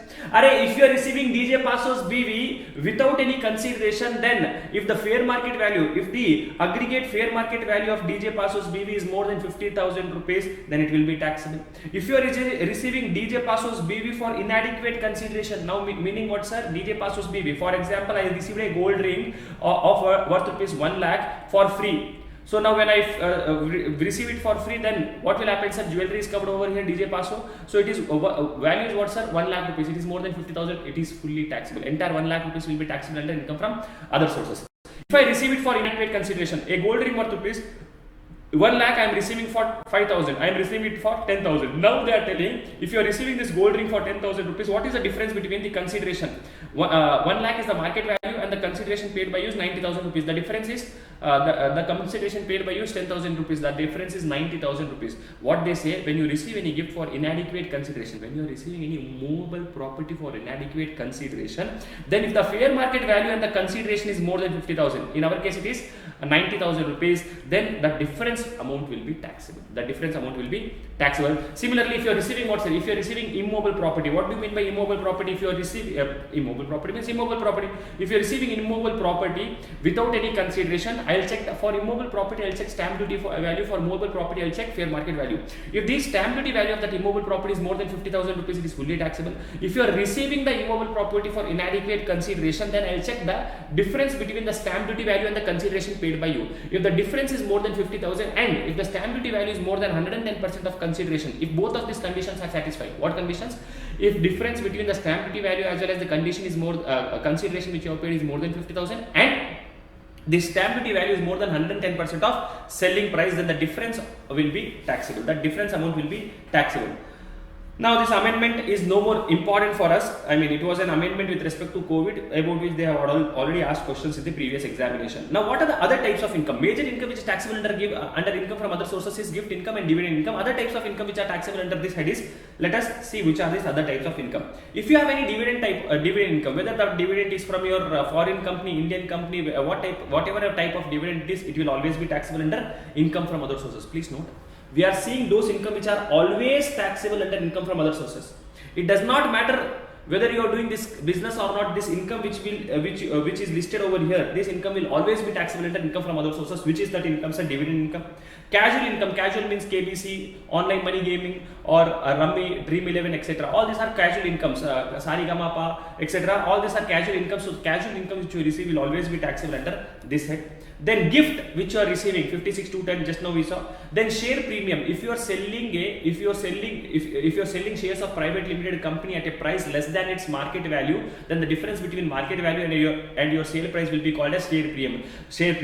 This share premium will be taxable under income from other sources. Then interest for compensation or enhanced compensation. Whenever a compulsory acquisition of immobile property is happening, whenever a compulsory acquisition of capital asset is happening, then compensation you will receive from the government. So whatever compensation you are receiving, that is taxable under capital gain, but you will receive interest on that compensation. That interest will be taxable under income from other sources. Advance money forfeited by you on or after 1/4/2014 will be taxable under this head. And income from owning and maintaining racehorse. If you are in the business of owning, please note, even if you are in the business of owning and maintaining racehorse, that income will be taxable under other sources. Then following income will be taxable under other sources if you have not paid the if it is not included in PGBP. Normally these incomes can also be considered under profit PGBP, but if you have not considered over there, it will be taxable under which heads are other sources. Which are this income? Employees contribution to PF, ESIC or superannuation fund, interest on securities, income from letting out of machinery, plant, furniture, etc. and composite rents. Similarly, there are some incomes which will be taxable under income from other sources if they are not taxed under salary or PGBP. Meaning normally these incomes may also come under salary or PGBP, but if you are not considering over there, then it will be taxable under income from other sources. What are these incomes, sir? Some received under Keyman insurance policy. Now Keyman insurance policy, something like this Keyman insurance policy is there. Now check who is receiving the money.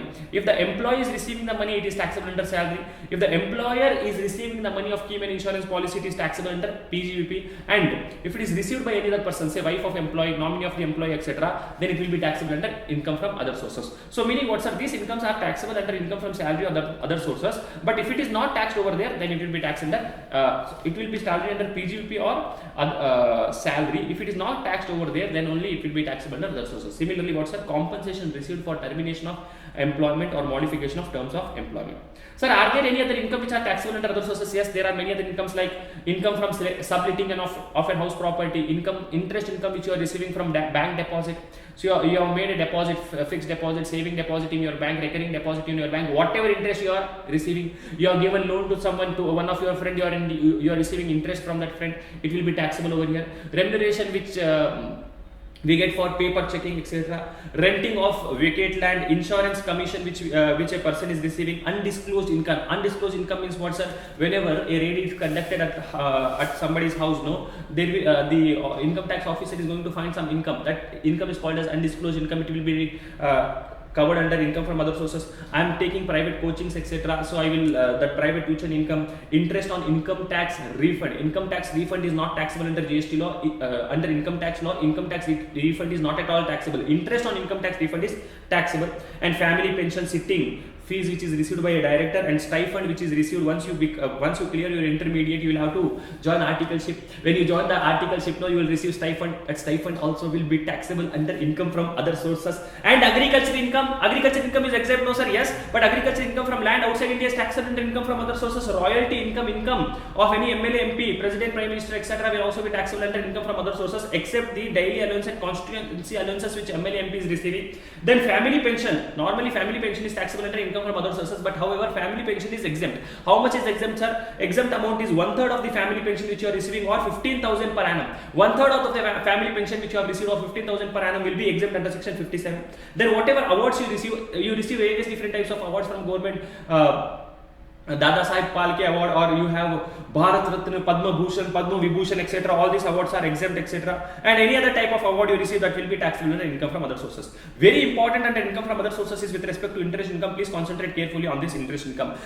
This interest income, no, majorly important in examination. There will be an adjustment with respect to interest income, and you will do a mistake. So better please concentrate carefully. Interest income. Now interest you are receiving from compensation or enhanced compensation for compulsory acquisition of a capital asset. That interest will be taxable under income from other sources. How much amount will be taxable, sir? How much ever interest you are getting into, 50% will be taxable. Amount received into 50% will be taxable under income from other sources. Then interest you receive from post office saving account. Now whatever interest you are receiving from post office saving account, that 3,500 rupees up to 3,500 rupees is exempt. And if your account in the post office is a joint account, then up to 7,000 rupees will be exempt. Then the following incomes are always exempt. Following interests are always exempt. Interest from gold bonds, interest from deposit certificate under gold monetization scheme, interest on public provident fund PPF account, interest on Sukanya Samriddhi account, etc. They are always exempt. Any other type of interest you are receiving, whether it is an FD interest, saving account interest on any loan given by you, etc., that interest is always taxable and fully taxable under income from other sources. Now very important point which you have to know, if you have a saving account, no, you can also take interest deduction under 80 TTA. So if you are an individual, resident individual, you can take 80 TTA deductions, which we will see obviously later. How much deduction can I claim, sir? 10,000 rupees. So majorly mistake will happen. They will give you interest from saving account 15,000 rupees. Okay, so you will have to take entire 15,000 rupees in your income from other sources, and you should claim deduction under section 80 TTA as how much, sir? 10,000 rupees. So please make sure that this mistake is not done. Majorly students do this mistake. Okay, next, sir, dividend income is also taxable under other sources. What is dividend income? Dividend income you are receiving from Indian company or foreign company, does not make any difference. It will be taxable under income from other sources. Now there is also called a concept called as deemed dividend. Following will be deemed as dividend. Section 2 clause 22 sub clause A, B, C, D, E. Now wherein A, C and E is very important. Deemed dividend. What is this deemed dividend concept telling, sir? If any domestic company is distributing, section 222A. 222A says if any domestic company distributes any asset to its shareholders, then it will be treated as deemed dividend. It will be deemed as dividend to the extent of accumulated profit of the domestic company, whether it is capitalized or not, and it will be taxable in the hands of the shareholders. Similarly, 222B says any distribution of debenture, deposit certificate, etc. by whom, sir? By a domestic company. If a domestic company distributes any debenture, stock or deposit certificate to its shareholders or bonus shares to its preference shareholders, then it will be deemed as dividend to the extent of accumulated profit, whether capitalized or not.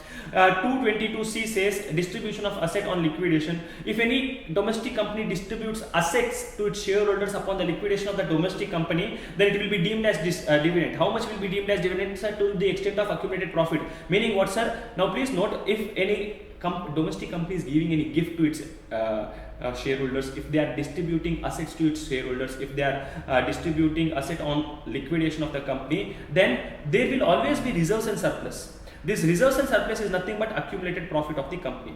To the extent of this accumulated profit, no, whether it is capitalized or not capitalized, to the extent of that accumulated profit, it will be deemed as dividend. Then reduction in share capital. If a domestic company is reducing the share capital of the share capital and distributing asset to the shareholders, then it will be deemed as dividend to the extent of accumulated profit, whether capitalized or not. Very important is if any domestic if any closely held company, this one place we are using the word closely held company, that is nothing but private company or public in which company in which public are not substantially interested.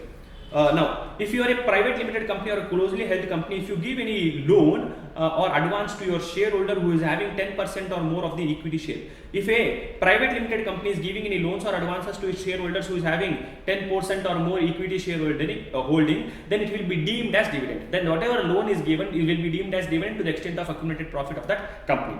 Similarly, if the private limited company is giving any loan or advances to any other person on behalf of this shareholder who is having 10% or more equity shareholding, then also it will be deemed as dividend. If the closely held company is giving any loan to a company, a concern, a private limited company, a partnership firm, etc., any type of concern, wherein the shareholder who is having 10% or more of equity shareholding in our company is having substantial interest. So if a shareholder has substantial interest in a concern and a company gives the loans or advances to that concern, then it will be deemed as dividend to the extent of accumulated profit. Now substantial interest means what, sir? You have 20% or more profit sharing ratio in the company. Now please note, it does not matter even if the loan is squared off in the same day, meaning you are giving the loan in the morning and evening the loan is repaid by the shareholder, then also it will be deemed as dividend. Now please note, this above provision will not be applicable if you are if the company's business is only giving loan, or if the company is giving that business advances, meaning to purchase some assets, etc. Provisions of 222E will apply even if the loan is squared off, and provisions of 222E shall apply even if the interest is charged at market rate for the loan which is given. Interest is also charged, then also this provision will apply. Then the most important chapter is our income from salary and income from PGBP. Next topic for our discussion is what's the income from salary. Section 15, section 16 and section 17. Section 16 is the section number which you have to remember. Now please note, salary, what is salary telling? There is salary says relationship is very important. What is important over here, sir? Relationship is very important. There should be a relationship of master and servant. There should be an employer-employee relationship, and whatever payment you are making, the payment is made in the capacity of the employer. Please note, there should be relationship between two people. What should that relationship be, sir? Employer and employee relationship, and whatever payment is made by this person should be in the capacity of the employer. Then that income which that the employee is receiving will be taxable under the head income from salary. Now please note, relationship can be of principal agent or employer-employee. Only employer-employee relationship is covered under salary topic. Principal agent relationship is not covered under salary topic. Now apart from that, there is something called as contract of service and contract for service. Contract of service is an employment contract. It is covered under salary. Contract for services means it is a professional contract. I am taking contract from someone for doing some work. So contract for service is a professional contract. For example, I am taking contract for doing income tax audit. I am taking contract for doing GST audit. I am taking contract for doing internal audit, etc. Correct? So it is contract for service. It is a professional contract. Here it is not covered under salary. Only contract of service will be covered under salary. Now Now section 15 says, charging section of salary says salary is taxable on due basis or on receipt basis, whichever is earlier. Salary is taxable on due basis or on receipt basis, whichever is earlier. So whether it is due or you have received, it does not matter. Whenever it is due or whenever it is received, it will be taxable. It will be taxable on due basis or receipt basis, whichever is earlier. Please note, salary can be in cash or it can be in kind also. Salary can be in cash as well as in kind. Whether it is in cash or in kind, it does not matter. It will be taxable under this head. Then salary which is forgone by you or surrendered by you also is taxable. Salary which is forgone by you is treated as application on money and therefore it will be taxable. Salary if it is forgone by if the salary is surrendered to a central government, then it is not taxable. Meaning salary, you are forgoing your salary or you are surrendering your salary to central government exempt, to others it will be taxable. Now please understand this carefully. There are various different components of salary. Now there are various different components of salary. Salary includes basic pay, dearness allowance, bonus, commission, advance salary, arrears of salary, etc., retirement benefit. All this together will form part of our. Once we discuss all these different points, then our salary topic will be over. Now please note, your basic pay, dearness allowances, bonus, commission, advance salary, arrears, retirement benefits, allowances, provident for superannuation fund, perquisites will give you a total. The total is called as gross salary. From this gross salary, you are required to subtract deductions under section 16. There are three types of deductions. One is standard deduction of 50,000 rupees, then entertainment allowance, and we have professional taxes. You subtract this, then you will get your income from salary, net salary, or it is also called as income from salary. This is the net salary, which is nothing but taxable salary or income from salary. Okay, let us straight away start. Let us know what is the different components of salary and whether that component is taxable or not taxable. Very beautiful topic, very interesting topic.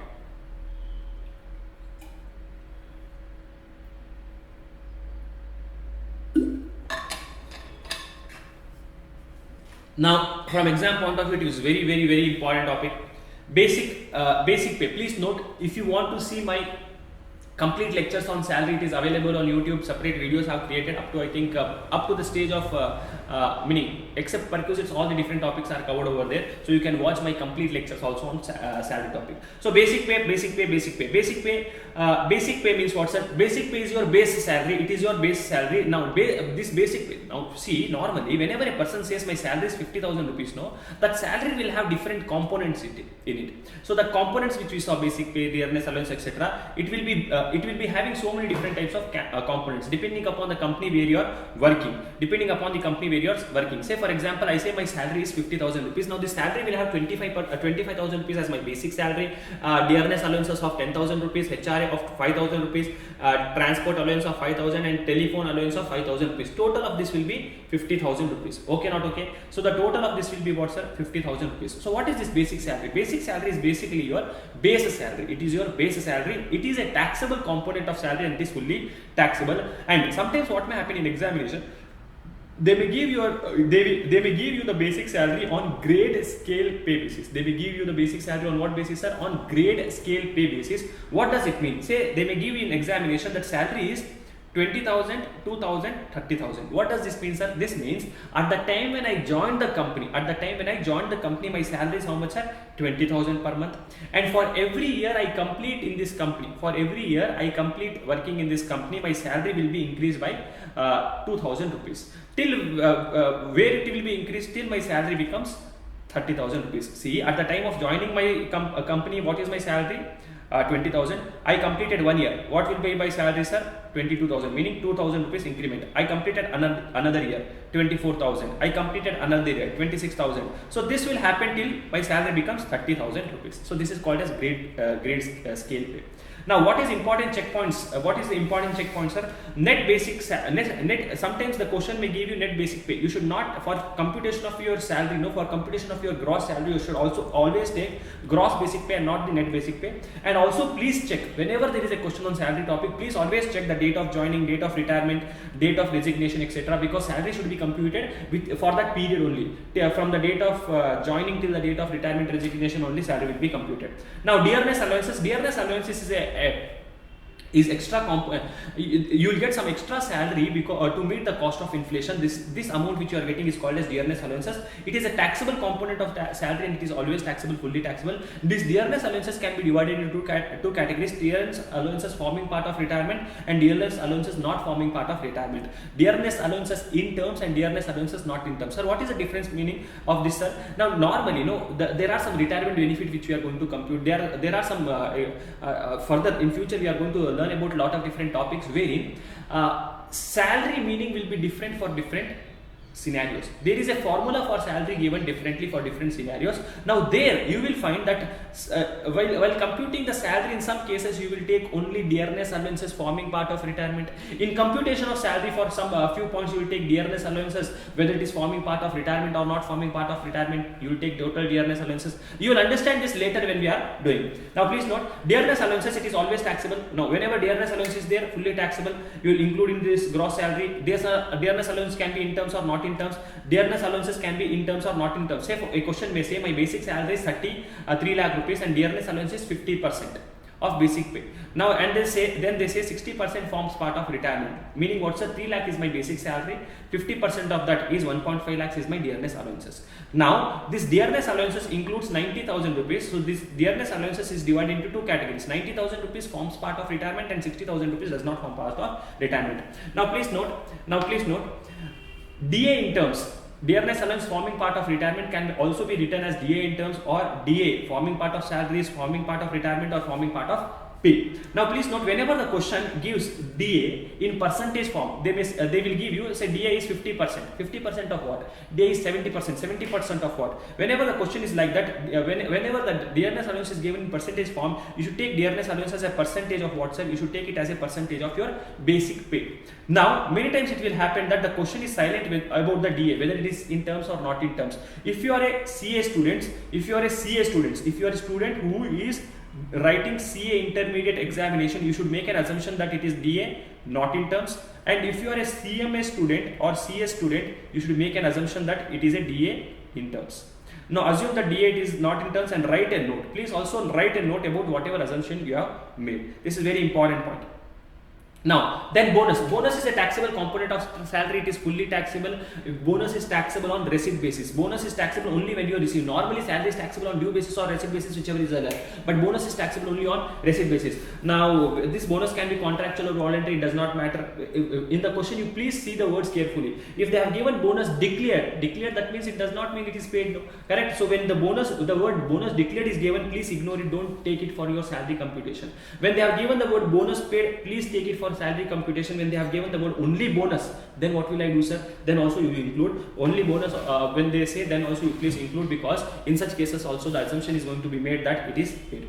Now commission, you may also get commission or fees, and this commission or fees which you get is a taxable component of salary and fully taxable. This commission can be based on turnover, product or profits, etc. It does not matter whatever type of commission it will always be taxable. Now please note, sometimes what will happen is question will be silent about the type of commission. For CA students, you are going to assume that it is not turnover based commission. It is not turnover based commission. When the question says commission is certain 5% of turnover, that means it is a turnover based commission. But when the question is not clear about, they say only commission is 50,000 rupees, then please don't assume it to be turnover based commission.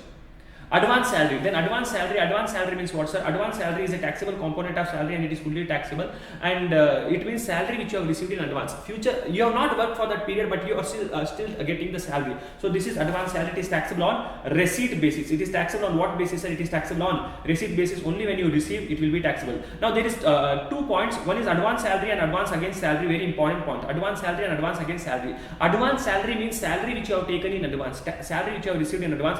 Advance against salary is a loan. You have taken a loan against your salary. Therefore, it is not taxable under salary topic. Then we have arrears of salary. What do you mean by arrears of salary? Arrears of salary means any increment in the salary from retrospective effect. Meaning today I am getting salary.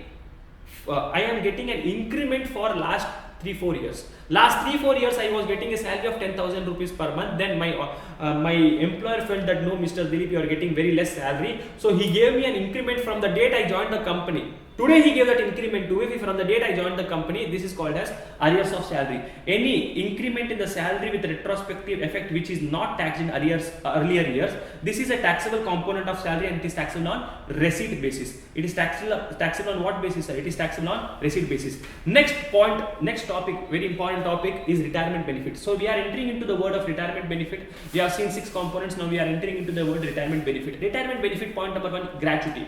Gratuity can be received during the course of your employment, at the time of your employment, or at the time of the retirement, or upon death of the employee. It may be received by his legal heirs. Now if the legal heirs are receiving the gratuity, it is fully exempt. And if you receive any gratuity at the time of your employment, when you are working only, you are in the course of your employment, if you receive any gratuity, then also that gratuity will be fully taxable. So gratuity received during the time of your employment is fully taxable, whether it is received by government company or whether you are a government employee or not government employee, does not matter. Whatever gratuity you receive during the course of your employment, it will be fully taxable.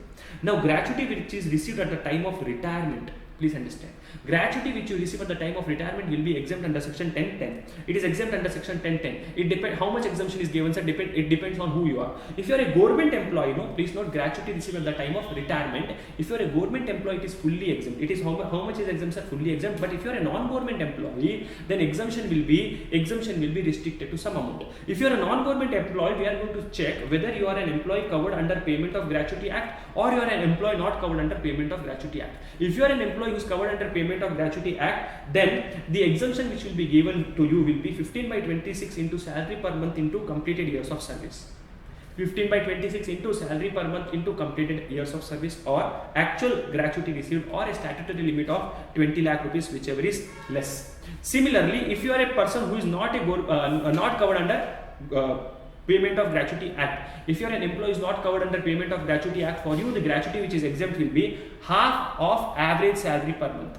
Half into average salary per month into completed years of service, or actual gratuity received, or statutory limit of 20 lakh rupees, whichever is less, will be exempt. Now sir, what do you mean by completed years of service? What do you mean by the word completed years of service? Completed years of service means the number of years you have completed working in that company, number of years you have completed in that company. Now please note, if you are a POGA employee, then the word salary per month is used. If you are a non-POGA employee, the word average salary per month is used. Sir, what is the difference between this, sir? So let us discuss about POGA employee. So for POGA employee, it is salary per month. What is salary per month, sir? Salary per month means the last drawn salary. Whatever month you have retired, before that retirement month. Say for example, I returned on 15th on July. So before this we had June month. So last drawn salary means June month salary. You should take the salary for the month of June. When you are taking the salary for the month of June, what should I take? Should I take the entire salary? No. You should take the basic pay and dearness allowances, whether it is in terms or not in terms. You take basic plus dearness allowances, whether it is in terms or not in terms. So this is your salary per month. For non-POGA employee, it is average salary per month. What do you mean by average salary per month, sir? You should take average salary you should take average of last 10 months salary. You should take average of what, sir? Last 10 months salary. Average of what? Average of basic pay plus dearness allowances in terms only should be taken, and turnover commission should be taken. Now you take the total of this for last 10 months and divide it by 10. That will be your average salary. Now please note, many times it may happen that the completed years of service, both the sides we have the word completed years of service. Completed years of service may have fraction. For example, they may say that Dilip has worked for 26 years 5 months. So sir, what should I do, sir? What should I do? Should I take 27 years or should I take 26 years? Now if you are a POGA employee, whenever there is a fraction in completed years of service, if the fraction is more than 6 months, then treat it as 1 year. If the fraction is more than 6 months, treat it as 1 year. For example, if it is 26 years 5 months, then it is not more than 6 months, therefore 26 years only will be taken. If it is 26 years 9 months, it is more than 6 months, that fraction is more than 6 months, therefore take it as 27 years for your computation. And if it is exactly 26 years 6 months, it is not more than 6 months, therefore 26 years. But if you are a non-POGA employee, if you are what, sir? Non-POGA employee, then the fraction in completed years of service should be completely ignored. Meaning whether it is 26.5 years, 26.9 years, 26.6 years, it does not matter, always takes only 26 years. Please note, for calculating of salary, the month in which retirement has happened should be ignored, whether you are a POGA or non-POGA employee. Now please note, there is a limit of 20 lakh rupees. This limit is per employee. If you are working in more than one company, then for every time you are doing the computation, 20 lakh will not be given. Say for example, I worked in TCS and I received a gratuity of 5 lakh rupees. Therefore, from this 20 lakhs, what is reduced, sir? 5 lakh is reduced. Now, my limit is how much, sir? 15 lakh rupees. So say after that I worked in Reliance Industry, I got a gratuity of 10 lakh rupees. Now I will not, the statutory limit will not be taken as 20 lakhs. I will take the limit of 15 lakhs only, because I have already used 5 lakhs in that 20 lakhs. Okay. Now, if the question is silent, sir, what if the question is silent whether I am a POGA employee or non-POGA employee? If the question is silent whether an employee is covered under Payment of Gratuity Act or not, make an assumption that he is a non-POGA employee. Then we have next type of benefit which we have is pension. Pension can be of two types: commuted pension and uncommuted pension. Uncommuted pension means what's the monthly pension which you are receiving. After retirement, people receive pension on monthly basis. That monthly pension which you are receiving, that is called as what's the monthly pension which you receive is called as uncommuted pension. This uncommuted pension is always taxable whether you are a government employee or non-government employee, does not matter. But this commuted pension means one lump sum pension. This commuted pension will be exempt under section 1010A. How much exemption will be given for commuted pension, sir? For commuted pension, if you are a government employee, whatever amount of commission and pension means lump sum pension which you are receiving. Now, after retirement, you may receive the pension on monthly basis or on lump sum basis.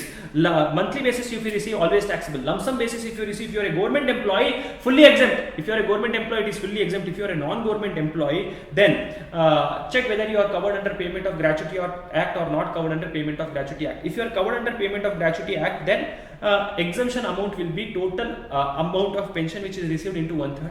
If you are not covered under Payment of Gratuity Act, meaning, you are not, it is not about covered under Payment of Gratuity Act or not. Now, if you are a non-government employee, check whether you are also receiving gratuity or not. At the time of your at the time of your retirement, are you also receiving gratuity along with this pension? Are you also receiving gratuity? Yes. Then the total pension into 1/3 will be exempt. 1/3 of the pension will be exempt. If you are not receiving any gratuity amount, then the total pension into 1/2, that is half of total pension, will be exempt. Then the next type of retirement benefit which we have is leave salary. Very important for this examination, because there is a small amendment. In this topic. So leave salary or leave encashment or leave credit. Leave salary means what, sir? The company is paying you the salary even for the period which you have not worked. You have taken leave, but still company will pay the salary. For example, say the company says in a month you can take 2 days leave. That means in 12 months period I can take leave for 24 days. Even if you don't come for 24 days in a year, I will pay you the salary. I will pay you the salary. So what is this 24, sir? This is the leave allowed by the company. This is the amount of leave is the company is allowing. Now in this case, say I take leave for 4 days. This means what, sir? I have taken leave of 4 days, or I have availed leave of 4 days. Leave allowed by the company is 24 days. Leave allowed is also called as what, sir? Leave available with me. Correct? Leave taken is what, sir? Leave taken means the number of days I have taken leave. Now, the difference between leave allowed and leave taken is called as leave credit. This is the credit which I have. This much amount of leave I could have taken, but I have not taken. This is the leave balance, leave credit or unutilized leave. We are now for this unutilized leave, no company is going to pay you the money. This is also taxable. Now, leave credit is leave allowed minus leave taken. Now, please note, leave salary means encashment of this leave credit. This leave credit is encashed. You are taking money for that leave credit, then it is called as leave salary. Now, as per income tax law, only 1 month leave will be allowed for a completed years of service. So, for every year, only 1 month leave should be allowed. Only 1 month leave credit is allowed. Okay. So leave salary, now you are leave salary, when are you receiving it? If you are receiving during the course of your employment, it is fully taxable whether you are a government employee or not, I don't care. If you are receiving it in the course of employment, but if you are receiving at the time of your retirement, then it is exempt under section 1010AA. If you are receiving at the time of retirement, it is exempt under section 1010AA. How much is exempt, sir? If you are a government employee, it is fully exempt. Full amount of leave salary is exempt. If you are a non-government employee, then there is a formula which you have to apply. How much is exempt, sir? Leave credit into average salary per month, or 10 months into average salary per month, or actual amount received, or statutory limit of 25 lakh rupees. Now the statutory limit has been increased to 25 lakh rupees. Before the statutory limit was only 3 lakhs, now it has been increased to how much, sir? 25 lakh rupees. So how much leave credit will be, leave salary will be exempt in case of what, sir? Non-government employee. leave credit calculated to be calculated number of months into salary per month, 10 months into average salary per month, actual leave salary received by you, or statutory limit of 25 lakh rupees, whichever is less. Sir, what do you mean by, oh sir, what do you mean by average salary per month? You should take last 10 months average, including till the date of retirement. Till the date of retirement, you should not ignore the date of retirement. Till the date of retirement, you should take the salary. What is this average salary, sir? You should take average of basic pay plus dearness allowances, in terms and turnover commission. Take the average of this. Now please note, whenever you have a fraction in completed or years of service, then that fraction should be completely ignored by you. If you have what, sir? If you have any fraction in completed years of service, if you have fraction in completed of years of service, then that fraction should be ignored. Then we have retrenchment compensation, which is exempt under section 1010B. How much is exempt, sir? 15 by 26 into average salary per month into completed years of service, or actual amount received, or rupees 5 lakhs, whichever is less. What do you mean by average salary per month, sir? Average salary per month means last 3 months average. Last 3 months average of basic pay plus dearness allowance or turnover commission. Then if you have any fraction in completed years of service, please ignore that fraction. Then we have voluntary retirement scheme compensation or VRS compensation, which is exempt under section 1010C. How much is exempt under 1010C, sir? 1010C exemption is salary per month into 3 months into completed years of service, or salary per month into remaining months in service, or amount, actual amount received by you, or statutory limit of 5 lakh rupees, whichever is less. Now please note, fraction in completed years of service should be ignored, and salary per month means basic plus DA in terms plus turnover commission. Next we have allowances, fantastic allowances. Please understand these allowances as the way I teach you. You cheat, we have 2 types of allowances. You cheat, duck hat, HRA. We have what, sir? In allowances, we have you cheat, duck hat, HRA and other allowances. You cheat, duck hat, HRA and other allowances. You cheat, duck hat, HRA and other allowances. You cheat, duck hat, HRA and other allowances. Sir, why are you telling it like this, sir? Now you cheat means what, sir? Cheat you cheat. You cheat means C for commutation allowances, H for children hostel allowances, E for education allowances, A for tribal area allowances, T for transport undertaking or truck drivers allowances, and U for underground allowances. This you cheat you. Basically it is cheat you, but you cheat. You cheat means what, sir? Commutation allowances, hostel allowances, education allowances, tribal area allowances, T for truck drivers allowances or transport undertaking employee allowances or underground allowances. These allowances will be exempt based on the limit. For this, no, they have given a limit. Only this limit which they have given is exempt. You cheat. Commutation allowances. Now normally commutation allowances which you receive, commutation allowances is also called as transport allowances, meaning the allowances which is given to you for going for your travel purpose, commutation purpose from office to house to office. This commutation allowance is also called as transport allowance. This allowance is fully taxable. But however, exemption of 3,200 will be given if you are a handicapped employee, deaf, dumb, blind, etc. If you are a handicapped employee, then it will be exempt. How much is exemption? 3,200 per month. Apart from that, this commutation allowance will be fully taxable. Then we have children hostel allowance. Children hostel allowance is exempt. How much is exempt, sir? Maximum 300 rupees per month per child, and maximum you can claim this deduction for 2 children. Maximum 300 rupees per month per child is exempt for children hostel allowance. Children education allowance maximum rupees 100 per month per child is exempt. You can claim this exemption for maximum 2 children. Tribal area allowance is exempt. Maximum 200 rupees per month is allowance. And truck driver allowance, actual amount received into 70% or 10,000 rupees per month, whichever is less, is allowed as exemption is exempt. Underground allowance 800 rupees per month per child is 800 rupees per month is exempt for underground allowance. You cheat is exempt based on the limit. There are limits specified. If you receive more than the limit, then it is fully taxable. For example, I am receiving children hostel allowance of 500 rupees per child. So how much will be exempt? Maximum 300 rupees per child will be exempt. I am receiving 200 rupees per child, sir. Then 200 or 300, whichever is less, 200 will be exempt. Okay, not okay. Then we have duck hat. What is this duck hat? Daily allowance, uniform allowance, conveyance allowance, helper allowance, also called as assistant allowance, or academy allowance, or research and development allowance, or traveling allowance. Duck hat, daily, uniform, conveyance, helper, academy and traveling allowances. These are exempt based on the amount which is actually spent by you. Duck hat is exempt based on the amount which is actually spent by you. Only if you spend the money, you will get an exemption. For example, the company is giving you 2,000 rupees for uniform allowance as uniform allowances.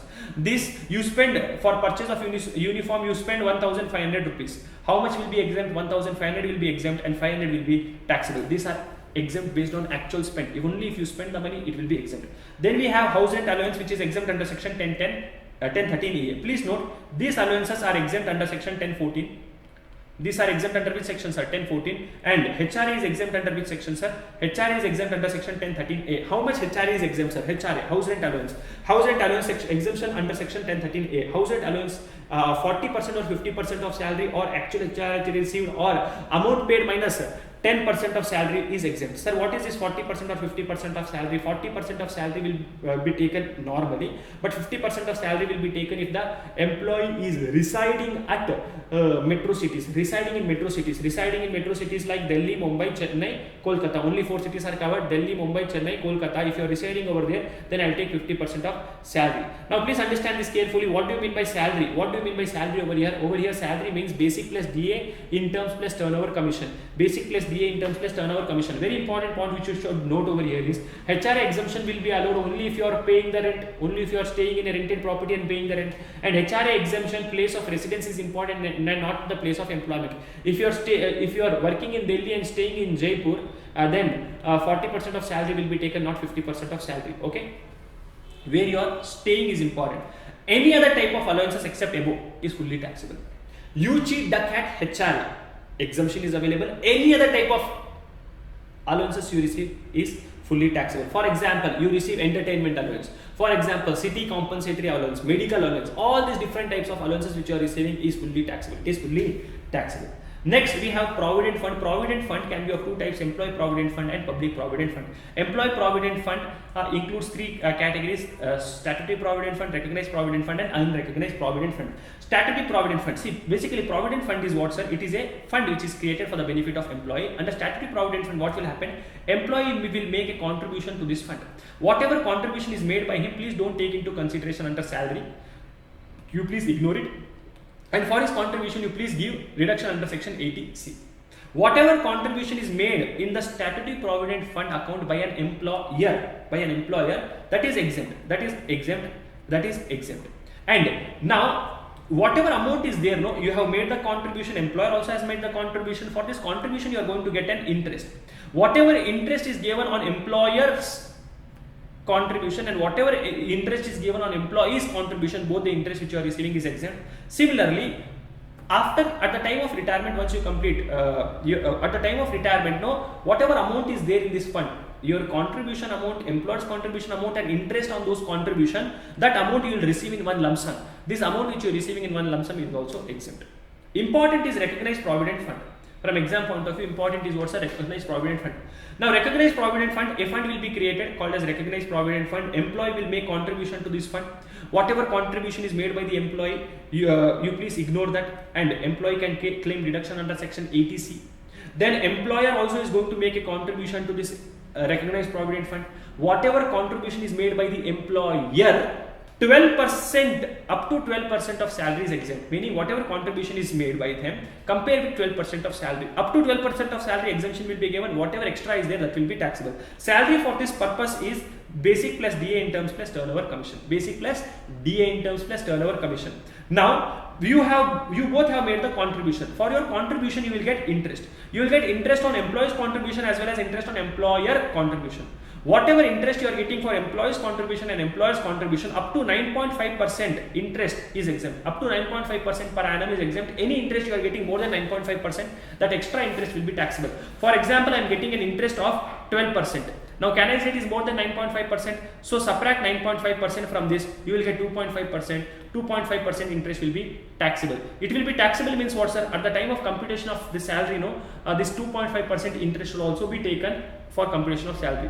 Similarly, employer has contributed some money, up to 12% of salary will be exempt. Extra amount will be taken into consideration of salary. Now, in this fund, there is lump sum amount. There is your contribution, employer's contribution, interest on both of your contribution, etc. This lump sum amount, when you withdraw from this fund, when you withdraw this lump sum amount at the time of retirement, exemption will be given. It will be exempt. It will be exempt subject to a condition that you have completed minimum 5 years in service. Minimum 5 years in service you have completed. Sir, what if I don't complete 5 years in service? It will be taxable. However, there are 3 cases wherein even if you don't complete 5 years, exemption will be given. Which are these 3 cases, sir? If you leave the company because of your ill health, or if the employer only has closed his business, employer has discontinued business, or you have joined a new company and you have transferred whatever balance was there in recognized provident fund in the old company to the recognized provident fund of new company, or 80CCD pension fund. Now please understand very important point with respect to interest on recognized provident fund.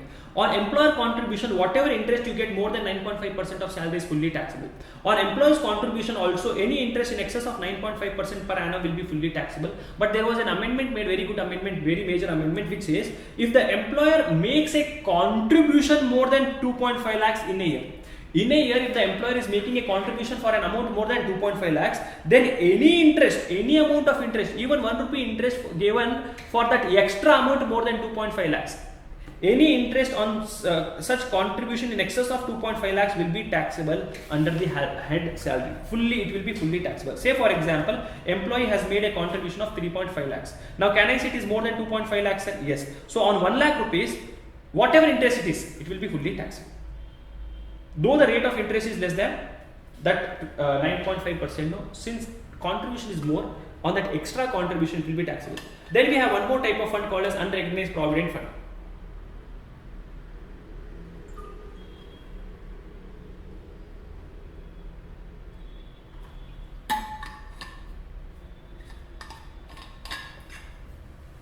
Now unrecognized provident fund is a nice fund. No? In this unrecognized, in last examination, the question also was asked on this unrecognized provident fund.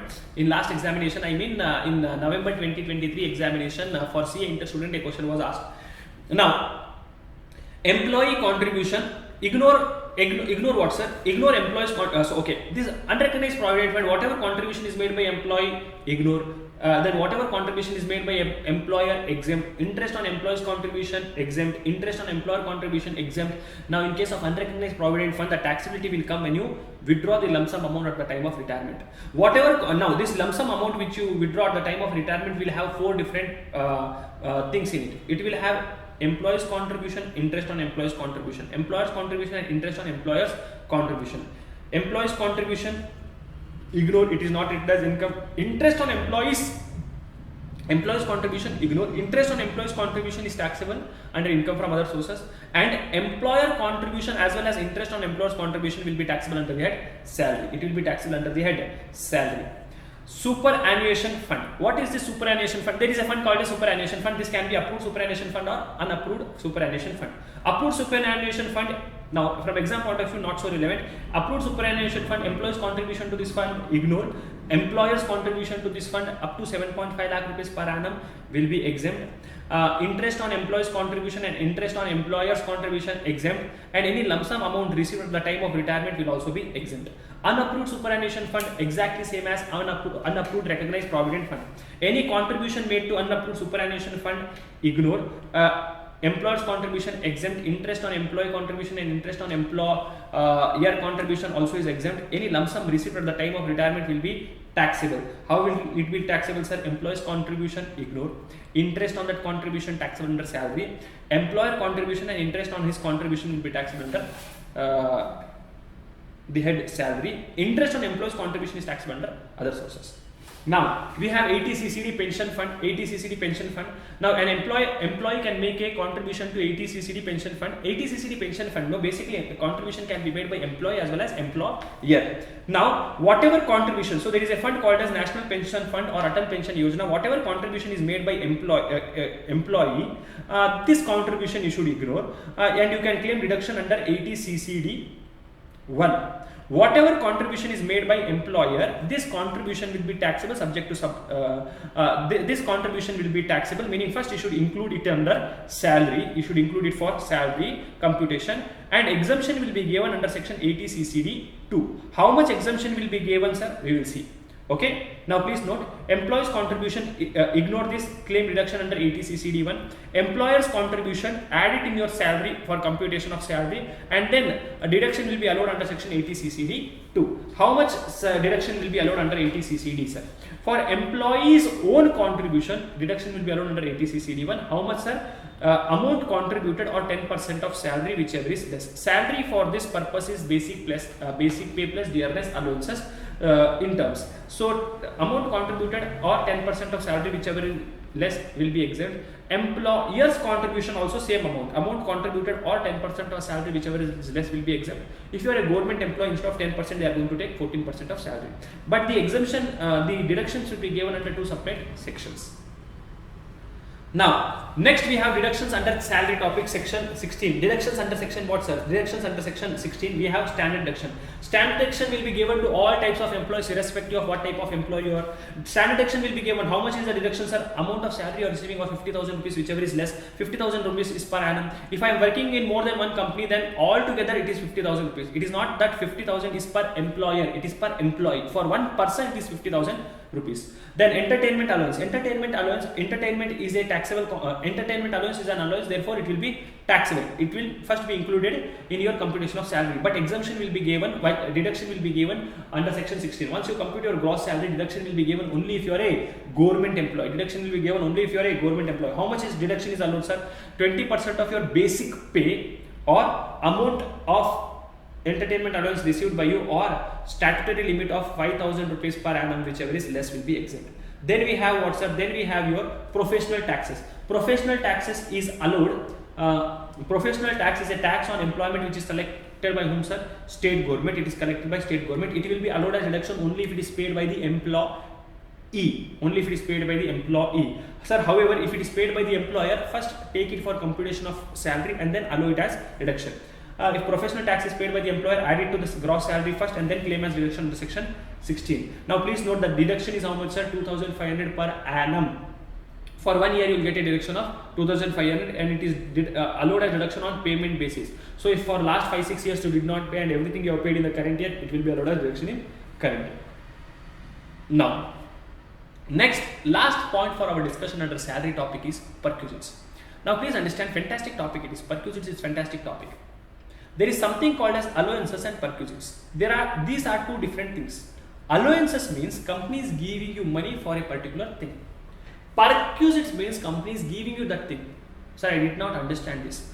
Company is giving you money so that you can take a house on rent. This is called as house rent allowance. You can take whatever type of house you want on rent, whichever type of house you want, you can take. HRA, house rent allowance will be given. Company gives you a house to stay. It is giving you a house. Company is only telling you stay in this house. Now you don't have any option to select. Company is only telling you take this house. I am going to give you this house on rent. This is I am going to give you this house. This is called as perquisite, rent-free accommodation. Are you understanding what is happening over here? Company is giving you money for traveling purpose. From office to house, house to office, company is giving you money for transportation purpose, commutation purpose. This is called as allowances. Company is giving you a car for transportation purpose. You are being transported in company's car or bus, etc. This is called as perquisites. Okay, not okay? Company is giving you money so that you can appoint a maid at your house. Company is giving you a maid itself. Perquisites. I hope you are understanding. So perquisites means that thing is given by the company. Allowances means money for that thing is given. Now perquisites is extra benefit. Perquisites means what, sir? It is an extra benefit which is given by the company. This perquisites can be in monetary terms, and in some normally perquisites are in non-monetary terms, but in sometimes it can be in monetary terms also. Reimbursement of expenses or expenses incurred by the company on behalf of the employee, they are also treated as perquisites. Now there are different types of perquisites. First type of perquisites is leave travel concession. First type of perquisite is what, sir? Leave travel concession. Now leave travel concession means travel benefit which is extended by the company to its employee for travel anywhere in India. It is exempt under section 10(5). How much exemption will, now depending upon how you travel. So if you are traveling by air, the amount of exemption which you are going to get is your actual expenses or the economy class fare, whichever is less. Actual expenses or economy class fare, whichever is less. Now if you are traveling by any other mode, meaning if you are traveling by car, bike, train, etc., it does not matter. If you are traveling by air, economy class fare or actual expenses incurred for your travel purpose, whichever is less, will be exempt. If you are traveling by any other mode, train, car, bus, or bike or bullock cart, etc., whatever mode you want to travel, you can travel. Now if you are traveling by any other mode, then check whether railway facility is available at the location where you are going. If railway facility is available, then first class AC rail fare or actual expenses incurred, whichever is less, will be exempt. If the railway facility is not available at the location where you are going, then check whether any public transport facility is available at that location where you are going. If yes, then take actual expenses incurred or deluxe class bus fare at the location where you are going, whichever is less. Sir, if railway is not there and bus facility is also not there, then if recognized public transport facility is also not available, then take the actual expenses or first class AC ticket for similar distance from that location, whichever location you are going. What is the distance of that location you see? From that location to the place where you are going, what is the location distance? Now see whether there is any other similar location like this, what is the distance for this? Actual expenses or first class AC ticket for similar distance, whichever is less, will be exempted. Now please note, leave travel concession is available for employee, travel for employee himself along with his spouse, children and dependent relative, which includes mother, father, brother, sister. Leave travel concession is available only for 2 children who are born on or after 1/10/1998. Leave travel concession, you can claim a benefit of 2 journeys in a period in one block. In a period of 4 years, one block consists of 4 years. In a period of 4 years, you can take benefit for 2 journeys. Now please note, year over here means calendar year, and present running block is, meaning government has given what is this block, 22 to 24. During this period you can take it 22 to 25. During this period you can take benefit only 2 times. Now please note, next, employer is giving you the gift. The company, employer is giving the gift. If the gift is in cash, then it is fully taxable. If the gift is in kind, any type of gift it does not matter. It does not matter whether it is DJ Paso BV, or it does not matter whether it is fan, whether it is TV, washing machine, etc. Whatever type of gift given by the employer is always taxable if the value of the gift is more than 5,000 rupees. It is fully taxable. If the value of the fair market value of the gift is less than 5,000 rupees, exempt. It is not, or else it will be fully taxable. Then ESOP, employee stock option plan. We have seen this in our capital topic. Employee stock option plan, company is giving you an option to purchase the shares of the company at a lesser price. The market value of the shares is 250 rupees. Company is offering that shares to you only for 100 rupees. You are getting a benefit of 150 rupees. This 150 rupees is your perquisites. So taxable amount is fair market value as of the shares as on exercising the option less issue price of that shares. Then the company also gives you medical facility. The company is giving you medical facility. So now this medical facility treatment, say for example some employee is not feeling well, for his treatment the company is giving the money. So treatment is done in India. Now check where is the treatment done. Is the treatment done in government hospital, or is the treatment done in government approved hospital, or the treatment done in employer owned hospital? Then it is fully exempt. If in all other cases it will be fully taxable. In all other cases it will be fully taxable. Then if the treatment is happening outside India, then there may be 3 types of expenses incurred. One is expenses for treatment, stay and travel. Expenses for treatment and stay will be allowed as per RBI limit. RBI will tell you what is the limit. According to that limit, exemption will be given, and in each and every question they will tell you what is that limit. And exemption will be given for travel only if that employee's gross total income is less than 2 lakh rupees. Now please note, the medical facility benefit also can be taken for the employee himself, or employee's parents are not feeling well, employee's spouse is not feeling well, employee's children are not feeling well, or dependent relative such as mother, father, brother, sister are not feeling well. Now please note, treatment is happening outside India. Now if the treatment is happening outside India, then travel and stay exemption will be given only for patient and one attendant along with that patient. Now please note, exemption is allowed irrespective of what type of illness it is. If this benefit, now please note this I mean, from exam point of view, it is not relevant. If that benefit is given during COVID time, no, what type of hospital it is, it does not matter. Exemption would have been given. Now please note, in examination many times they will also give you some points like medical insurance or health insurance is taken by the company, it is always exempt. Life insurance is always taxable. Medical allowances taxable. Medical allowances taxable. Medical insurance, health insurance exempt. Then we have loan given by the company. The company may give the loan to their employees at a concessional rate, or interest-free loan can be given by the company. Now the loan is given for medical facility, yes. Then check, is it specified disease? Yes. Then exemption will be given. Now question will tell you whether the disease is specified or not. And loan is given for any other purpose. Loan is given for any other purpose. If the loan amount is up to 20,000 rupees, fully exempt. If the loan amount is more than 20,000 rupees, then amount in excess of 20,000 will be taxable. If the loan amount is more than 20,000 rupees, then it will be taxable. How much will be taxable, sir? Now please note here, what will be taxable? Loan amount will not be taxable. The interest which you would have paid, no, if you would have taken the loan from some other person, you would have paid some interest. That interest will be taxable. How much is the taxable perquisite, sir? Taxable perquisite will be the loan amount outstanding at the end of every month into the State Bank of India interest rate as on 1st April of that previous year. For your examination, previous year is 2023. So what is the SBI interest rate as on 1st of April 2023? Subtract from that interest charged by the employer. This into loan amount will be the perquisites.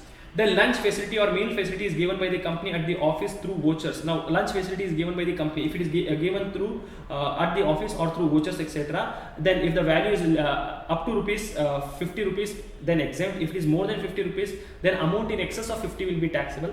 Then, if refreshment, snacks, non-alcoholic beverages are giving at the office, like tea, coffee, biscuits, etc., then it is fully exempt. And if the employee is on an offshore duty at a remote location, then also whatever food he is getting over there is exempt. Education facility is given to employee, children, any other person, etc. Education facility is given by the company to its employee, fully exempt. A child of employee, then check whether the education is happening in employer owned institute or employer tie-up institute. In such cases, if the fees is less than equal to 1000 rupees per month, exempt. More than 1000 rupees per month, it is fully taxable. And if the employee child, if the child is going into any other school, not in any other institute, not in employer institute or employer tie-up institute, then it is fully taxable. If the education facility is given for any other person, meaning please note, employee, if the education facility is given for employee, fully exempt. Child of the employee, then based on the limit it is exempt. If any other person, say for example, employee spouse, employee's relatives, relatives, son, daughter, etc., then it will be fully taxable. Now the company is giving you movable assets, except car. Movable assets like the company is giving you furniture, the company is giving you sofa, AC, etc. In such cases, movable asset. Now check whether the movable asset which is given by the company is owned by it or it is rented by it. If it is a owned movable asset, then the value of perquisites will be 10% of the cost of the asset. And if they have taken that movable asset on rent, then the rent paid by the company for that movable assets will be taxable, not exempt. It will be taxable. How much will be taxable? If it is an owned, 10% of cost. If it is taken on rent by the company, whatever rent they are paying will be taxable. Now please note, amount recovered should be subtracted. For example, company is giving me an AC and this is a AC purchased by the company, so it is owned by the company. The price of this AC is 45,000 rupees. So how much will be taxable as perquisites, sir? 4,500, which is nothing but 10% of cost. Now 4,500 should be taken while computation of my salary, but however the company is recovering from me 1,500, meaning company is charging 1,500 for this particular AC from me. So in these cases, whatever amount is charged by the company should be subtracted and taxable perquisites will be only 2,000 rupees. Amount recovered from employee by the employer should be reduced. Laptop and computer is also fully exempt. Transfer of movable assets. Transfer of what, sir?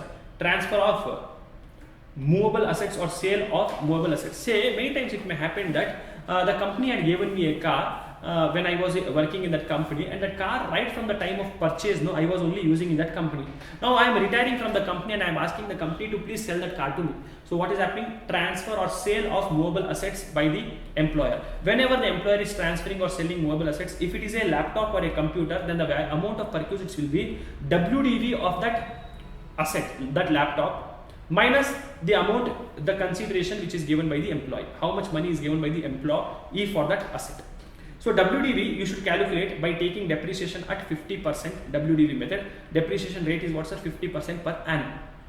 Now, if the movable asset is given to you is a car, then the perquisites will be WDV minus consideration, and this WDV is required to be taken by taking depreciation at the rate of 20% per annum, under WDV method. And if the movable asset given by you is any other type of asset, if it is laptop or car, I will follow WDV method, and the rate is 50% and 20%. If it is any other type of asset, furniture, AC, TV, etc., if any other asset is given, then perquisites will be the WDV minus consideration. Here WDV will be calculated by taking depreciation at the rate of 10% under SLM method. Now please note, depreciation should be given only for completed year. Part of the year should be ignored. Only for the number of years you have completely used it should be taken. If you have used it for 4 years, 5 months, 4 years, 8 months, etc., 8 months, that extra you should ignore. Take it only for 4 years. Completed years will be calculated from the date of acquisition of the asset till the date of sale to the employee. Now the company, very important for this examination, most important topic is rent-free accommodation. Major amendment has happened in this topic. Most important topic for this examination is what's the rent-free accommodation. Rent-free accommodation or house facility. Rent-free accommodation given to government employee is taxable as per the license fee as decided by the government, depending upon what rank you are in. The amount is specified by the government. But if rent-free accommodation is given to non-government employees, all other types of employee, then check whether the house, rent-free accommodation means company is giving a house to you to stay. Company is giving a house to you to stay. Now check whether this house which is given by the company is owned by the company or this house is taken on rent by the company. If this house which the company is giving you to stay, if that house is owned by the company, then the perquisite amount will be 5% of salary or 7.5% of salary or 10% of salary, depending upon where the house is there.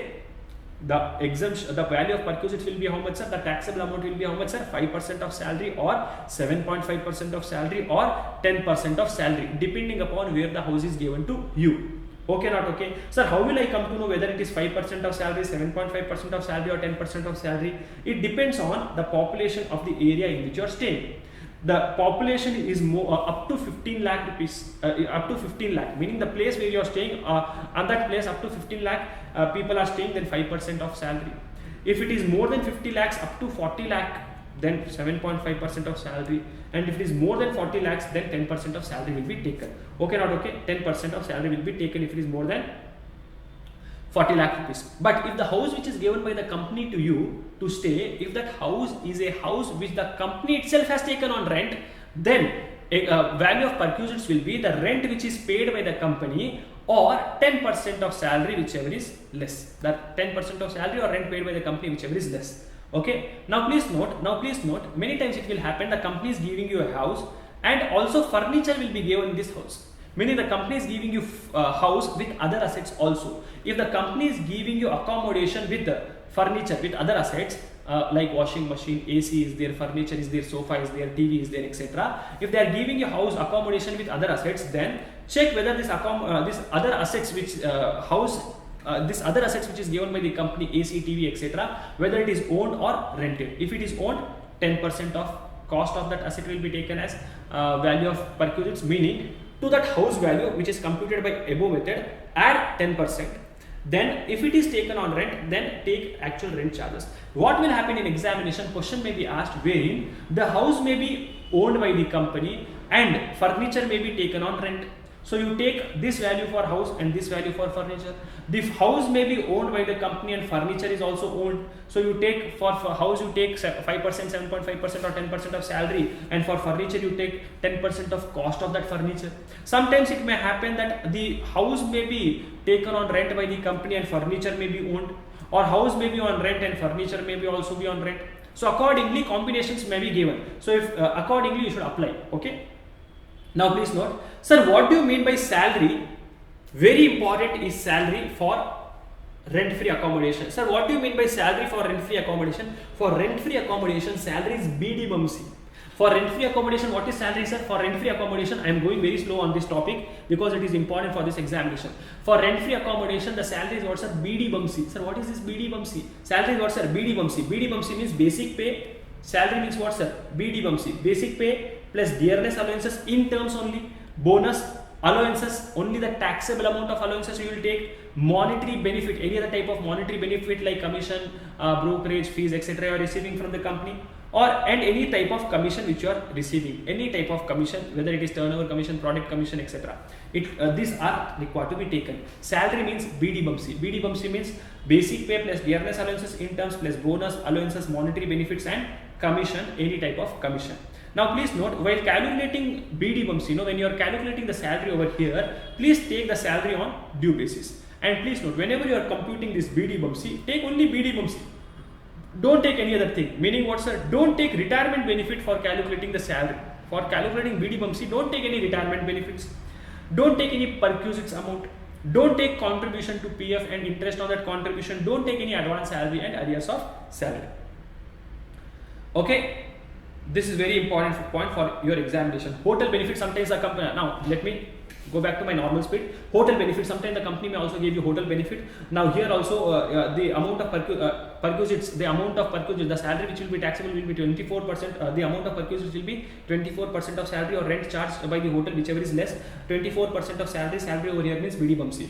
Now please note, hotel facility, if it is given for a period up to 15 days, if the employee has been shifted from one place to another place, and that in that new place, if the house is given for 15 days, if the hotel benefit is given for 15 days, no problem.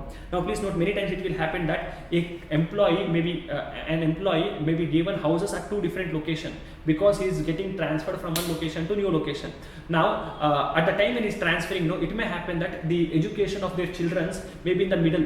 Okay, in the middle, or only 2-3 months are left over. So what may happen, the employee may keep both the houses. Meaning wife and children will be staying in the old house, and the employee, because he is transferred, he will be staying in new house. And once the examination are over, they will come back to that house. Now in that case, lawmakers are taking, when two houses are allotted, exemption for 90 days in case of allotment of two houses. Now what will happen, in case two houses are allotted, exemption will be given for 90 days, meaning for 90 days period, for 3 months period, for 90 days period, either take the value of house number 1 or house number 2, whichever house you want, you take the benefit value of that house as your perquisites. But once 90 days is over, both the houses will be taxable. Where an employee is transferred from one place to another place, he is provided with an accommodation at that new place. The value of perquisites shall be taken only for one of such house whose value is lower for a period of 90 days. So house 1 or the new house which is given, old house or new house, whichever is less, find the perquisite for old house and new house, whichever is less, can be taken as exemption. Now after 90 days, I will take both the values. Now the company may also give you car facilities. Car facilities given by the company to you, and you are using the car only for office purpose of the company, then you are not getting any benefit. Because you are not getting any benefit, no perquisite is taxable. The car is given by the company and you are using the car only for your personal purpose. Lawmakers are telling, wow, benefit you are getting. Now check whether the car is owned by the company or taken on rent by the company. If it is owned by the company, 10% of cost will be taken as perquisites, and if it is rented by the company, then whatever rent is paid by the company, rent charges paid by the company on this car will be taken as perquisites. Now what happens, along with this, this is the car given. Now along with this, there is also petrol, etc. you have to put in that car. Maintenance you will have to do that for that car. So value of the car we have seen. Then along with that, if running and maintenance charges are also given by the company, please add that also. Then along with that, if even driver salary is paid by the company, please add that also to find the total perquisites value. But many times in the examination they will ask question wherein the car which is given by the company is used by you for your office purpose as well as your personal purpose. If the car is used for personal purpose as well as office purpose, then check whether the car is owned by the employee or owned by the employer. If the car is owned by the employee, say I am working in Reliance Industries and the car is owned by me, running and maintenance charges, who is incurring the running and maintenance charges? Now car is owned by the employee and running and maintenance charges is also incurred by the employee, then I am not getting any benefit, therefore no perquisites. Car is owned by the employee, I am owning the car, and running and maintenance charges are incurred by the company. In such cases, lawmaker says whatever running and maintenance charges company is paying, take that less. If the car is up to 1600 cc or up to 1.6 liters, then 1800 per month. If the car value is, cubic capacity is more than, engine capacity is more than 1.6 liters or more than 1600 cc, then 2400 per month should be taken. Meaning from whatever amount you have received, subtract these amounts. Subtract 1800 rupees if it is up to 1600 cc and 2400 amount per month if it is more than 1600 cc. This should be taken only for that period for which you have used the car. whatever difference will be there, that will be taken as perquisites. Sir, what if the car is owned by the company only? If the car is owned by the company, check who is incurring running and maintenance charges. If the running and maintenance charges is also is incurred by the employee, then the value of perquisites will be 600 if it is up to 1600 cc and 900 if it is more than 1600 cc. And if the running and maintenance charges is also incurred by the employer only, car is also given by the company, running and maintenance charges also by the company, then if it is up to 1600 cc, it is 1800, more than 1600 cc, 2400 will be treated as perquisites. Now, if the company is also giving driver along with the car, then 900 rupees extra will be added on this whatever amount, 1800, 2400 extra, 900 rupees will be added for the above amount. If more than one car is given for partly purpose, then only for one car you can take this partly benefit. All other cars will be treated as fully personal purpose. And month over here means completed months, part of month should be ignored. Sir, what about other type of perquisites? If the company is giving you benefits like gas facility, water facility, electricity facility, fully taxable. Company is giving you free servant, gardener, watchman, personal assistant, etc. It is fully taxable. Now, in both the cases, case number 1 and case number 2, if the facility is provided by the employer to the employee, it is taxable only for specified employees. If the cost is reimbursed by employer to the employee, meaning I am only getting the maid, I am only getting the gardener, and the company is reimbursing the cost, it is taxable for all the types of employees. Now, employee obligation incurred by or paid by the or reimbursed by the employer. Expenses which was supposed to be incurred by the employee is paid by the employer. In such case, it is taxable, fully taxable. Credit card facility is given by the company. I am using only for office purpose, exempt. No, nothing is taxable. If I am using it for my personal purpose, it will be taxable. Club facility is given by the company, it is fully taxable, except the corporate club membership which I am taking, health club membership which I am taking, and sports club membership which I am taking. Now, if the employer can make a contribution to PF, recognized provident fund, approved superannuation fund, and 80CCD pension fund. Now, if employer's contribution in these three funds combined together is more than 7.5 lakh rupees, that extra amount, whatever is there above 7.5 lakh, will be treated as perquisites. So, employers also give transport facilities to. Employer also gives transport facility to employees. Now check whether you are an employee of transport company, meaning you are a Indigo employee, you are an employee of Indian Railway, you are an employee of the some local buses which you have in your states, etc. Now in such case, if you are an employee of transport company, if your company is a railway company or airline company, then whatever transport facility is given by the company is exempt. If you are not an employee of railway or airline, any other company, then it is fully taxable.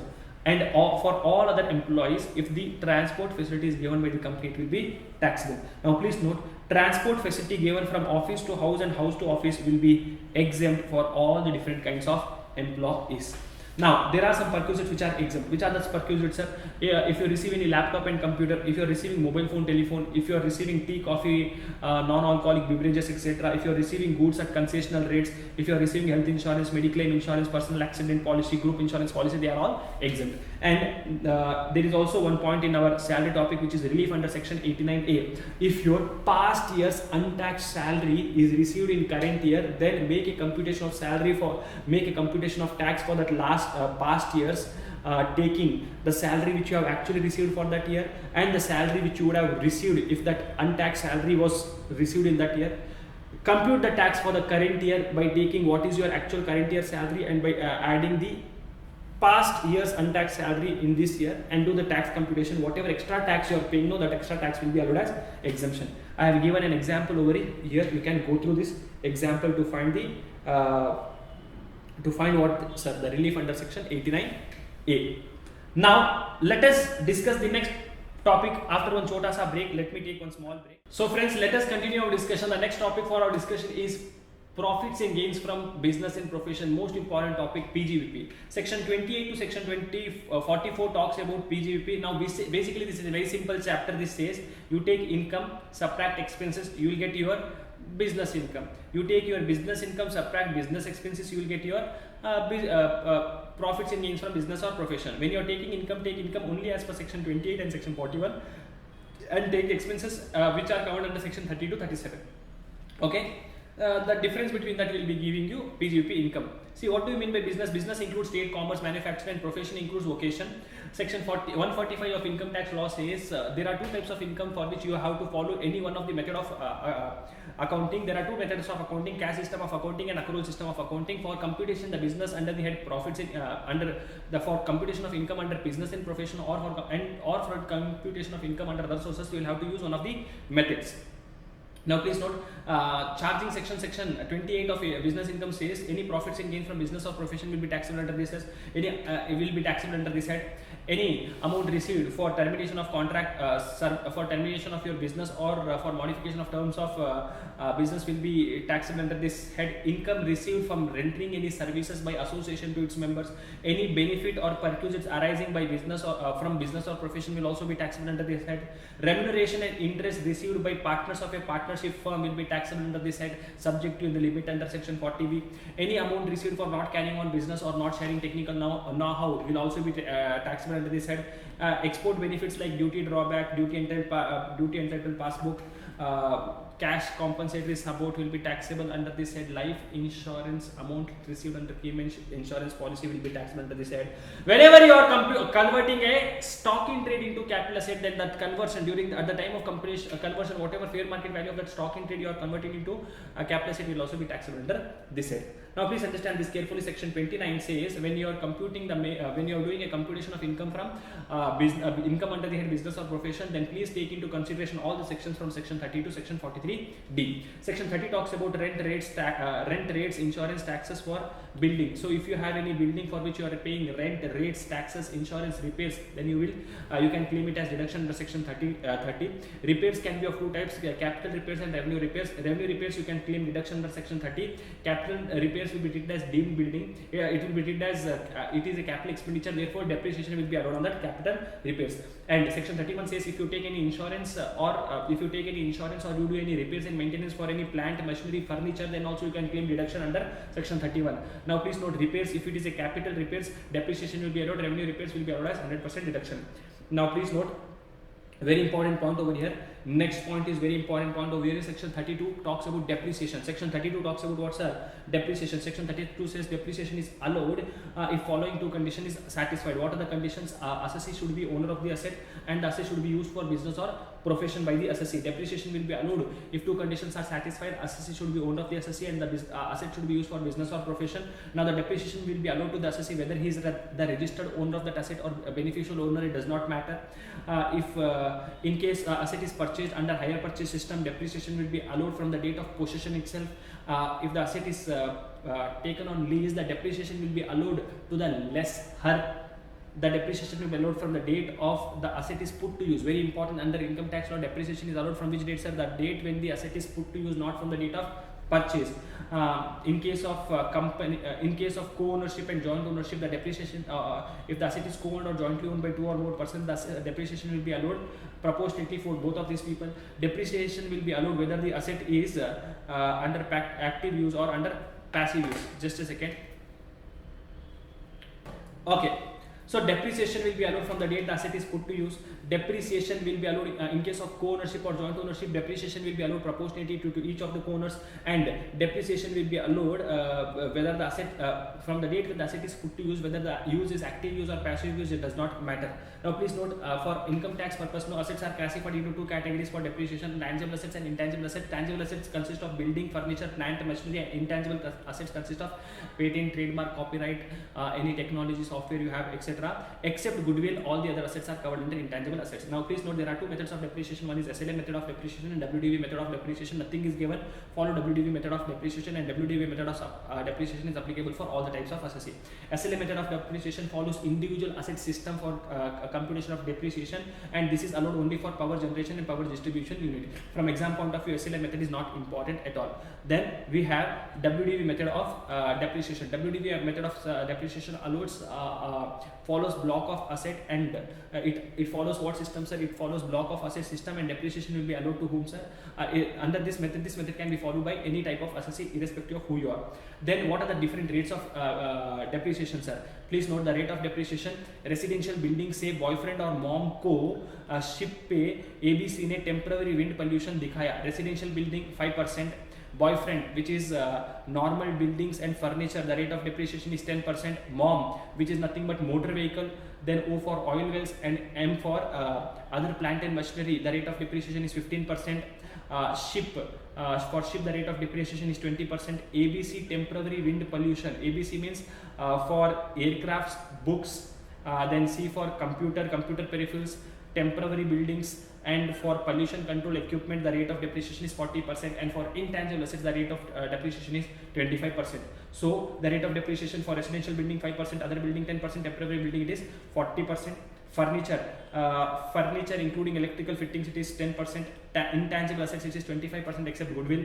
Plant and machinery, if it is motor vehicle 15%, if you are in the business of renting of motor vehicle 30% depreciation will be allowed for motor vehicle. For ship vessel or boat 20%, aircraft 40%, computer including computer software and computer peripheral 40%, books including annual publications is 40%, pollution control equipment 40%, windmills 40%.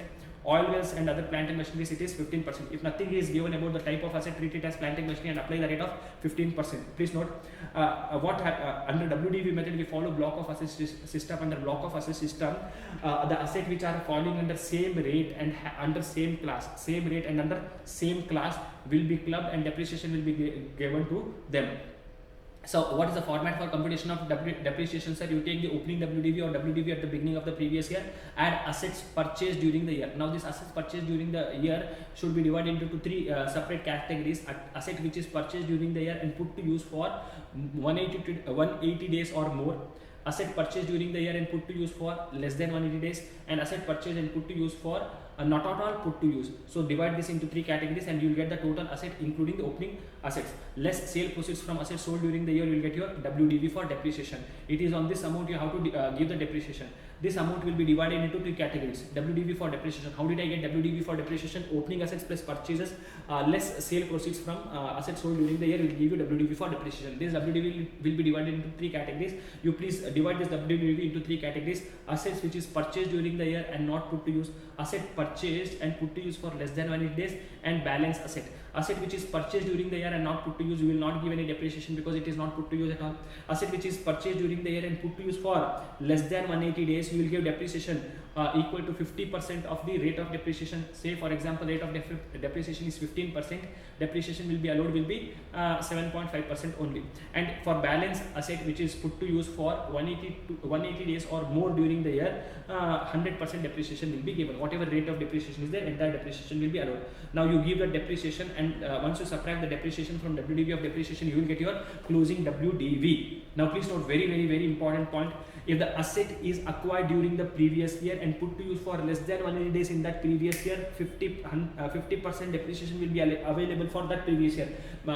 If the asset is purchased during the previous year and put to use for less than 180 days in that previous year, 50% depreciation will be allowed for that previous year. Meaning what, sir? Only in the year in which the asset is purchased, if it is used for less than 180 days, 50% will be 50% depreciation will be allowed. If the asset is purchased in year 1 and put to use in year 2, whether it is put to use for more than 1 days or less than 1 days in year 2, it will 100% depreciation will be allowed. Then additional depreciation section 32(1)(2)(a) will be given. Additional depreciation is given for PM is what's up, those who are involved in the business of power or manufacturing, power generation, distribution or transmission business, or you are involved in the business of manufacturing, additional depreciation will be given.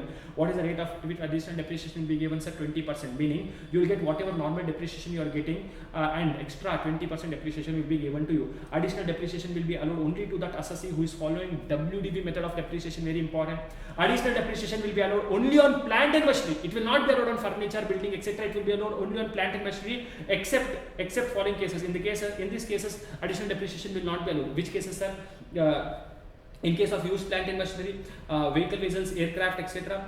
Then residential plant and machinery which is used in residential accommodation, plants and machinery which is used in office premises, and plant and machinery for which 100% deduction is claimed under income tax, any other provisions of income tax law. Please note, normally additional depreciation is allowed on plant and machinery except UV रो रहा है, UV रो रहा है, U for used plant and machinery, vehicle, vessel, aircraft, R for plant and machinery used in residential accommodation or office premises, and 100% deduction for which you have claimed. Additional depreciation will be allowed in the previous year in which the asset is put to use. If the asset is put to use for less than 180 days, then 50% will be allowed this year and 50% will be allowed in next year. Then what, sir? Now please note, capital gain in case of depreciation. Section 50 talks about capital gain in case of depreciation, WDV method of depreciation. Now what does it say? Now please note one thumb rule. One thumb rule is what, sir? WDV of asset can be 0, but it can never be negative. Now please note, under our business, in case of depreciable assets, you will get capital gain if see, when will I get capital gain, sir? If you have asset but not WDV. If you have assets with you but not WDV, you will get capital gain or capital loss. If you have WDV but not asset, you will be getting capital gain or capital loss. Meaning what, sir? You have sold all the assets. Please understand this carefully. If you say you have sold all the assets, and you for a price more than its WDV, you will get capital gain. You have sold all the assets at a price less than its WDV, you will get capital loss. You have sold only some of the assets but at a price more than its WDV, then also you will get capital gain. Meaning for claiming depreciation, you need positive WDV as well as positive assets. If you don't have positive WDV, or if you don't have assets with you, then you will either get short-term capital gain or short-term capital loss. Please note, in case of what is this? In case of depreciable assets, depreciable assets, the capital gain which you will get, it will always be short-term capital gain. It will always be what's a short-term capital gain. Now, in case of SLM method of depreciation, what we saw was WDV. In case of SLM method of depreciation, which follows individual asset system, depreciation is given for each and every asset individually, separately. In that cases, how do I find? What is that, sir? In that cases, how do I find capital gain, etc.? Very beautiful concept it has. See, now say for example, cost of asset is 100 lakhs, which is purchased on 15th of August 2021, and the rate of depreciation is 10% SLM. This asset was sold on 31st December 2023. Now first find the WDV in the year of sale. What was the WDV of the asset in the year of sale? 80 lakh rupees, because 2 years are over, so 2 years depreciation, 10 lakhs I have given. Now please note, asset is sold for 72 lakhs. Can I say asset is sold at a price less than its WDV? When the asset is sold at a price less than its WDV, obviously I am getting some negative figure. This negative figure is stated as terminal depreciation, and it is charged to profit and loss account. It is treated as expenses and charged to profit and loss account. If an asset is sold at more than its WDV, what is the WDV? 80 lakh rupees. If the asset is sold at a price more than its WDV, then the difference between a sale price and WDV will be treated as balancing charge. It will be treated as balancing charge. It will be deemed as business income in the year of sale. And if the asset is sold at a price more than its actual cost, then capital gain will come. In case of SLM method, capital gain will come only when the asset is sold at a price more than its cost. So say for example, asset is sold for 112 lakh rupees. If the asset is sold for 112 lakh rupees, can I say asset is sold at a price more than its cost as well as its WDV? In such cases, the difference between original cost and the sale value, which is 12 lakh rupees, this will be taken as capital gain, and the difference between original cost and WDV of that asset will be taken as balancing charge. Now, actual cost of asset. What do you mean by actual cost? Of section 43(1) says actual cost is your purchase price plus all the expenses incidental to purchase of that asset. All the expenses incurred for bringing that asset into put to use condition, like transportation expenses, packing charges, insurance charges, etc. You take all the expenses and subtract government grants and sale proceeds from trial runs, if any you have received. That will give you actual cost. Now please note, these expenses will be added to actual cost only if these expenses are paid through any mode other than cash. Meaning if these expenses are more than 10,000 rupees, then it should be paid by account pay check, account pay demand draft, or any other electronic clearing system such as UPI, debit card, credit card, or other net banking transfers, etc. Now please note, any payment of expenses more than 10,000 rupees should be made in following ways only. Now please note, many times it may happen that my business stocking trade will be converted into business asset or capital asset. Then in that cases, in the year of conversion, whatever the fair market value of that asset was there, that will be taken as actual cost. Then if asset is acquired by way of gift or will or inheritance, then say someone is gifting me the asset, then the actual cost of that asset for me will be the actual cost of that previous owner less notional depreciation as if it was used for business purpose. Then what, sir? Very important is this building. If any building which was used by you for your personal purpose is now put to use for your business purpose, then you will have to the actual cost for you for business purpose will be the actual cost of building less notional depreciation from the date of purchase till the date of using it for business purpose. Depreciation will give for that period for which it was for personal use, as if it was a business asset. Now please note, this concept of depreciation, notional depreciation for personal asset is applicable only for buildings. Meaning if it is any other asset, like I have a car which I was using for personal purpose, now I am using it for business purpose. In such case, the actual cost of this car for my business purpose will be taken as actual cost of purchase of the car itself. Okay, it will be taken as actual cost of purchase of this car itself. But if it is a building, then whatever the actual cost of this building is there, from that subtract depreciation at the rate of 10% from the date when it was purchased till the date it is put to use for your business purpose. But in case of all other assets, you don't have to follow this concept. In case of all other assets, whatever price you have purchased it, say I purchased a laptop 5 years back at 30,000 rupees. Today I am starting my business. I am using it for my business. Actually, if you see depreciation, I would have already provided for this laptop. But still, they say because you are using it for a personal asset is now used for business purpose. No, the actual cost of this asset will be taken as 30,000 rupees only, which is actual purchase price. Now they have given this beautiful example in your book.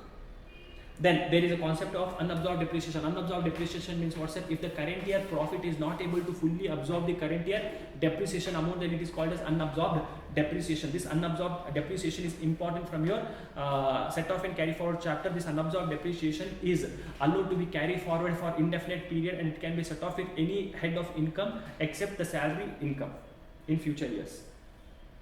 Then we have 43 CA. Many times it may happen that you may purchase the asset from foreign country, therefore you will have to make the payment to them. Whenever you are making the payment to them due to fluctuation in foreign currency, you may have to pay higher amount or lower amount.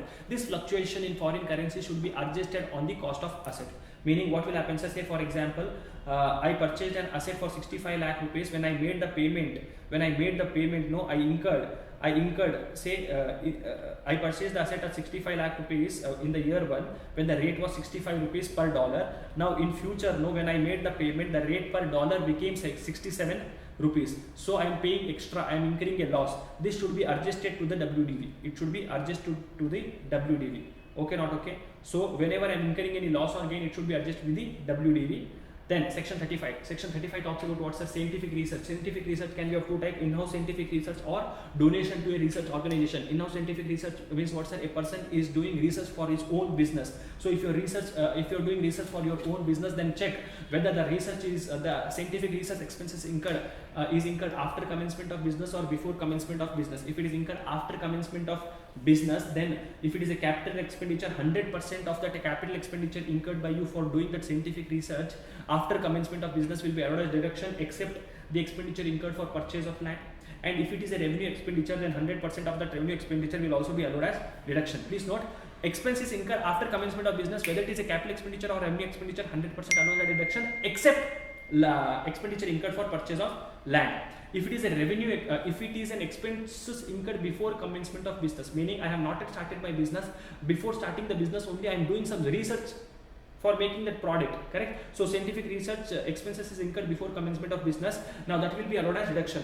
Whether it is a capital expenditure or a revenue expenditure, it will be allowed as deduction, provided these expenses should be incurred within 3 years before the commencement of business. Meaning I have started the business today, 3 years before start of business will be allowed as deduction. Any period before that 3 years period will not be allowed as deduction. So from date of starting of the business, go 3 years back.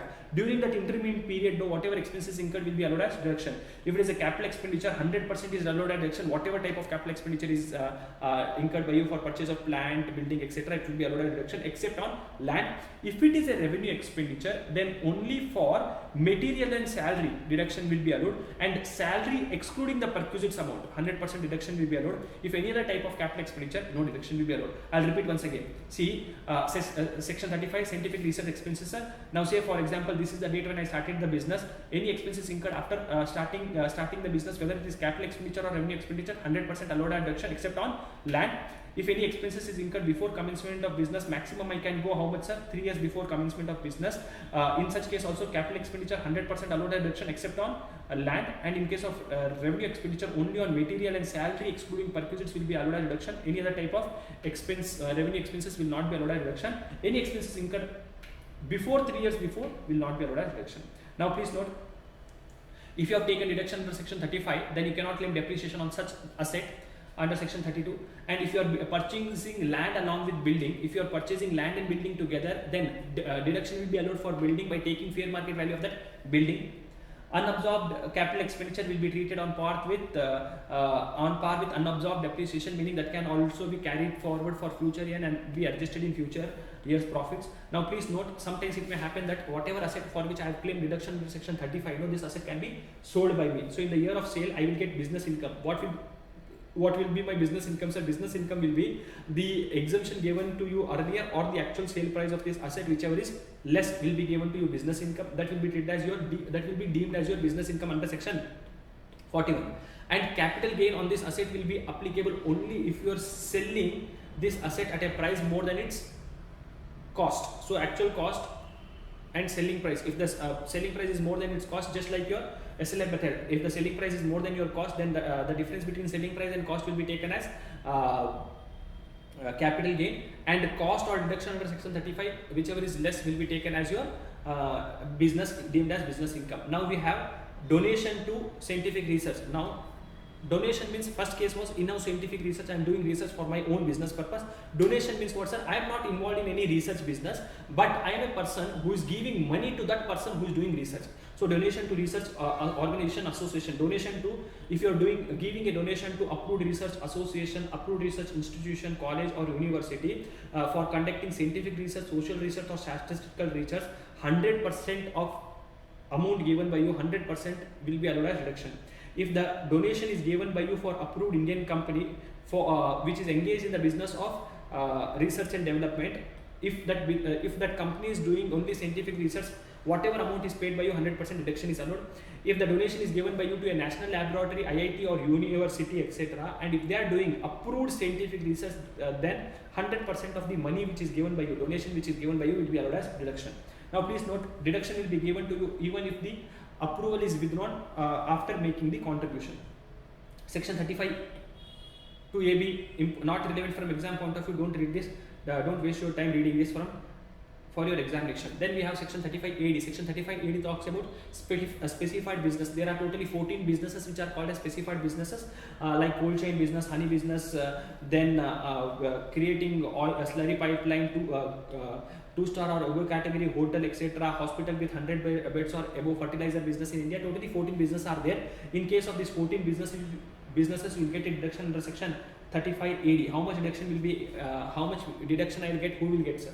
Any type of assessee, it does not matter whether you are individual, HUF, firm, UPBI, etc. If you are any type of assessee, you will get if you are any type of assessee engaged in the business of scientific research, you will any type of capital expenditure you incur for this business will be allowed as deduction, except the capital expenditure incurred for purchase of land, goodwill and financial instruments. Now please note, you are any type of assessee engaged in any specified business, which is 35 AD business, 14 businesses, you will get deduction for capital expenditure incurred by you. Any type of capital expenditure incurred by you, 100% deduction you can claim under section 35 AD. 100% deduction you can claim under section 35 AD, except on 3 types of capital expenditure. What are these 3 types of capital expenditure? Land, goodwill and financial instruments. You are purchasing land, or you are taking goodwill of some other company, or you are purchasing financial instruments. Except on these 3, any other type of capital expenditure you are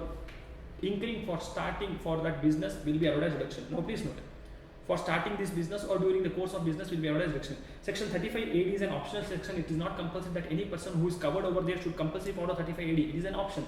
Section 35 AD deduction will be given only if you only if your business is a new business. If it is deduction will not be given under 35 AD if it is splitting up of existing business or reconstruction of existing business. The business should be completely new. Then the plant and machinery in your business also should be new plant and machinery. However, exception is there. 20% of your total plant and machinery can be old, and imported second-hand plant and machinery will also be treated as new plant and machinery. Now deduction under deductions, section 35 AD. What is the deduction which will be given, sir? It will be given for capital expenditure. If you incur any capital expenditure before commencement of business, then it will be allowed in the year in which business is commenced. It will be allowed in the year in which business is commenced, provided you capitalize all these expenses in your books of accounts. If you are incurring any capital expenditure after commencement of business, it will be allowed as deduction in the year in which it is incurred. Then no double deductions can be claimed. If any deduction is claimed under this section, no deduction can be claimed under any other section for the same expenses under income tax law. No depreciation will be allowed if you have claimed deduction under section 35AD. And this asset which for whom you have claimed deduction under section 35AD, no, there is a lock-in period of 8 years. For a period of 8 years, you cannot sell this asset. If you sell this asset, then it is deemed as your business income. There is a lock-in period of how many years, sir? 8 years. So consequences, if the asset is transferred within the period of 8 years, if the asset is transferred within the period of 8 years, then what will happen, sir? If the asset is destroyed or demolished or discarded or transferred within a period of 8 years, then the amount which you receive at that time will be deemed as your business income. But what if the asset is put to use for another business? Meaning from specified business, I have two types of business. One is specified, one is non-specified. From specified, I am transferring it to non-specified. In that cases, lawmaker says then for that new company, the cost of this asset will be the deduction claimed by the old company less notional depreciation from the date of purchase till the date of transferring to the new business. And for that specified business, capital gain amount will be same. Whatever deduction I had given less, not capital gain amount, deemed business income will be whatever deduction was given less depreciation for the period from the date it was used for that specified business till the date it is used for normal businesses. Now I have given some examples over here. Now please note, specified business set off and carry forward of losses of specified business. Specified business loss can be adjusted only with specified business profit. It can be set off with only specified business profit. It can be carried forward for a number of years. Okay, next is what's a preliminary expenses, section 35D. Now there is one small, just one single line amendment under this section 35D called as what's a preliminary expenses. Any expenses which is incurred by you before commencing a business or before starting a new business or before setting up a new business or or if you are incurring any expenses for extension of existing business is called as preliminary expenses. Preliminary expenses is allowed a reduction only if you are a resident assessee, whether you are an Indian company or resident individual or resident other type of residence assessee such as individual, HO firm, AOP, BI, etc. Only if you are a resident, deduction will be given under section 35D. Deduction will be given for expenses incurred before commencement of business or before after commencement of business for setting up of a new undertaking or extension of existing business. Deduction will be allowed in 5 equal installment from the year in which the business is commenced. Deduction will be allowed how much, sir? If you are an Indian company, then whatever actual expenses is incurred by you, or 5% of capital employed or 5% of cost of project, 5% of capital employed or 5% of cost of project, take whichever is higher, compare that whichever is higher with actual expenses incurred, whichever is less will be allowed as deduction. For other resident assessee, it is 5 amount actual expenses which is incurred by them or 5% of cost of project, whichever is less will be allowed as deduction. Sir, what do you mean by capital employed over here? Capital employed means your owner's fund, shareholders fund, which is nothing but share capital. Capital employed means the amount which is employed in the business. Share capital plus debentures plus long-term borrowings except reserves and surplus. Cost of project means what's the amount which is invested in that particular fixed assets of that company. Amount invested in fixed assets of the new project as per the books of accounts. Now please note, preliminary expenses means what, sir? Preliminary expenses means the expenses, only these expenses are covered treated as business, only these expenses are treated as preliminary expenses. Any expenses apart from this will not be taken as preliminary expenses. What are these expenses? Expenses which incurred for preparation of feasibility study report, preparation of MOA, AOA, legal expenses, engineering expenses, marketing expenses, and expenses incurred for public issue of shares and debentures. Now please note, what is that amendment you were talking about, sir? Under this section, the audit and you are supposed to give a certificate from a chartered accountant that this is my total preliminary expenses before filing your income tax return. 1 month before filing your income tax return.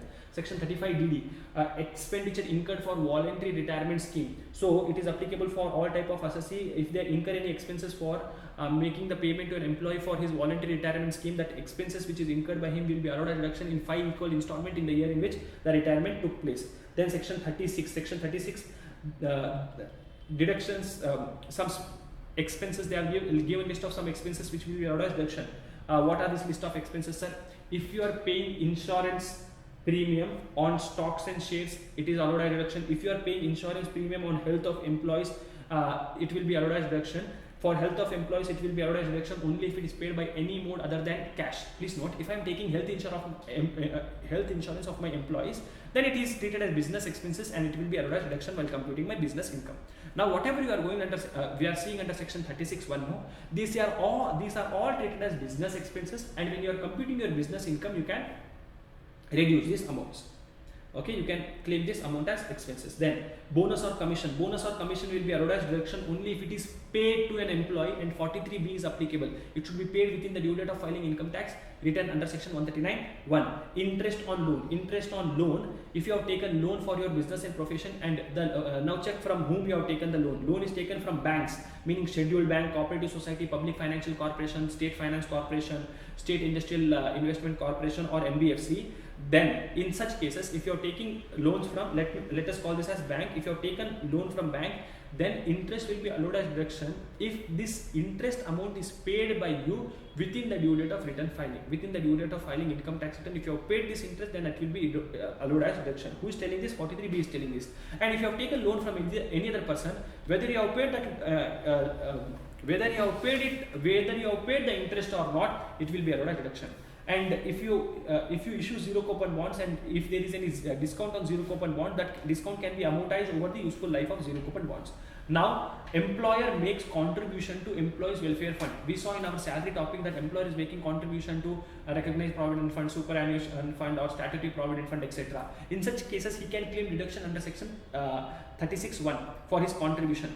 Employer's contribution to employees welfare fund, if the employer is contributing to recognized provident fund, approved superannuation fund, approved gratuity fund, or any other approved welfare funds, then he can claim deduction subject to 43B, meaning only if it is paid within the due date of, only if the contribution is made, only if the amount is deposited in that fund within the due date of filing return, income tax return under section 139(1). And employee can also claim the deduction for making contribution to 80CCD pension fund. How much deduction can be claimed, sir? Amount of contribution made by him, or 10% of salary. 10% of salary over here, salary means basic plus DA in terms. This is very important, please note. Okay, this also will be allowed as deduction provided you have paid within the due date of return filing. Now please note, employee's contribution. What actually employee cannot directly contribute to the welfare fund. You saw that example which we saw. There was a fund, employee is contributing, employer also is contributing. Employee cannot directly contribute. He will give his contribution money to employer, and employer is going to contribute on his behalf. Now this employee, whatever contribution is made by the employee, it will first be given to himself, employer, and employer should put that money in this fund. Correct? Now it will be, as soon as the employer receives the money from the employee, it will be treated as his business income, and deduction will be given to employer only if he has deposited that money to that fund within the due date of that fund. Employee's contribution to PF, superannuation, or employee state superannuation or employee state insurance corporation, or any other welfare fund, first it is treated as business income for employer, and deduction will be allowed only if it is paid within the due date of that particular act. Then if you have any bad debts, you can claim a deduction for that bad debts. If it is a business related bad debts, deduction will be allowed. If it is a loan related bad debt, deduction will not be allowed unless until it is giving loan is only your business. For example, I am Priya Sarees. I have sold sari to someone. The person to whom I have sold the sari is not giving me money. So this is a bad debt related to my business. I have given loan to someone. Now this person to whom I have given loan is not paying me my loan amount. In such case, these are treated as my loan related bad debts.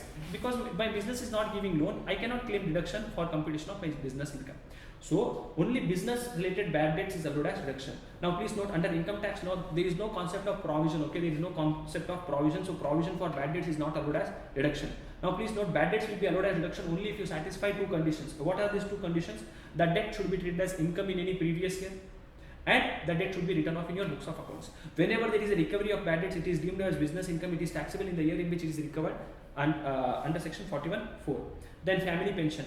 Family pension expenses. If any company is family pension or family planning expenses. If any company, if only companies, this deduction is allowed only for companies. If any company is incurring an expenses for family planning, if it is a revenue expenditure, it will be allowed as deduction. But 100% of that revenue expenditure will be allowed as deduction in the year in which it is incurred.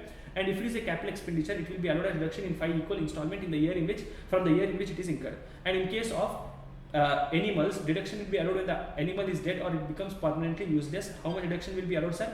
Whatever cost of animal is there minus scrap value of that animal. And if you are a person who is involved in the trading business, then security transaction tax and commodity transaction tax can also be taken as your business expenses. All the other expenses apart from what is covered under section 30 to 36. See, 30 to 36 talks about specific expenses.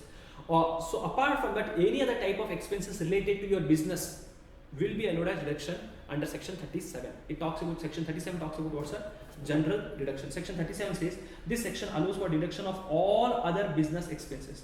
However, business losses is not covered under this section. Now please note conditions to claim deductions under section 37.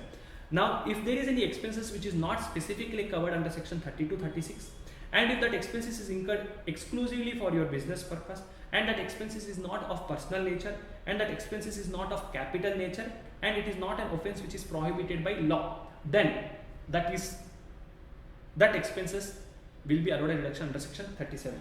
Now please note, you are paying penalty. Penalty is paid by you for breach of law and breach of contract. If it is paid by you for breach of law, it is not allowed a deduction, and if it is paid by you for breach of contract, it is allowed a deduction. Breach of law means what, sir? You are breaking traffic signal, you are breaking the law, you are paying penalty, not allowed a deduction. You have entered into a contract with someone, you are breaking that contract, the terms of that contract, you are paying penalty, that will be allowed, because it is business related, it will be allowed a deduction. Now salary which you are paying to your employees, allowed a deduction. Salary paid by partners only to working partner will be allowed a deduction. If it is paid to sleeping partner, not allowed a deduction. Salary paid to directors of the company, allowed a deduction. Salary paid, leave salary is also allowed a deduction. Now insurance premium, very important. If you are paying life insurance premium of your employees, not allowed a deduction. Health insurance, keypad insurance, stock insurance, all these insurance are allowed. Advertisement expenses is normally allowed as deduction. Whatever advertisement expenses you are incurring, it will be allowed as deduction, except the advertisement expenses incurred if you are doing an advertisement in political party, newspaper, pamphlet, brochure, etc. Then that advertisement expenses will not be allowed as deduction. Then corporate social responsibility spend you are doing, CSR spends you are doing, it is not written as your business expenses, not allowed as deduction. You are paying taxes, penalty, late fee. Now check what type of taxes it is. If you are paying direct tax, anything under direct tax means income tax, any type of income tax you are paying, whether it is tax, surcharge, cess, or interest under income tax law or penalty under income tax law, nothing will be allowed as deduction. But if it is an indirect taxes like GST, custom duty, etc., while computing your business income, you can claim it as deduction only for taxes and interest amount. Penalty can never be taken as deduction. Any other type of expenses or all other type of expenses like telephone expenses, internet, printing, stationery expenses will be allowed as deduction while computing your business income.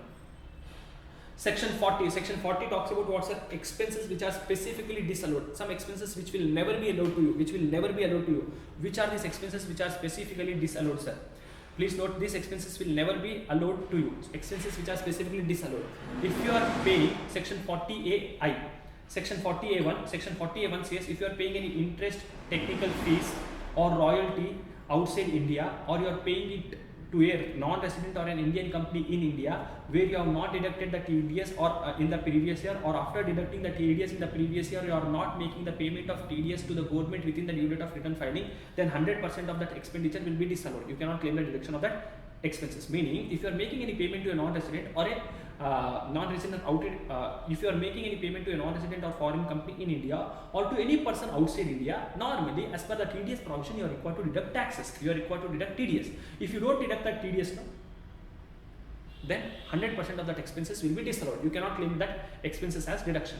Or you are deducting the TDS but not paying it to the government, then also you cannot claim the expenses while computing your business income. Similarly, if you are paying any type of money, if you are paying any sum to a resident for which TDS provision is applicable, and you have not deducted TDS in the previous year, and or after deducting the TDS in the previous year you have not paid it to the government within the due date of filing return under section 139(1), then 30% of such expenses will be what, sir?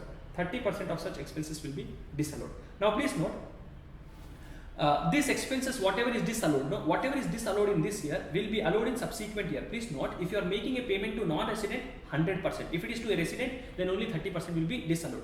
So in this year, 30% or 100% will be disallowed. This amount, whatever is disallowed in this year, will be allowed in a future year once the payment is made. So whatever disallowance you have got in this year will be allowed subsequently when the TDS is deducted in next year, or deducted in the previous year and paid after the due date of return filing. Now please note, this provision shall not apply if the recipient, now say for example,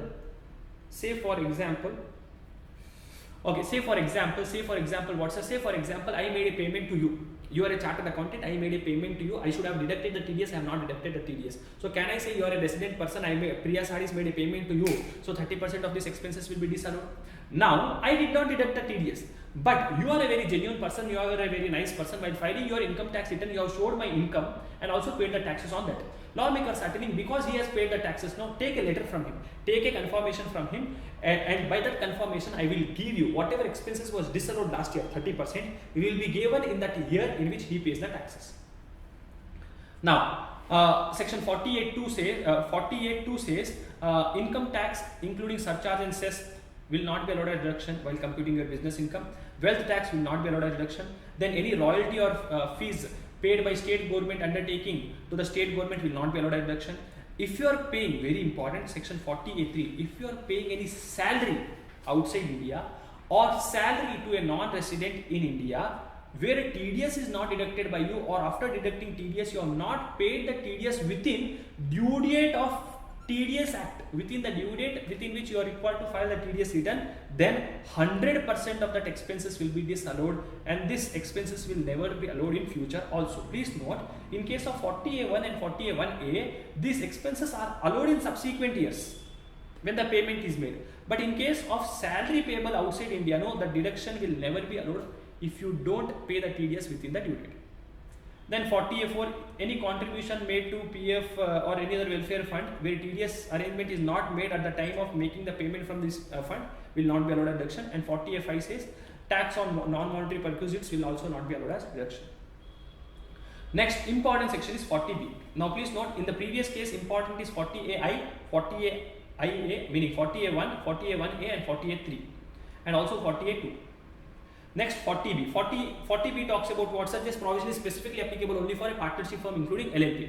So if you are paying any remuneration or interest to a partnership firm or a limited liability partnership, what do you mean by remuneration, sir? Remuneration over here means salary, wages, bonus, commission, and interest over here means interest on capital or loan. So if you are paying any remuneration and interest will be allowed as deduction only if it is authorized by partnership deed. Meaning if you don't, it should be mentioned in partnership deed. If there is no partnership deed, it will not be allowed. Remuneration and interest will not be allowed. If partnership deed is there but it does not talk anything about interest and remuneration and interest, then also deduction will not be allowed. Partnership deed is there but about remuneration it is talking, interest it is not talking, it will not, interest deduction will not be given. In simple words, remuneration and interest will be allowed as deduction only if it is mentioned in partnership deed, only if it is specified in partnership deed. Remuneration and interest will be allowed prospectively and not retrospectively. How much deduction will be allowed, sir? To whom the deduction will be allowed? Partners can be of two types, working partner and sleeping partner. Now remuneration and interest paid to partners. If remuneration, in case of remuneration, no, only remuneration paid to working partners will be allowed as deduction. Remuneration paid to sleeping partner will never be allowed as deduction. If it is a remuneration, if it is an interest, then interest paid to working partner will be allowed as deduction. Interest paid to sleeping partner also will be allowed as deduction. Whatever type of partner you are, if it is an interest is on the money which is invested by you in the business. Therefore, for that, whether you are a sleeping partner or you are a working partner, it will be allowed as deduction. But in case of what, sir? In case of remuneration means salary, etc. Only if you are working, I will give you deduction for remuneration. Now, maximum interest allowed as deduction is 12% as per income tax law. Maximum how much you can use at 12% per partner. If it is more than 12%, restricted to 12%. If it is less than 10%, whatever lesser amount is there. Remuneration, how much remuneration is allowed as per 40B, sir? Remuneration is allowed based on your book profit. So how much is your book profit? Check your book profit.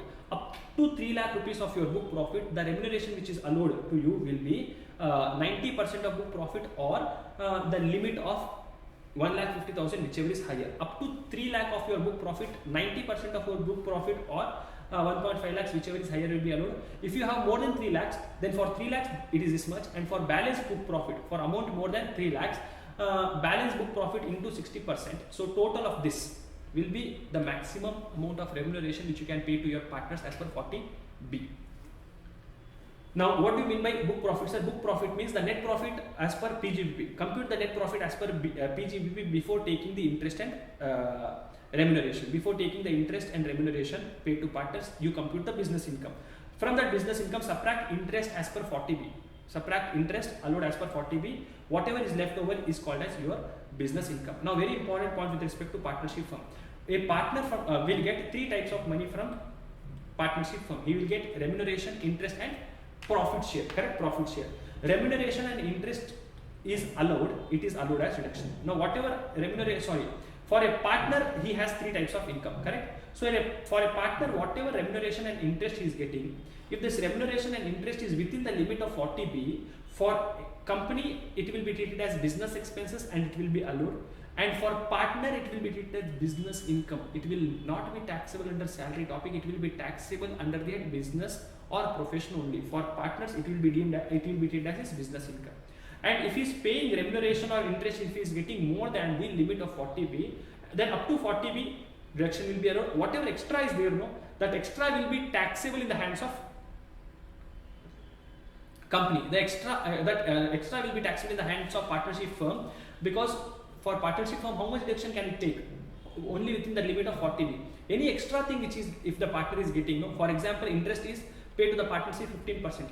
While computing business income, you take deduction of 12%, 3% is disallowed. No, so this 3% is anyways taxed in the hands of company.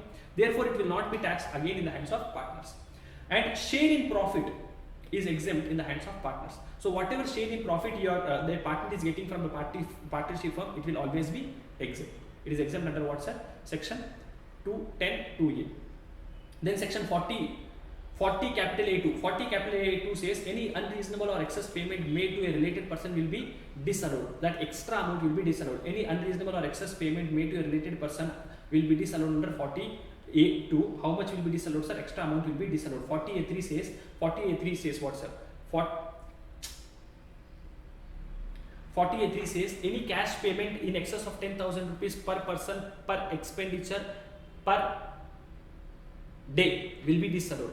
So any assessee makes any payment for a single expenditure to a single person in a single day in excess of rupees 10,000 by any mode other than account paid check, account paid demand draft, or any other electronic clearing system, then such expenses will be disallowed. How much, sir? It will be fully disallowed. This limit of 10,000 will be 35,000 if you are making the payment to a transport undertaking.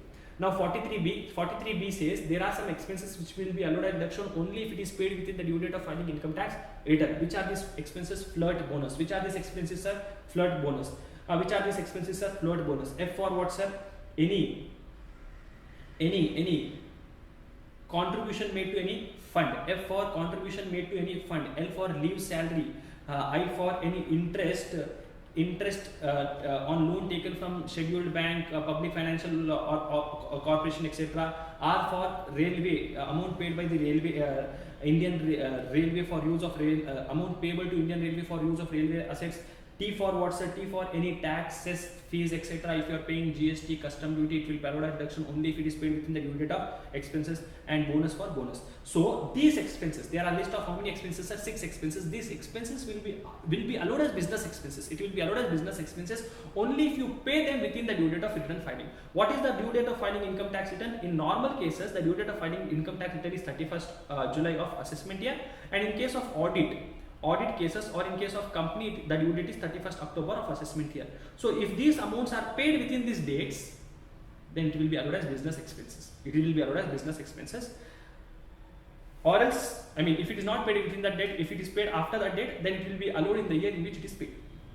If the above payment is made after the due date, then such expenditure will be allowed in the year in which such payment is made. How to solve PGP question? Direct method is there, indirect method is there. Direct method, you take the income, subtract the expenses, that is your business income, PGP income. Indirect method is means what, sir? They will give you profit and loss account in the question. They will give you what is the net profit of the company and what are the adjustments in the profit and loss accounts. According to that, you will have to create your business income. So you take net profit as per books of accounts, add all the expenses which is disallowed, which is not allowed while computing business income but which is shown in the profit and loss account, add all the incomes which is not add the incomes which are supposed to be taken while computing business income but you have not taken, subtract all the expenses which are debited to profit and loss account but which is not treated as business expenses as per the provisions which we have just now saw, and subtract also all the incomes which are required to be considered by you separately. That will give you the business income. Now we have presumptive taxation 44 ADA, 44 AD, ADA and 44 AE. 44 ADA, presumptive taxation, pay the taxes at presumptive on presumptive basis for business or non-specified profession. So if you are a resident individual, HUF or a firm except an LLP who is involved in any type of business and non-specified professionals and excluding agency business, commission business, and excluding those people who are covered under 44AD and 44AE, for those people 44AD is applicable. So 44AD is applicable to resident individual HUF firm who is involved in any type of business. Okay. It will be applicable if the total turnover of that person is up to 2 crores. It is not more than 2 crores. It is up to 2 crores. Then if your total turnover is up to 2 crores, then your business income will be equal to 8% of turnover, or business income will be equal to 6% of turnover. Meaning, you don't have to do the computation as per above provisions. You ignore all the above provisions, section 30, 31, 32, all this provision you ignore. Directly come to me, directly come to 44AD, see your turnover into 8% or turnover into 6%, turnover into 8% and or turnover into 6% will be treated as your business income. Turnover into 8% should be taken normally, but you can take turnover into 6% as your business income if all the sale proceeds are received by whatever sales you have made during the previous year are received by you through account pay check, account pay demand draft or any other electronic clearing system within the due date of filing return of income. Okay, so say for example, I have total sales is 1.8 crores. Now out of that 50 lakh rupees I have received in cash. So I will apply 8% of 50 lakhs. 40 lakh rupees I have received by ECS, electronic clearing system. I will take 6%. So you should take either 6% or 8% depending upon how you have received and when you have received. Then now note please, very important point. Now your income, business income. What is business income, sir? All the incomes less expenses you do, you will get business income, correct? PGP income. Here they are telling you don't have to do all those things. Take your turnover into 8% and or 6% will be taken as your business income. So will I get deductions under section 30 to 37 again from this business income? Answer is no. No deduction under section 30 to 37 will be allowed. And similarly 40B benefit for partnership firm also will not be allowed. Sir, if I want to show higher income, if I want to show income more than 8%, more than 6%, can I show, sir? Yes, 100% you can show higher income. If the assessee wants to declare PGP income lower than this limit, sir, what if I want to show income lower than 8%, 6%? In such cases, you normally cannot do that. If you want to do that, then you will have to maintain your books of accounts and get it audited by a chartered accountant or cost accountant. Sir, will I get chapter 6A deduction from this income, sir? Answer is 100% yes. Chapter 6A deduction under section 80, etc. will be allowed to you. Will be allowed to you even if you have computed your income under presumptive basis. And brought forward losses, sir, I have losses for my previous year. Can I adjust my previous year losses with the income of this under presumptive basis? Answer is 100% yes. Now please note, in case any person follows 44AD, then a lock-in period is there. What is this lock-in period is telling, sir? If a person is opting for 44AD, say for year 1 I have selected 44AD. For next 5 years I will have to compulsorily follow 44AD. For next 5 years I will have to compulsorily follow 44AD. But in between these 5 years, if in any year I come out of 44AD, if I opt out of 44AD, for next 5 years I can never opt for 44AD. Say for example, year 1 I had opted for 44AD, that means from year 2 to year 6 I should opt for 44AD. But in year 3, what I have done, I have opted out of 44AD. So for next 5 years, I cannot opt for 44AD. Never I can opt for 44AD for next 5 years. Now section 44ADA is applicable for professionals, specified professions. Who are these specified professions? I lift come. What is this I lift come, sir? If you are a chartered accountant, cost accountant, if you are an architect, if you are an interior designer, if you are a legal profession, if you are an IT profession, if you are a film artist, if you are a T for technical profession, company secretary, medical profession or an engineer, then you are covered over here. So 44ADA, you are covered under 44ADA. If you are a resident individual or a resident partnership firm excluding LLP and you are involved in any specified profession, I lift come, and your gross receipts is up to 50 lakh rupees. Your gross receipts is up to how much, sir? 50 lakh rupees. Then you can take the benefit of 44ADA, wherein your business income will be taken as 50% of your gross assets. Whatever gross assets you have, into 50% will be taken as your business income. Now, you will not, so this will be your business income. You will not get any deduction from section 30 to 37 for your business expenses. 40B benefit also will not be given for partnership firm. If you want to show higher income, you can definitely show that higher income. If you want to show lesser income, you normally cannot show. But if you want to show, then you will have to maintain your books of accounts and get it audited by a chartered accountant or a cost accountant. Chapter 6A deduction will not be allowed to you. Then brought forward losses can brought forward losses can be set off against this business, etc. Meaning same provisions as applicable to the previous case is applicable to this person also. Very important is this 44A. 44A is a benefit which is given to a transporter. It is a benefit which is given to whom, sir? A transporter or a person who is involved in the business of goods carriage. So it is applicable to all the types of associates who is in the business of playing, hiring, leasing of goods carriage and who has up to 10 trucks, only up to 10 trucks at any time during the financial year. You should not have more than 10 trucks at any time during the financial year. So now these trucks, now you divide into two categories: heavy vehicles and other vehicles. For heavy vehicles means what, sir? That vehicles which can whose gross vehicle weight is more than 12 tons, and other vehicles is those vehicles other than heavy vehicles.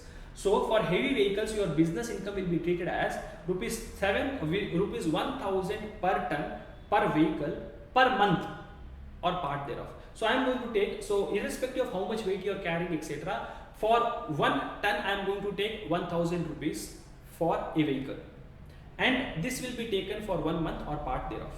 And if you have other than heavy vehicles, then for you the presumptive income will be equal to 7,500 per vehicle, 7,500 per vehicle per month or part thereof. Now month over here should be considered from the date of purchase of that vehicle and not from the date when the vehicle you have started using that vehicle. Now the last point in our business income topic is maintenance of books of accounts. Section 44AE talks about what's the maintenance of business books of accounts. Now if you are a specified profession means I lift come, you will have to maintain your books of accounts if your gross receipts is more than 15 lakh rupees in all the 3 preceding financial year. If you have started your business in this year only, then if your this year's business is likely to exceed 1.5 lakhs, then you will have to maintain your books of accounts. Which books of accounts you will have to maintain? You will have to maintain those books of accounts which are specified in rule number 6, like cash book, journal, ledger, carbon copy of invoices whose expenses of more than 25 rupees, original copy of invoices for which expenses you have incurred more than 50 rupees. And if you are a medical professional, you will also have to maintain daily case registers and stock registers if you are also selling medicines. Now if my gross receipt is not more than 1,50,000 in all 3 years, and if my I have started the business current year only, and if my current year business income, my professional income is not likely to exceed 1.5 lakhs, then I will have to maintain books of accounts which will help the assessing officer to compute my business income. Then if I am a non-specified professions, meaning I am not a specified profession, I am not I lift come any other person, I am doing all the other types of business, or I am non-specified professions, then I will have to maintain books of accounts if my profit is more than 1,20,000 or my turnover is more than 10 lakhs. And if I am an individual and HUF, this profit limit will become 25 lakh, profit limit will become 2.5 lakhs, and turnover limit is 25 lakhs. I will have to maintain books of accounts only if my profit is more than 2.5 lakhs or my turnover is more than 25 lakhs. Now please note, should I this profit and turnover, etc., you should see for any 3 years. Now in last 3 years, in any year, if it is more than this limit, you will have to maintain books of accounts. Which books of accounts you are going to maintain, sir? You will have to maintain such books of accounts which will help the assessing officer to compute your income.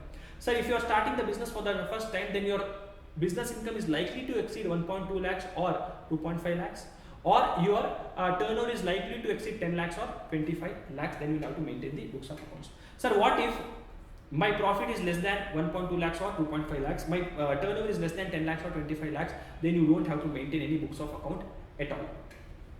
Now please note, these books of accounts are required to be audited by a chartered accountant. Section 44AB says the books of accounts is required to be audited. Audit of books of accounts by chartered accountant. If your business, if you are a person who is doing a business, you will have to get your books of accounts audited by a chartered accountant if your turnover is more than 1 crore rupees or your gross assets is more than 1 crore rupees. This 1 crore limit will be 10 crores if your business is completely online. Meaning, if your total cash payments and total cash receipts is only 5% of total payments,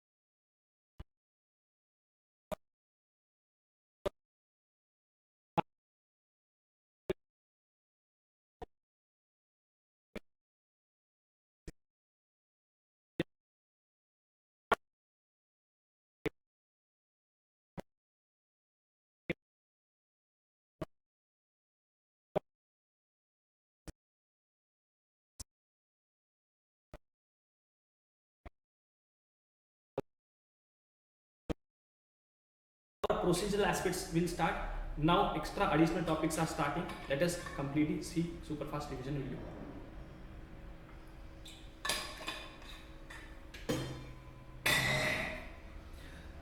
Now next is clubbing of income of other person included in assessed total income, clubbing of income, section 60 to section 64. Section 60 says transfer of income without transfer of asset. So if you are transferring income without transferring the asset, then that income which is transferred by you, that will be clubbed in your hands. Then section 61 says revocable transfer. If you are transferring an asset with a condition that the transfer asset will come back to me on a future year, then it is called as revocable transfer. In case of revocable transfer, whatever asset is received, though it is whatever income is received from the asset which is transferred by you, will be clubbed in your hands.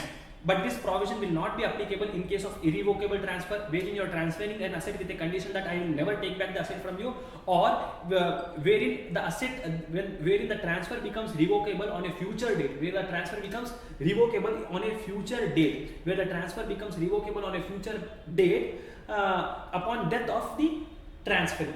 Okay, in these two cases, it will be taxable in the hands of transferee itself.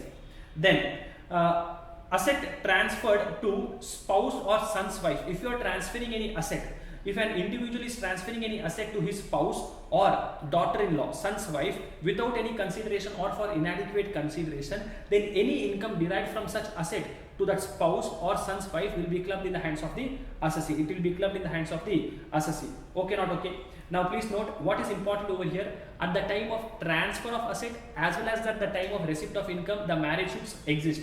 Marriage should exist. You should be married, okay, at the time of transfer as well as at the time of receipt of this income. This provision shall not apply in case of divorce and agreement to live apart. Now clubbing under section 64 shall not apply for transfer of house property. Now if you are transferring any house property to your spouse for inadequate consideration or for no consideration, then section 27 will be applicable. Deemed owner concept will be applicable. Section 64, meaning this clubbing provision shall not apply. What provision will be applicable if a house property is transferred? 27 provision will be applicable. Section 27. Now I have given different income. Say for example, I am transferring a car to my wife. Whatever income, rental income my wife is getting by giving this car on rent will be clubbed in my hands. Now I have gifted shares of Reliance company, Reliance Industries worth rupees 10 lakhs to my wife. Whatever dividend she is getting will be clubbed in my hands. By selling these shares, if she gets any capital gain, that also will be clubbed in my hands. Now I gave an FD of 10 lakh rupees to my wife. Whatever interest she is getting on this FD will be taxable or it will be clubbed in my hands. Now please note, she closed the FD, she encashed the FD, she got the money. By this money she purchased a car. Now from this car, whatever income she gets, that also will be clubbed. Sir, but the asset which you have transferred is not there only, no? Yeah, lawmaker says whatever asset you have transferred, if there is any change in form of the asset, then also the income received from that new asset will also be clubbed in my hands. Now please note, very important one. Next point is very important. I am giving an FD of 1 crore rupees to my wife. Whatever interest she is receiving on this FD, definitely it will be taxable in my hands. Now my wife closed this FD, she encashed this FD and she got 1 crore rupees. She had her own 50 lakh rupees. She had her own 50 lakh rupees. With this entire 1.5 crores, she purchased a house. From this house, she is getting a rental income. How much rental income will be clubbed in my hands, sir? Will this entire rental income of 5 lakhs be clubbed in my hands? Answer is no. Only proportionate to my contribution. 5 lakh rupees is the rental income into my money which is given by me. Money given by me is 1 crore divided by total money invested for this property is 1.5 crores. Only this will be clubbed in my hands. Okay, similarly there are some other examples also. Now if you are doing any business, meaning please note, if the money given by the spouse is invested in the business, then the profits of business will be clubbed in the hands of the assessee if the money given is included in the opening capital of that business. If it is included in the opening capital of that business. Let me read this point. Business income will be clubbed in the hands of the person who is giving the money on the basis of the capital employed by that person, only if such capital employed on the only if that money is included in the capital employed. Say for example, I am doing a business, sari business. Now I am doing a sari business. I started this business on 1st April 2023. For starting this business, I took 10 lakh rupees from my wife. So and I had my own 15 lakh rupees. So what this year I made a profit of 20 lakh rupees. So 20 lakhs into 10 divided by 25 will be taxable in my wife hands. It will be clubbed in my wife hands. Now I started the business on 1st of April 2023. I received 10 lakh rupees from my wife on say 10th of April. 10th of April. So is this 10 lakh rupees included in the opening capital? No. So whatever income I have earned in this year, no, will not be clubbed in my wife's hands. So income will be clubbed in the hands of spouse if the money, business income will be clubbed only if that money given by the spouse is included in the opening capital. Next, what's up? Now, income of spouse from a concern where assessee has substantial interest. Now, say for example, if I am having substantial interest in any company, substantial interest means 20% or more equity shareholdings or voting rights, etc. If I have any substantial interest in any company, and if that company is paying remuneration to my wife, even when she does not have any professional or technical qualification, then whatever remuneration my wife is receiving will be clubbed in my hands. Where any remuneration has been paid by any concern, where any remuneration is paid by any concern in which assessee has substantial interest, wherein assessee has substantial interest, the remuneration is paid to the spouse of that assessee, even when the spouse does not having any professional or technical qualification, then that remuneration will be clubbed in the hands of the assessee. Now sir, what if, say for example, Akshay Kumar has substantial interest in Dharma Production. Dharma Production is paying remuneration of 5 lakh rupees to Akshay Kumar's wife Twinkle. This she does not have any professional technical qualification. This will be clubbed. Sir, what if wife has some professional technical qualification? No clubbing will happen. Sir, what if both of them have substantial interest? Now please note, when I say substantial interest, you should take substantial interest by taking into your own substantial interest should be taken for assessee as well as relative, meaning when I see substantial interest in a company, I will see what holding I have in the company along with my relative's holding. Relative over here will include spouse, brother, sister, alien resident and alien dissident. Now the question comes over here is, what if sir, both of the spouse are having substantial interest in the company and both of the spouse are receiving remuneration from the company and both of them are not having professional and technical qualification. In such case, will clubbing provision apply? Answer is yes. The income will be clubbed in the hands of that spouse who has higher income before clubbing this income. Before clubbing this income, no, whichever assessee has the higher income, in that assessee's hands clubbing will be happening. Sir, what if both the assessees don't have any other income? In such cases, no clubbing will happen. Now, when both of them have substantial interest, then clubbing will happen in the hands of that assessee who has higher income before clubbing this particular income. And if both the assessee have substantial interest and both don't have any professional or technical qualification and both don't have any other income, then no clubbing will be applicable. I given some question. Then clubbing of minor child's income. Minor child's income, any income earned by a minor child will be clubbed in the hands of his or her parent. The clubbing will be happening in that parent.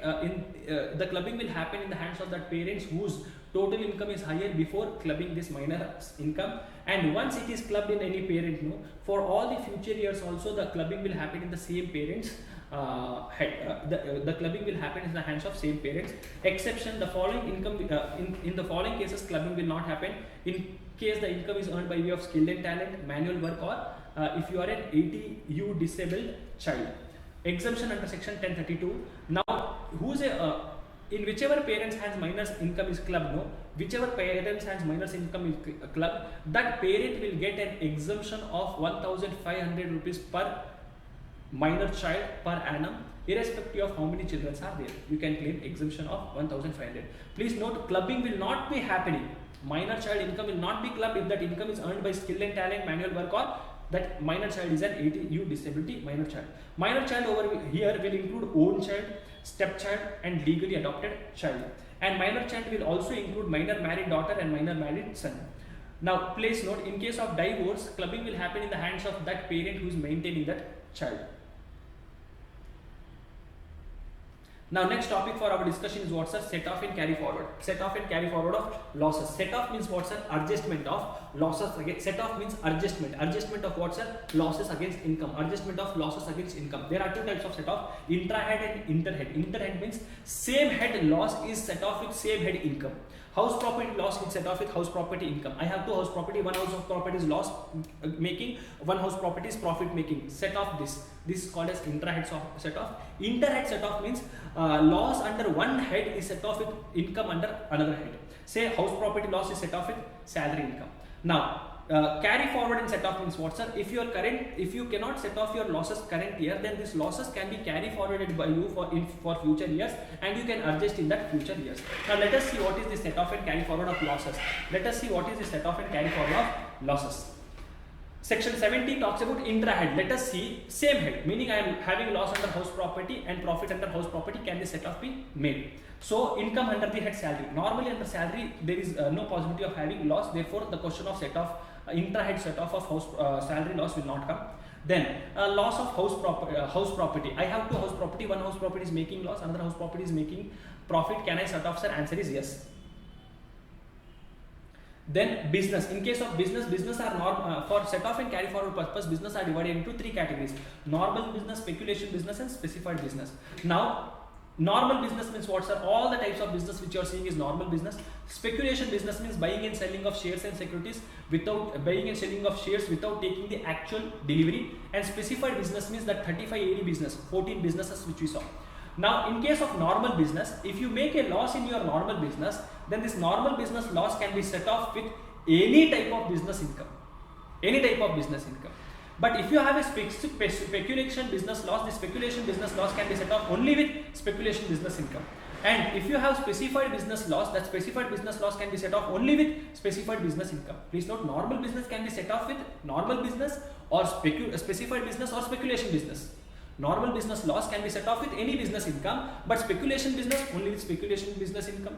Specified business loss can be set off only with specified business income. Then capital gain income. So if I have loss under capital gain, long-term capital loss can be adjusted only with long-term capital gain. Short-term capital loss can be adjusted with short-term capital gain as well as long-term capital gain. Then income from other sources. Normally loss under this head will not come. Normally it will not happen. But if you have any loss under which is exempt, if you have any exempt income loss, see when income is exempt, obviously the question of setting off of that loss of exempt income will also not come. Casual income loss. If I have some loss under lottery, betting, gambling, etc., that casual income loss can never be adjusted, never be set off. With any income you cannot do, even with the same income you cannot do. Okay, say for example in a casino, I say first I went to Konbanaya Korpati, I earned 1 crore rupees over there, and then I went to casino, I lost 50 lakh rupees over there. Can I do this adjustment? Answer is not no. Your entire 1 crore rupees will be taxable. This set off is not possible. Now, if you have owning and maintaining race, if you are into the business of owning and maintaining race horses, then whatever losses of that owning and maintaining race horse business is there, that can be adjusted with income of owning and maintaining race horse. Okay, and not any other income. Apart from this, if you have any other type of loss under the head income from house property, thus that loss can be set off with other income under house property, for under other income under other sources. For example, I have interest income and dividend income of 1 lakh rupees each. I have agricultural loss from a land in USA. Please note, if agricultural income you are getting from a land outside India, then that agricultural income will be taxable. I have loss of 1.5 lakh rupees. Can I adjust my agricultural income loss from outside India with other incomes which are taxable under other sources? Answer is yes. Now, in simple words, intra-head set off can be done. Normally, you can do intra-head set off of whatever income you have under that head can be adjusted with the loss under that head. Exceptions are speculation business business loss can be adjusted only with speculation business income. Specified business loss can be adjusted only with specified business income. Long-term capital loss can be adjusted only with long-term capital gain, and owning and maintaining racehorse business income can be adjusted only with owning and maintaining racehorse business income. Now we are talking about inter-head adjustment. House property loss adjusted with business income. House property loss I am adjusting with salary income. House property loss I am adjusting with capital gain income. Business loss I am adjusting with capital gain income. So inter-head adjustment. So income from house property. Normally loss under this head is not possible at all. Correct? You are working somewhere and the employer will not take salary from you. No. Correct? So loss under this head is not possible. So sir, okay, loss under this head is not possible. So question of adjusting this loss with other incomes will also not come. Sir, can I adjust other income losses? Can I adjust the house property loss, other income losses with salary income, sir? Answer is yes, except business loss. So loss under any head of income can be adjusted with income under this head, which is salary, except business losses. Then house property loss. The losses of house property can be adjusted. The losses from any house property can be adjusted and set off with income under any head. Now please note, losses under any other head, can I adjust with house property? Answer is yes. Losses under any other head can be adjusted with income from house property. Similarly, losses under the house property can also be adjusted with income under any other head, subject to a maximum of 2 lakh rupees. See, other head losses can be adjusted with house property. House property loss also you can adjust with others. Per maximum amount, how much you can adjust? Only 2 lakh rupees. Maximum loss of house property which you can adjust another against other incomes is how much, sir? 2 lakh rupees. Now business income from business or profession. Now business loss can be set off with any other type of income except salary income. Whatever business loss you have, you can set off with any other type of income except salary income. But however, specified business loss can be set off only with specified. Speculation business loss can be set off only with specified business. Long-term capital gain losses. Now please note, capital gain losses can never be set off with any other incomes. Capital gain losses can never be set off with any other incomes. But all the other type of losses can be set off with capital gain. Okay, not okay. Losses under the head, under other heads can be set off with income under capital gain. But however, loss under the head capital gain can never be set off against any other head. Then income from other sources. Normally, loss will not happen under this head. Normally, loss will not happen under this head. But all the other type of losses, loss under other heads can be adjusted with income under this head. And if you have any loss under this head, normally it is not possible. But even if you have like agriculture loss from land outside India, if you have such kind of losses, it can be adjusted with other incomes under other heads. But however, exempt income loss and casual income losses or owing and maintaining racehorse business losses can not be adjusted with anyone else. Now set off means what, sir? Set off means adjustment. Carry forward and set off means you are taking the loss to future years. Current year your losses were not able to fully get adjusted, so you are carry forwarding the losses. You are taking the loss to future years and you are going to adjust that loss in future years. Losses under the head, losses under, so carry forward and set off. So losses under any head in a particular year can be adjusted with any income in that year. So if you are setting off in the current year, no, losses of one head can be adjusted with profit of another head. But if any loss is carry forwarded to a future year, then in that carry forward losses can be adjusted with income under the same head only. So losses in the current year can be adjusted with any head. However, once any loss is carry forwarded, then that carry forwarded losses can be adjusted with income under that head only in the subsequent years. In the subsequent years, it can be adjusted only with income of that particular head. Now please understand this carefully. So different, say house property loss. Can I carry forward house property loss, sir? Yes, you can carry forward. If you are carry forwarding in the future years, you can adjust that house property loss only with house property income, and you can carry forward for how many years, sir? You can carry forward house property loss for a period of 8 years, and filing of loss return is not mandatory. Similarly, normal business loss can be carry forwarded by you for a period of 8 years, and when you carry forward, you can adjust only with normal business income. And if you want to carry forward this loss, you will have to file the return of loss return you will have to file. Then speculation business loss, you can carry forward that speculation business loss. You can carry forward for a period of 4 years, and in the year after carry forwarding in future, you can adjust that loss only with speculation business income, and filing of loss return is mandatory for carry forwarding this loss. And if you have any 35AD business or specified AD business, then this 35AD business or specified business loss can also be carry forwarded by you. It can be carried forward for n number of years, there is no limit, and it can be adjusted with only business income. And you can carry for carry forwarding these losses, please note, specified business loss can be carried forward for n number of years without any limit, and it can be adjusted only with specified business income, and for filing of loss return is also mandatory for carry forwarding this loss. Long-term capital loss can be carry forwarded for future years. It can be carry forwarded for a period of 8 years and it can be adjusted only with long-term capital gain in future years. And filing of loss return is also mandatory for carry forwarding this loss. Short-term capital loss can be carry forwarded for future years. It can be carry forward for a period up to 8 years. And when you carry forward in future years, you can adjust it with long-term capital gain or long-term short-term capital gain. And filing of loss return is mandatory. If you have any loss under owning and maintaining racehorse, that loss can be carry forwarded by you for a period of 4 years, and it can be adjusted only with income under the head owning and maintaining race business. And once filing of loss return is also mandatory. Then unabsorbed depreciation can be carry forwarded by you for a future years without any limit of how many years you can carry forward. And this unabsorbed depreciation can be adjusted by you in a future year in any type of income except salary income, and there is no requirement for filing loss return. There is no requirement for filing loss return to carry forward these losses. Okay, now please note, any other type of loss under the head house property except owning and maintaining racehorse loss can never be carried forward. Any other losses under the head other sources, can never be carried forward.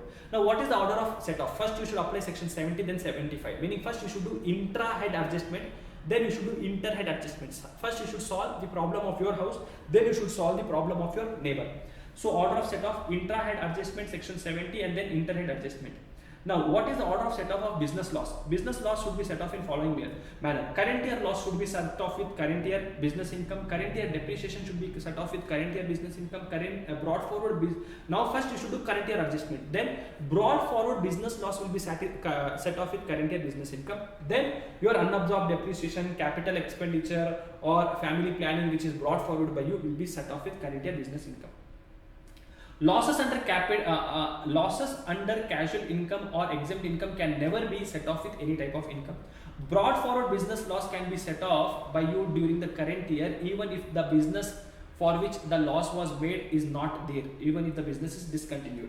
Now, this is a very important point. If there is income under any head and eligible losses under any other head, then such losses shall first be adjusted with income of any other head in that year, and then brought forward losses will be adjusted. Meaning what, sir? First you should make an adjustment of current year losses with current year income, then brought forward losses will be adjusted. Now, any type of losses can never be set off with deemed income, which is the income under 68, 69, 69A, B, C, etc. And losses under the head income from house property can never be carried forward except owning and maintaining racehorse business losses. So we have completed one more topic called as set off and carry forward. Now let us discuss one more topic, which is deductions.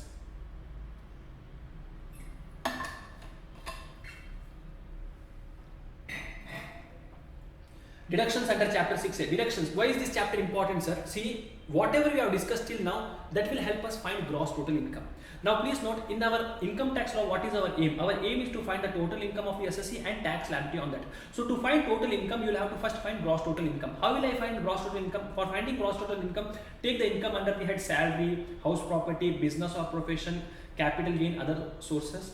You take all the incomes under different heads, then apply the provisions of clubbing, then apply the provisions of set off and carry forward. You do all these adjustments of clubbing and set off and carry forward. Now the amount which you are going to get, that total is called as gross total income.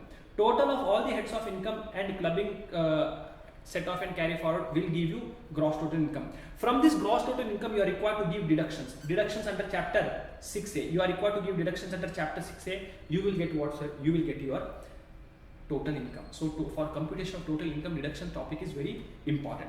Deductions are given under chapter 6A. Now, these deductions which are there under chapter 6A, you can, deductions means some investments you are going to make. These investments will be allowed as deduction from your total income, from your while computing your gross total income. This deduction will be available against all the different types of income except the income under the head long-term capital gain under section 112 or 112A, except under the short-term capital gain under section 111A and casual income. Meaning deductions under chapter 6A cannot be taken against this income. Which income? Long term capital gain under 112 or 112A, short term capital gain under 111A, and casual income. You cannot claim deductions. For example, I am handling salary income of 1 lakh, long term capital gain 112, 2 lakhs, and casual income of 50,000. So what is my gross total income? My gross total income will be 3.5 lakhs, and I have paid LIC premium of 1,50,000, which is nothing but allowed. It is allowed deduction under section 80C. How much deduction can I claim? Now please note, though my gross total income is 3.5 lakhs, I can claim deduction only of 1 lakh rupees because I cannot claim deductions under casual income and long term capital gain. I can claim deduction only under the other incomes, meaning under these incomes. No, if I have these incomes under while computing my business income, I cannot claim deductions under chapter 6A. Now deductions under chapter 6A will be allowed only if an assessee claims for that deductions. There are different sections which are there under chapter 6A. We will see all these sections. Section 80C talks about life insurance premium. If an assessee makes a payment for life insurance premium, tuition fees, repayment of housing loan, if he is making a contribution to provident fund, or he is making a contribution to Sukanya Samriddhi account, or any notified schemes of government, etc., then deduction will be allowed. 80C, who will get the deductions? Individual and HUF will get the deduction. Whether he is a resident or non-resident does not matter. He will get a total deduction of 1.5 lakh per annum. He will get a total deduction of how much, sir? 1.5 lakhs per annum. Under this section, under 80C, he will get a deduction of 1.5 lakhs. Under 80C, there are so many different items. Combined together, he will get a deduction of 1.5 lakhs. Now, one of the item over here under 80C is LIC premium. Life insurance premium. If you take a life insurance policy for yourself or your spouse, for yourself or your spouse or your children's, and if you are an HUF, if you are taking the life insurance policy for your members of the HUF, then it will be allowed as deduction under section 80C. How much deduction will be allowed, sir?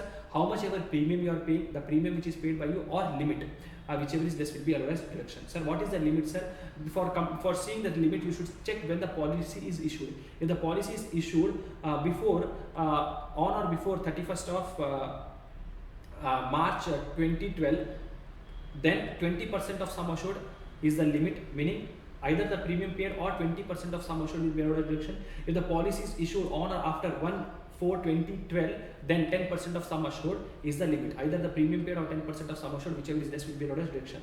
But if you are a person with disability, then till 31st March 2012, it is 20% of sum assured. For the year 12-13, that is from 1st April 2012 till 31st March 2013, it is 10% of sum assured. And if the policy is taken on or after 1/4/2013, then it is 15% of sum assured if you are a disabled person. Okay, if you are a disabled person. Please note, sum assured means what, sir? The amount, the policy amount which I have taken. I have taken a policy of 10 lakh rupees. That is, sum assured is 10 lakh rupees. Now, normally whatever amount of insurance policy you receive at the time of maturity is exempt. Whatever insurance policy amount you receive at the time of maturity is exempt. It is exempt under which section, sir? It is exempt under section 1010D. How much is the exemption? Whatever amount you receive is exempt. Whatever amount you receive is exempt. Now please note, now here two possibilities are there. Normally, life insurance policy amount received at the time of maturity or upon death will be exempt. It will be exempt under section 1010D. However, if the premium paid for the policy is more than the limit specified, that is 10%, 20%, if the premium which is paid by you is more than the limit specified under 80C, then the amount received upon maturity will be taxable. It will be taxable. If you receive more, if the premium which is paid by you is more than that limit, then the amount received at the time of maturity will be taxable. However, any amount received upon death, whether the premium paid by you during the policy term is more than that limit or less than that limit, it does not matter. Any amount received upon death of the policy holder, the money will be received to by the nominees. Any amount received by the nominee, that will be always exempt under section 1010D. Then you are making contribution to public provident fund, you can claim deduction of amount invested, or maximum limit is 1.5 lakhs. You are making contribution to statutory provident fund, recognized provident fund, or approved superannuation fund. You are repaying your housing loan which is taken by you for residential house. Principal amount you are repaying for housing loan which you have taken for residential house and for construction or purchase, and loan is taken from bank or financial institution. If you are investing in national savings certificate, if you are paying tuition fees for a maximum 2 children, you can claim the deduction for tuition fees paid by you for education in India, and it should be a full-time education. And if you have invested in NABARD bonds or senior citizen savings scheme or ULIP or pension scheme of mutual fund companies or notified units of mutual fund or unit trust of India or Sukanya Samriddhi or account, or if you are investing money in fixed deposit which you have taken for 5 years or more, then deduction will be given. 80CCC pension fund. If you are investing in any pension fund which is created by a life insurance company or any other insurance company, then deduction will be given to an individual for his contribution made. Maximum deduction allowed under section 80CCC is 1.5 lakh. 80CCD pension fund. 80CCD pension fund talks about pension fund of any central government pension fund, which is National Pension Fund of Central Government or Atal Pension Yojana. If you make the contribution in these funds, then whatever contribution is made by you will be allowed as deduction. If you are a salaried employee, the deduction amount will be amount contributed by you or 10% of salary. Salary over here is basic plus DA, whichever is less. And for your salaried employees contribution, deduction will be given under section 80CCD 1. And if for employers contribution, first it will be added to the salary and then deduction will be allowed. How much deduction will be allowed, sir? Amount contributed or 10% of salary, whichever is less. And this we just now saw in under salary topic. Then what if I am a non-salaried employee and I contribute in this fund, sir? If you are a non-salaried employee and if you contribute the money in National Pension Scheme, Atal Pension Yojana, Central Government Pension Scheme, then amount contributed or 20% of gross total income will be allowed as deduction. 80CCC. Now there is a section called as 80CCE. 80CCE says the combined limit. See, normally 80C is 1.5, 80CCC is 1.5, 80CCD 1 is 1.5. But 80CCE says the combined limit of 80C, CCC, CCD1 combined together, I will give deduction only of 1.5 lakhs. I will give deduction only of 1.5 lakhs. Now, if you have made a contribution in 80CCD fund, no? If you have made a contribution in 80CCD fund, then you can take extra deduction of 50,000 rupees under section 80CCD 1B. Then you have ATD. ATD is for what, sir? Medical insurance or health insurance you have taken, or you have invested money in central government health scheme or preventive health checkup you are doing, or you are incurring any expenses for medical treatment. Then deduction will be allowed. For medical insurance premium and health insurance premium, deduction will be allowed only if the payment is made for that policy by any mode other than cash. So if you are an individual taking the policy for yourself, your spouse, your dependent children and parents, or you are an HUF taking the policy for the members of that HUF, you can claim deduction over here. So individual can claim deduction. So for individual, no, his the premium which is paying, no, for the health insurance, the policy premium which is paying, we will divide. The deduction will be divided between whether the policy is taken for himself, spouse and self, or the policy is taken for parents. For himself, the policy which is taken by for self, spouse and dependent children, 25,000 is the limit, normal cases, and for parents extra 25,000 he will get. So if I have taken policy, health insurance policy for myself, my spouse and my children and my parents, I'll get a total deduction of 50,000 rupees. Now among us, say for example, in my case, if myself, my spouse or my children, anyone among us is a senior citizen, anyone among us is what, sir? He is a senior citizen, then I'll get extra 25,000 rupees. See, normally 25,000, extra 25,000 will be given if anyone among us is senior citizen. Similarly, if any one of my parent is senior citizen, I will get extra 25,000. So normally ATD deduction is how much, sir? 50 for self, spouse, children, and 50 for parents. Extra 25 for spouse, self and children, and 25 for parents. Extra 25 will be given in both the cases if any one among these people are senior citizen.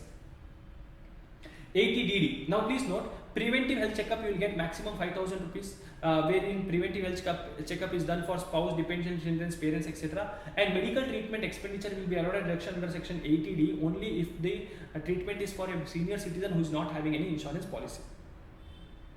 ATDD. So if you are dependent, if any person is dependent on you and he is a disabled person and you are maintaining, so medical treatment or maintenance of a dependent disabled, deduction will be given up to how much, sir? 75,000 rupees if it is a normal disability, and 1,25,000 if it is severe disability. Severe disability means what? Means what, sir? The disability is 80% or more.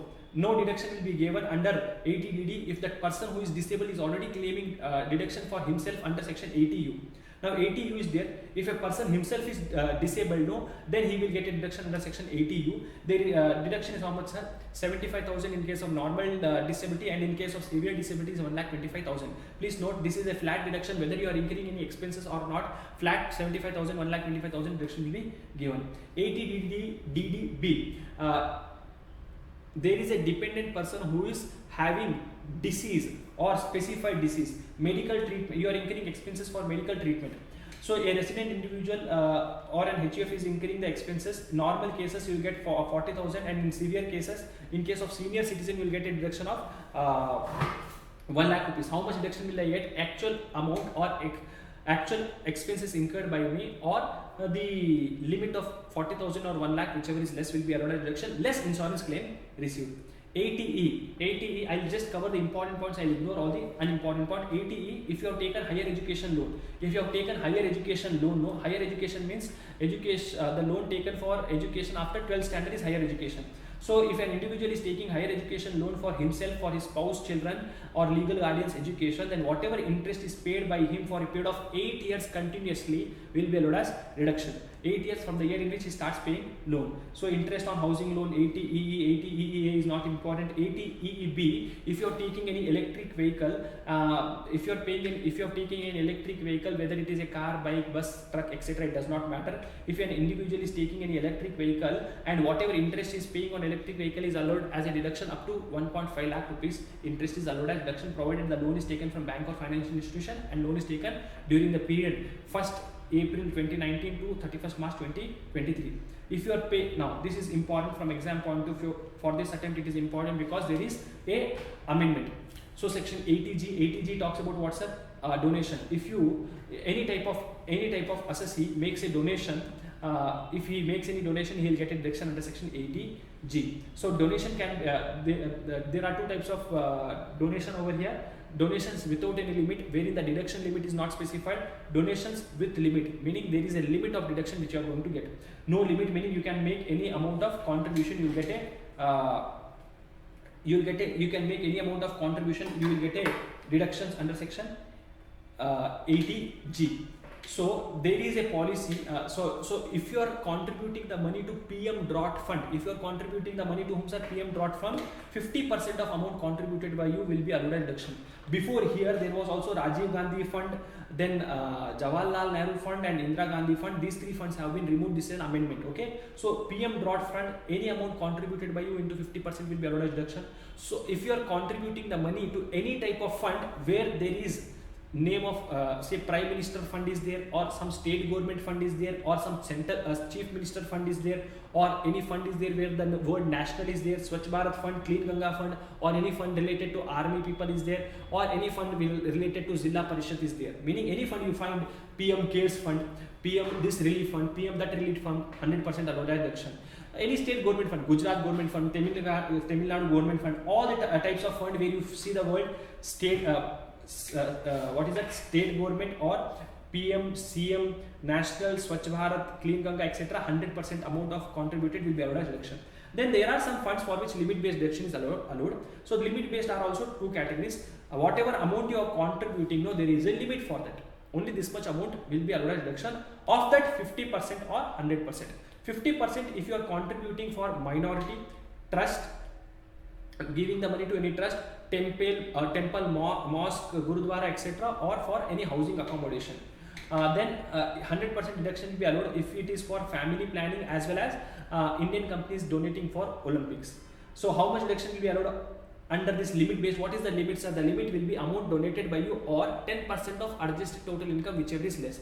Now you take whichever is less of that into 50% or 100% will be given. Adjusted total income means what, sir? Adjusted total income means your gross total income less special incomes on which deduction is not allowed, less all the types of deductions except 80G deduction will give you adjusted total income. Now please note, donations can be made by you in kind also, deduction will be given in that cases. And if you make any donation more than 2,000 rupees, that donation should be made by account pay check, account pay demand draft, or any other electronic clearing system. 80GG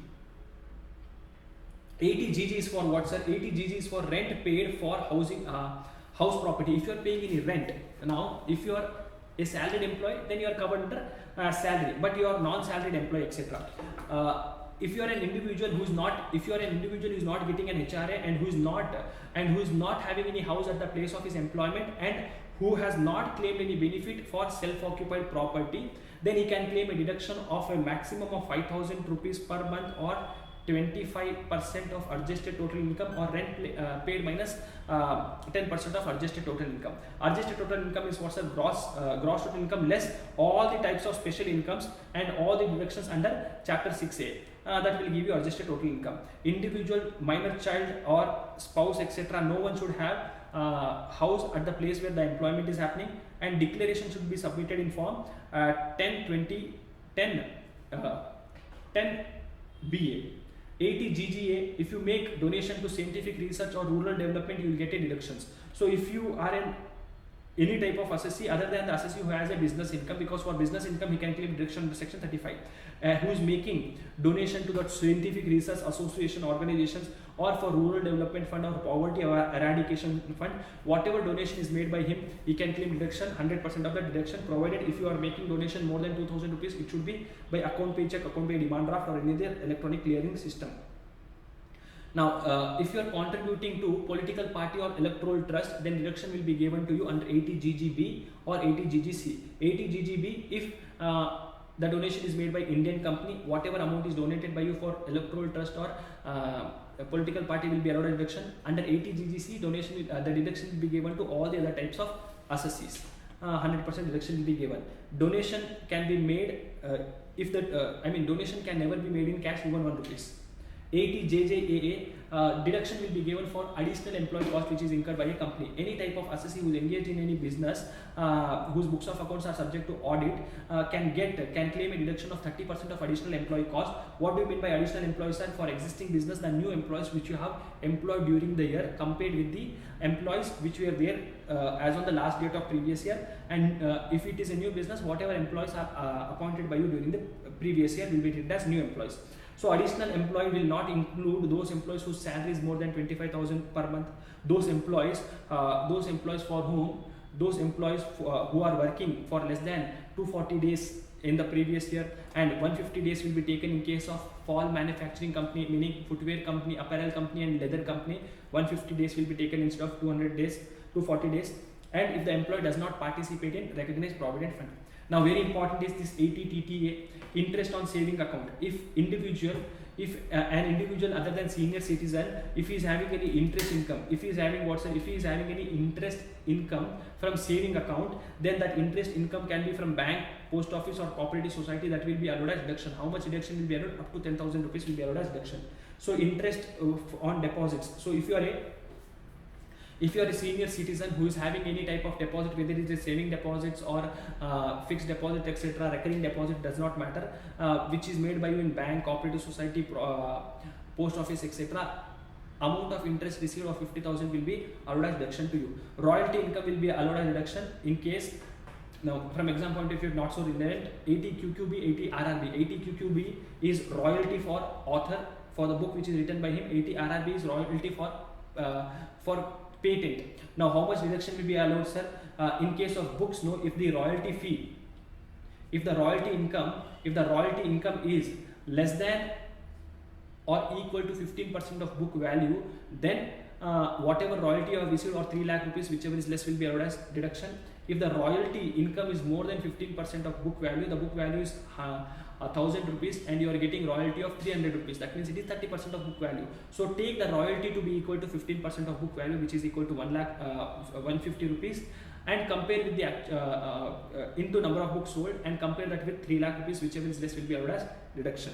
Now, if you are receiving the royalty from outside India also, you are selling your books outside India, then that also will be allowed as deduction, provided the amount is received in convertible foreign currency. Then royalty for patent, amount of royalty received of 3 lakh rupees will be allowed as deduction. Then section 10AA tax holiday for SEZ units. If you are an SEZ unit, no, if you are an SEZ unit, your export profit will be allowed as deduction under section 10AA. Any type of assessee who is engaged in the business of manufacture or production and who is in the business of provision of service at SEZ location. You are manufacturing or producing at SEZ location or providing services at SEZ location can claim deduction under section 10AA. What is the deduction, sir? Deduction for first 5 years you can take deduction of 100% of export profit. For total 15 years deduction will be given. For first 5 years, from year 1 to year 5, 100% of export profit. From year 6 to year 10, for next 5 years, 50% of export profit will be allowed deduction, and for the last 5 years, from 11th year to 15th year, 50% of export profit or an amount invested in SEZ reinvestment reserve, whichever is less, will be allowed deduction. Now, what do you mean by export profit? Export profit means your total profit of the business into export turnover divided by total turnover. Export turnover means amount realized in convertible foreign currency within the RBI time limit. Now, while computing export turnover, do not include freight charges, telecommunication charges, expenses for providing technical services, cash compensatory support, duty drawback which is received by you. Then other points with respect to SEZ business, this SEZ business should be started by you during the previous year 2005-6 within the year 2019-20, and you should also submit a CA report that the deduction claimed by you under section 10AA is correct. Then if because you are getting a deduction under section 10AA, you will not get any depreciation and it will be deemed to be provided.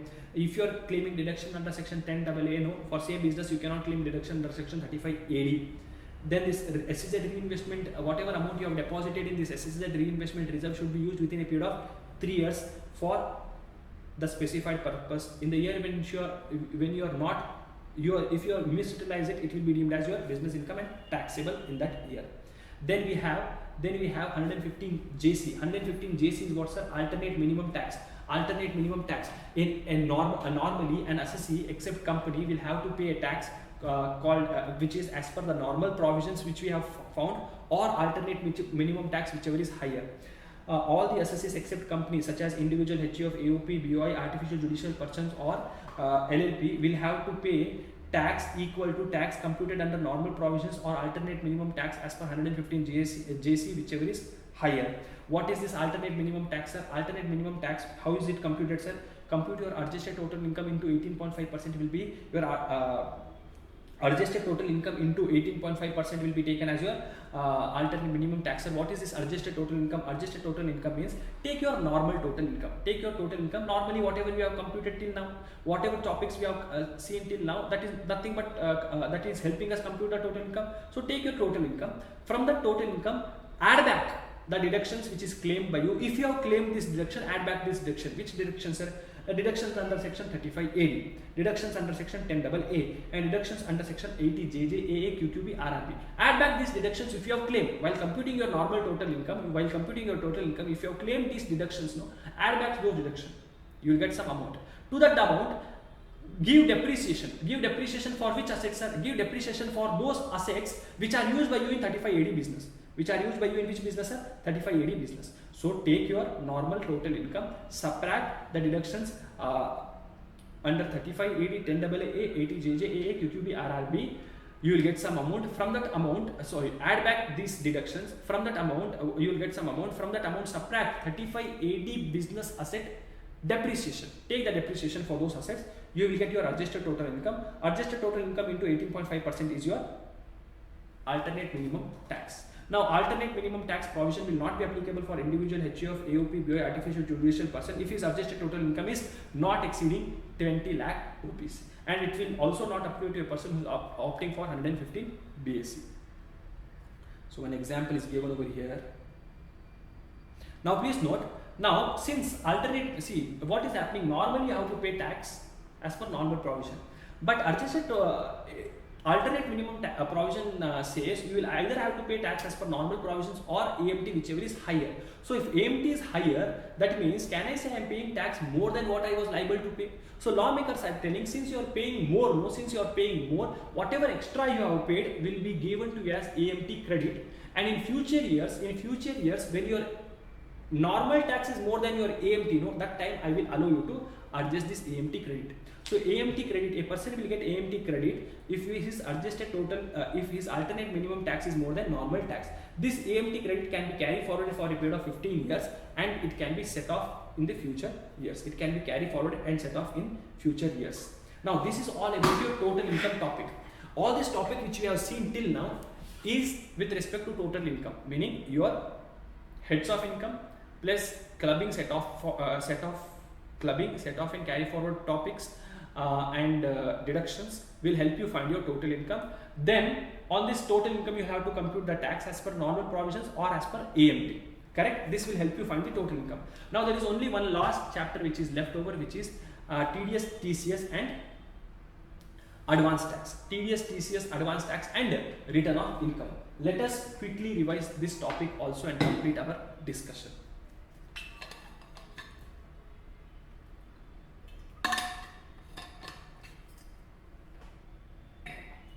Now what is this advanced tax? See, normally a person earns the income in the, what happens in income tax? Normally you earn the income in the previous year and pay the tax in assessment year. But advanced tax provision says, are why to wait till assessment year? Why don't you pay the tax in the previous year itself? Advanced tax provision says it follows the concept of pay as you earn, meaning they say whatever income you are earning in the previous year, pay the tax also on that income in the previous year itself. Now how will I pay, sir? They are telling estimate your total income for the year. This estimate your total income for the year. On this estimated total income, compute the tax. You estimate your total income. Say for example, current year. Today is say 5th of say this new year. Now the running year is 2024. Okay. Now for this year, how much am I going to earn? How much am I going to earn, sir? This year, how much am I going to earn? For this year, how much I am going to earn? Estimate my total income. Estimate my total income. On this estimated total income, whatever total income is estimated by me, or this compute the tax liability. Once you find the tax liability, on this estimated total income, applying the normal provisions, this tax you have to pay in 4 installments. You have to pay this tax. This is the tax on your estimated total income. Current year's income you have estimated and you have computed the tax. Now on this tax, don't wait till assessment year. Don't wait till next year. Pay the tax now only in 4 installment.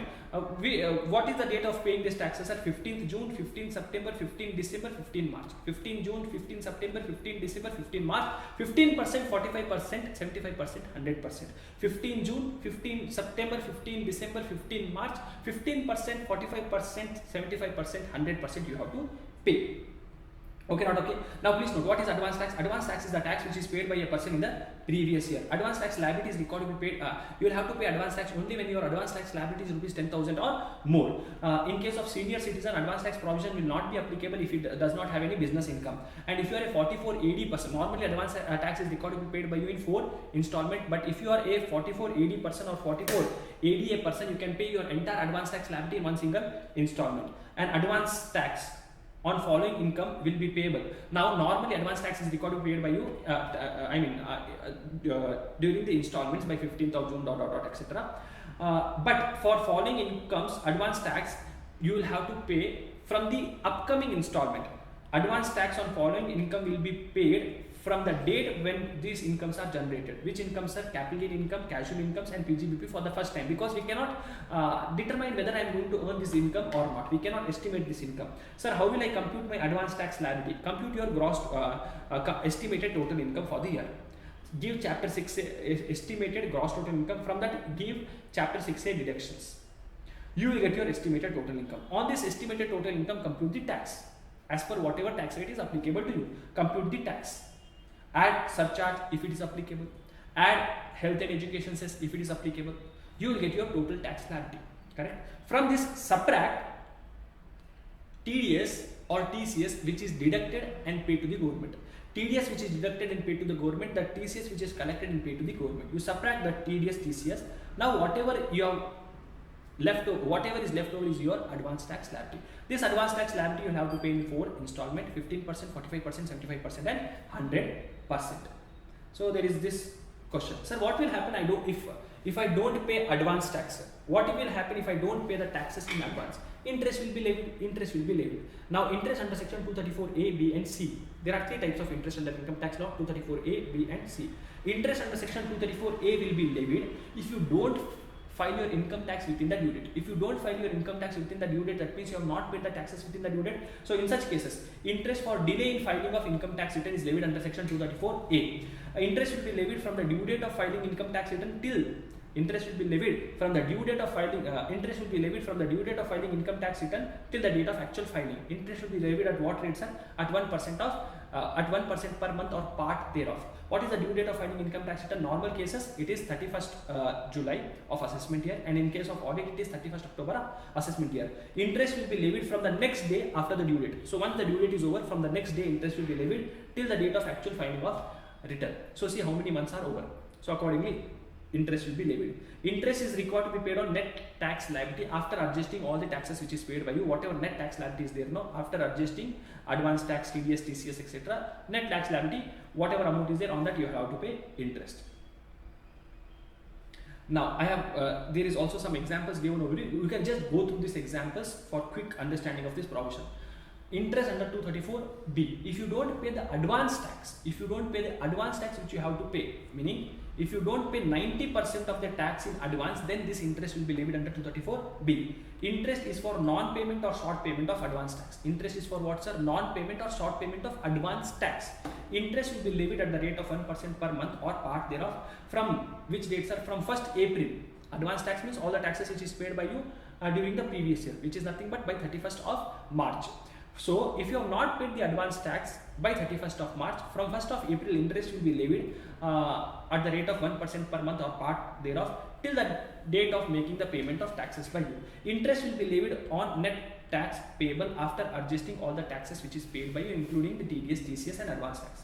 Now, interest under section 234B will not be levied if you have paid 90% or more of the advance tax liability. If you have paid 90% or more of the taxes. Then, now there is one more interest, which is interest under section, there is one more interest called as interest under section 234C. This interest under section 234C is required to be paid by you for non-payment or short payment of advance tax installment. Installment is there, 15%, 45%. If you don't pay or short pay the installment, you will have to pay interest. You will have to pay interest at 1% per month or part thereof. Now, if first installment you are required to pay by 15th of June. Now please understand this carefully. This is a little complicated computation mechanism is there. So first installment you have to pay by 15th of June. If by 15th of June, how much you have to pay? 15% you have to pay. 15% of advance tax liability. If you don't pay if you pay up to 12%, then no interest will be levied. If you pay less than 12%, interest under 234C will be levied. Then second installment you are required to pay by 15th of September. How much you have to pay? 45% you have to pay. But if you pay up to 36%, then also no interest under 234C will be levied. If you pay less than 35%, then only interest under 234C will be levied. Third installment you have to pay by 15th of December. How much you have to pay? 75%. You will have to pay entire 75%. If you pay less than 75%, then interest will be levied over here. And fourth installment you have to pay by 15th of March. You should pay 100%. If you don't pay 100%, then interest under 234C will be levied. Now, if you don't file the income tax return within the due date, you will have to pay late fees. How much is the late fees, sir? If your total income is less than equal to 5 lakh rupees, late fees is 1000 rupees. If your total income is more than 5 lakh rupees, late fees is 5000 rupees. Provided you file the income tax return within due date within 31st December.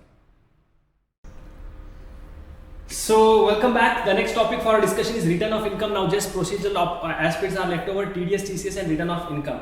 Return of income. Who has to file income tax return, sir? Compulsory income tax return is required to be filed by a person, a company, and a partnership firm. Compulsory they have to file the return whether they are making income or not, they are making loss, etc. And every person, who else has to file, sir? Every person other than company and file will have to file their income tax return if their total income is more than basic exemption limit. And every person who is holding as a beneficial owner, or who is having a signing authority, or who is a beneficiary of any asset held outside India should file his income tax return. Every person whose total income before taking the deductions under chapter 6A and before taking 54 section 54, 54B, D, B, EC and 54F deductions under capital gain chapter. If his income exceeds basic exemption limit before this deduction, then he will have to file his income tax return.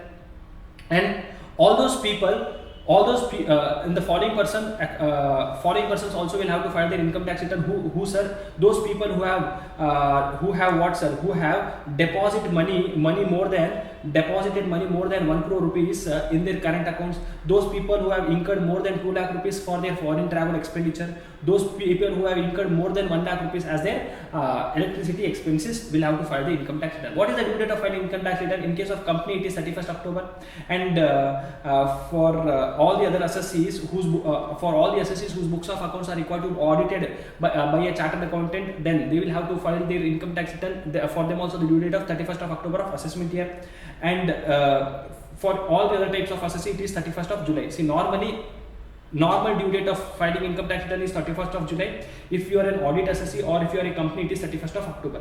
And if you are a person whose books of accounts are subject to transfer pricing audit, we learn in final level, it is 30th of November. What will happen if I don't file my income tax return? You'll have to pay interest under section 234A, and you'll also have to pay a penalty equal to 1000 rupees or 5000 rupees depending upon what is your income. And then nothing is there in this. Then loss return. Now please note, even if you are making a loss, you may have to file the return if you want to carry forward that losses. So loss return is the return. Loss return is also required to be filed within the due date of section 139(1) if you want to carry forward your business loss related to capital, loss related to speculation business, 35AD business, and normal business losses, then capital losses and loss from owning and maintaining racehorse business. So loss return is not mandatory. If you want to carry forward the losses of house property as well as unabsorbed depreciation, losses return is not mandatory. Any other type of loss, you will have to compulsory file loss return. Then now please note, if you want to carry forward the loss, only then loss return is mandatory. Brought forward losses you can adjust in the current year even if the return is filed late by you. Then belated return. Sir, can I file my return late? Yes, you can file your return late. Within how many days, sir? You can file the return even after due date of filing return, but you should file it within 3 months before the end of the assessment year. Assessment year is going to end on 31st March of that, say for your examination, 31st March of 2025. 3 months before that, 31st December 2024 or date of completion of assessment, whichever is earlier, you will have to file your income tax return. Sir, what will happen if I file a belated return? You may have to pay interest, you may have to pay penalty, and your losses also will not be carry forwarded. Then revised return. Can I revise my return? Yes. Whatever return is already filed by you, that return can be revised by you. That return can be revised by you. What is the due date of revising, sir? 3 months before the end of the 3 months before the end of the assessment year in which you are filing the return, or before completion of assessment, whichever is earlier. Then defective return. Defective return means what, sir? Whenever your return has some defect, no, the income tax officer is going to intimate you about that return. You should rectify that return within 15 days. If you don't rectify that return, then your return will be treated as invalid. Updated return. There is a new concept, theoretically important for examination. Theoretically important updated return. Now, if you have filed the return for any previous years, meaning last 2-3 years old return, etc. So for those previous years, you can file a return again now. That return will be called as updated return. Updated return can be filed by you only if you want to increase your income. Say 2 years back I had filed a return. If I want to increase the income of that year's return, then I can file this updated return. I cannot file updated return to show the losses. Any person may furnish updated return within 24 months from the end of the relevant assessment year to which that updated return he has to file. Updated return cannot be filed by a person cannot be filed by a person where that updated return is a loss return, where that impact of that updated return is that your income tax liability is decreasing, or where you are going to claim any refund, or where the return is filed under section 139(1), 39(4) or 139(5). Updated return can be filed only even if the original return was a loss return and updated return is a profit return. Means first I had filed a return where I had showed a loss. Now again I want to update that return and show income. Can I update it? Yes. Tax on updated return. What is the tax which you have to pay on the updated returns, and whatever extra income you are showing on the compute the tax as per the prevailing provisions. And then Also interest and penalty you will have to pay. Penalty you will have to pay equal to 25% of the tax and interest amount in case you file within 12 months. If you are updating within 12 months, if you are updating after 12 months within 24 months, then penalty equal to 50% of tax and interest. Then self-assessment. Normally under tax laws which we follow in India, normally assessment happens on self-assessment basis only. What is self-assessment? Self-assessment means the person who is earning the income, he only will compute his tax liability and pay the taxes to the government. That is called as self-assessment. Whenever you are doing self-assessment, also take the apply the provisions of section 234A and 234B while and including 234C. Consequences of failure to pay interest and tax. If assessee fails to pay interest and tax, then the remaining unpaid amount. Yeah, normally if I don't pay any interest and tax, no, whatever tax is already paid by me will be adjusted towards that interest and penalty amount which is required to be paid by me. Then TDS and TCS. TDS and TCS. What is TDS? TDS and TCS, sir? Tax deducted at source and tax collected at source. Say for example, I, Dilip as a chartered accountant, is giving a services to a company called as Infosys. Now I gave a services worth rupees 1 lakh. Now Infosys has to make the payment to me.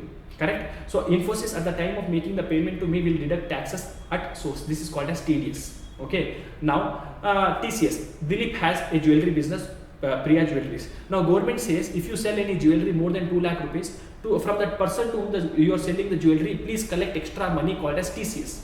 See, TDS is for an expenses, TCS is for an income. Okay. Now TDS, TCS, there are various different provisions. We will take into consideration only the important provisions. Section 192, TDS under the head salary. Who has to deduct? Employer has to deduct. When he is paying the salary to employee, what is the rate, sir? The rate will depending upon what is that? The scheme of taxation which he has followed, whether he has opting for new tax regime or whether he has opted for old tax regime, each and every employee the deduction, the TDS amount will differ. Now whenever you are computing TDS under 192 of a particular person, please take into consideration his other incomes also. Please take into consideration his total income along with his salary income. If he has any other incomes, please take into consideration those incomes also. Sir, losses can I take? You can take losses only under their house property. Now please note, normally PAN is required to be given by you for deduction of TDS. If no PAN is given, TDS will be deducted at a higher rate of 20% or whatever rate is applicable, whichever is higher. Now TDS will not be deducted under 192 if your salary is less than basic exemption limit. Then 193, interest on securities. If you are getting any interest on securities, TDS will be deducted. Who will deduct the TDS? At any person who is paying the interest will be deducting the TDS at the rate of 10%. No TDS will be deducted if it is government related bonds or if the interest amount is not exceeding 5,000 rupees. Then 194A, TDS on interest other than interest on securities. That was interest on securities. Now any other type of interest, you have taken a loan from someone, you have taken an advance from someone, for whatever type of other interest is there. For example, you have deposited the money in the bank is giving you interest, etc. So for all the other type of interest, it is covered over here. 194 talks about interest on securities. 194A talks about interest on 194A talks about all the other types of interest except interest on securities. Who has to deduct TDS? TDS is required to be deducted by all the persons, any person other than individual and HUF, and individual and HUF will have to deduct TDS under section 194A if the books of accounts are subject to audit. When are the books of accounts? When is the books of accounts of an individual and HUF subject to audit? If their turnover is more than 1 crore in case of business and gross receipt is more than 50 lakh rupees in case of specified professions. Now they have to deduct TDS at what rates? At 10% they have to deduct. TDS is not required to be deducted if the interest amount is not more than 5,000 rupees, and this limit will be 40,000 rupees in case the interest is paid by bank for time deposits or cooperative societies or by post office, and the limit will be 50,000 in case this interest is paid to a senior citizen. Now these provisions shall not be applicable where the interest is paid to partners by partnership firm is paying interest. This provision is not applicable. When you are paying the interest to the bank, this provision is not applicable. Now please note next point. I'll tell the point after that. Section 194C. 194C talks about what's a payment to contractor. If you are making any payment to contractor, if you have taken any services from a contractor, you are making a payment to contractor, you should deduct TDS under section 194C. The rate who should deduct, sir? Any person other than individual and HUF, and individual HUF will deduct the TDS if their books of accounts are subject to audit, meaning their turnover is more than 1.5 crores or their turnover is more than 1 crore rupees if you are a business, and 50 lakh rupees in case of profession. So please note, previously also you saw the same thing. TDS is required to be deducted by any person other than individual HUF, and individual HUF if their books of accounts are subject to audit. So there are totally 6 cases where TDS will be deducted by any person other than individual and HUF, and individual HUF will have to deduct if their books of accounts are subject to audit. Totally how many cases are there? 6 cases are there. Which are the 6 cases, sir? Richa J. Which are the 6 cases? Richa J. Richa J. What is this Richa J, sir? R for 194R, 194I, 194C, 194H, 194A and 194J. In these cases, who is the deductor? Deductor is any person other than individual and HUF, and individual and HUF will have to deduct the taxes if their books of accounts are subject to audit, meaning their turnover is more than 1 crore rupees or 50 lakh rupees. Now, 194C, what is the rate at which TDS is required to be deducted in case if you are making if the payment is made to a contractor who is an individual HUF 1%, and in all other cases the TDS rate is 2%. Now, TDS will not be required to be deducted if there is a single contract which is incurred by you and the contract value is less than 30,000 rupees, and if you are entering into more than one contract, total contract value in the year, if it is less than 1 lakh rupees, you don't have to deduct TDS. No TDS is required to be deducted if individual and HUF are taking services for their personal purpose, and no TDS is required to be deducted in case the service is taken from a transporter and he is having less than 10 trucks. Section 194H, commission. Richa H. Okay. Commission and brokerage. If you are paying commission and brokerage, who, sir? Any person other than individual HUF, and individual HUF whose books of accounts are subject to audit, if they are paying commission or brokerage to any person, then they will have to deduct TDS at 5%. They will have to deduct TDS only if the commission amount is more than 15,000 rupees. If it is less than or equal to 15,000 rupees, no TDS will be deducted. Section 194I, important section. 194I, TDS on rent. If you are taking a land, building, plant, machinery or furniture rent, you will have to deduct TDS. What is who has to deduct TDS? Any person other than individual HUF, and individual HUF if their books of accounts are subject to audit. The rate at which TDS is required to be deducted is 2% in case of plant and machinery, and 10% in case of furniture and building taken on rent. Land, building and furniture taken on rent.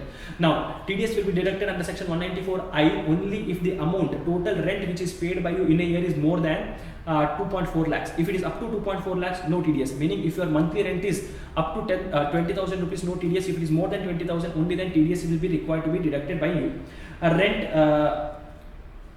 Rent means the rent paid for all the above assets. Rent means any payment, whether by whatever name called, for all the above assets. Then TDS also, now if you pay rent in advance or warehouse charges, or if you are making payment if any non-refundable amount is paid, etc., then also TDS is required to be deducted. This if the person from whom I have taken the property on rent, if it is jointly owned property, sir, then 2.4 lakhs will be for each and every owner. The limit will be for each and every owner. 194 IB. A payment of rent by individual and HUF. Now please note, normally individual and HUF are not required to deduct TDS, correct? We have seen in all the different provisions. Individual and HUF, if they are taking something on personal purpose, normally they don't have to deduct TDS. But they say if an individual and HUF is paying, whose books of accounts are not subject to audit, is paying a rent more than 50,000 rupees per month, then though he is a very big person. He will have to deduct TDS. 194 IB says any individual and HUF whose books of accounts are not subject to audit makes the payment of rent to any person, he will have to deduct TDS at 5%. He will have to deduct TDS of 5% if the monthly rent is more than 50,000 rupees. If the monthly rent is more than 50,000 rupees, if it is less than or equal to 50,000, no TDS. Now please note, when should I deduct the TDS? At the time when you are paying the last month rent of the year or last month rent of your tenancy period. Please note, 50,000 is per month. Now 194J talks about what, sir? TDS on fees, professional fees or technical fees or royalty. TDS on professional fees, technical fees or royalty. So nature of payment.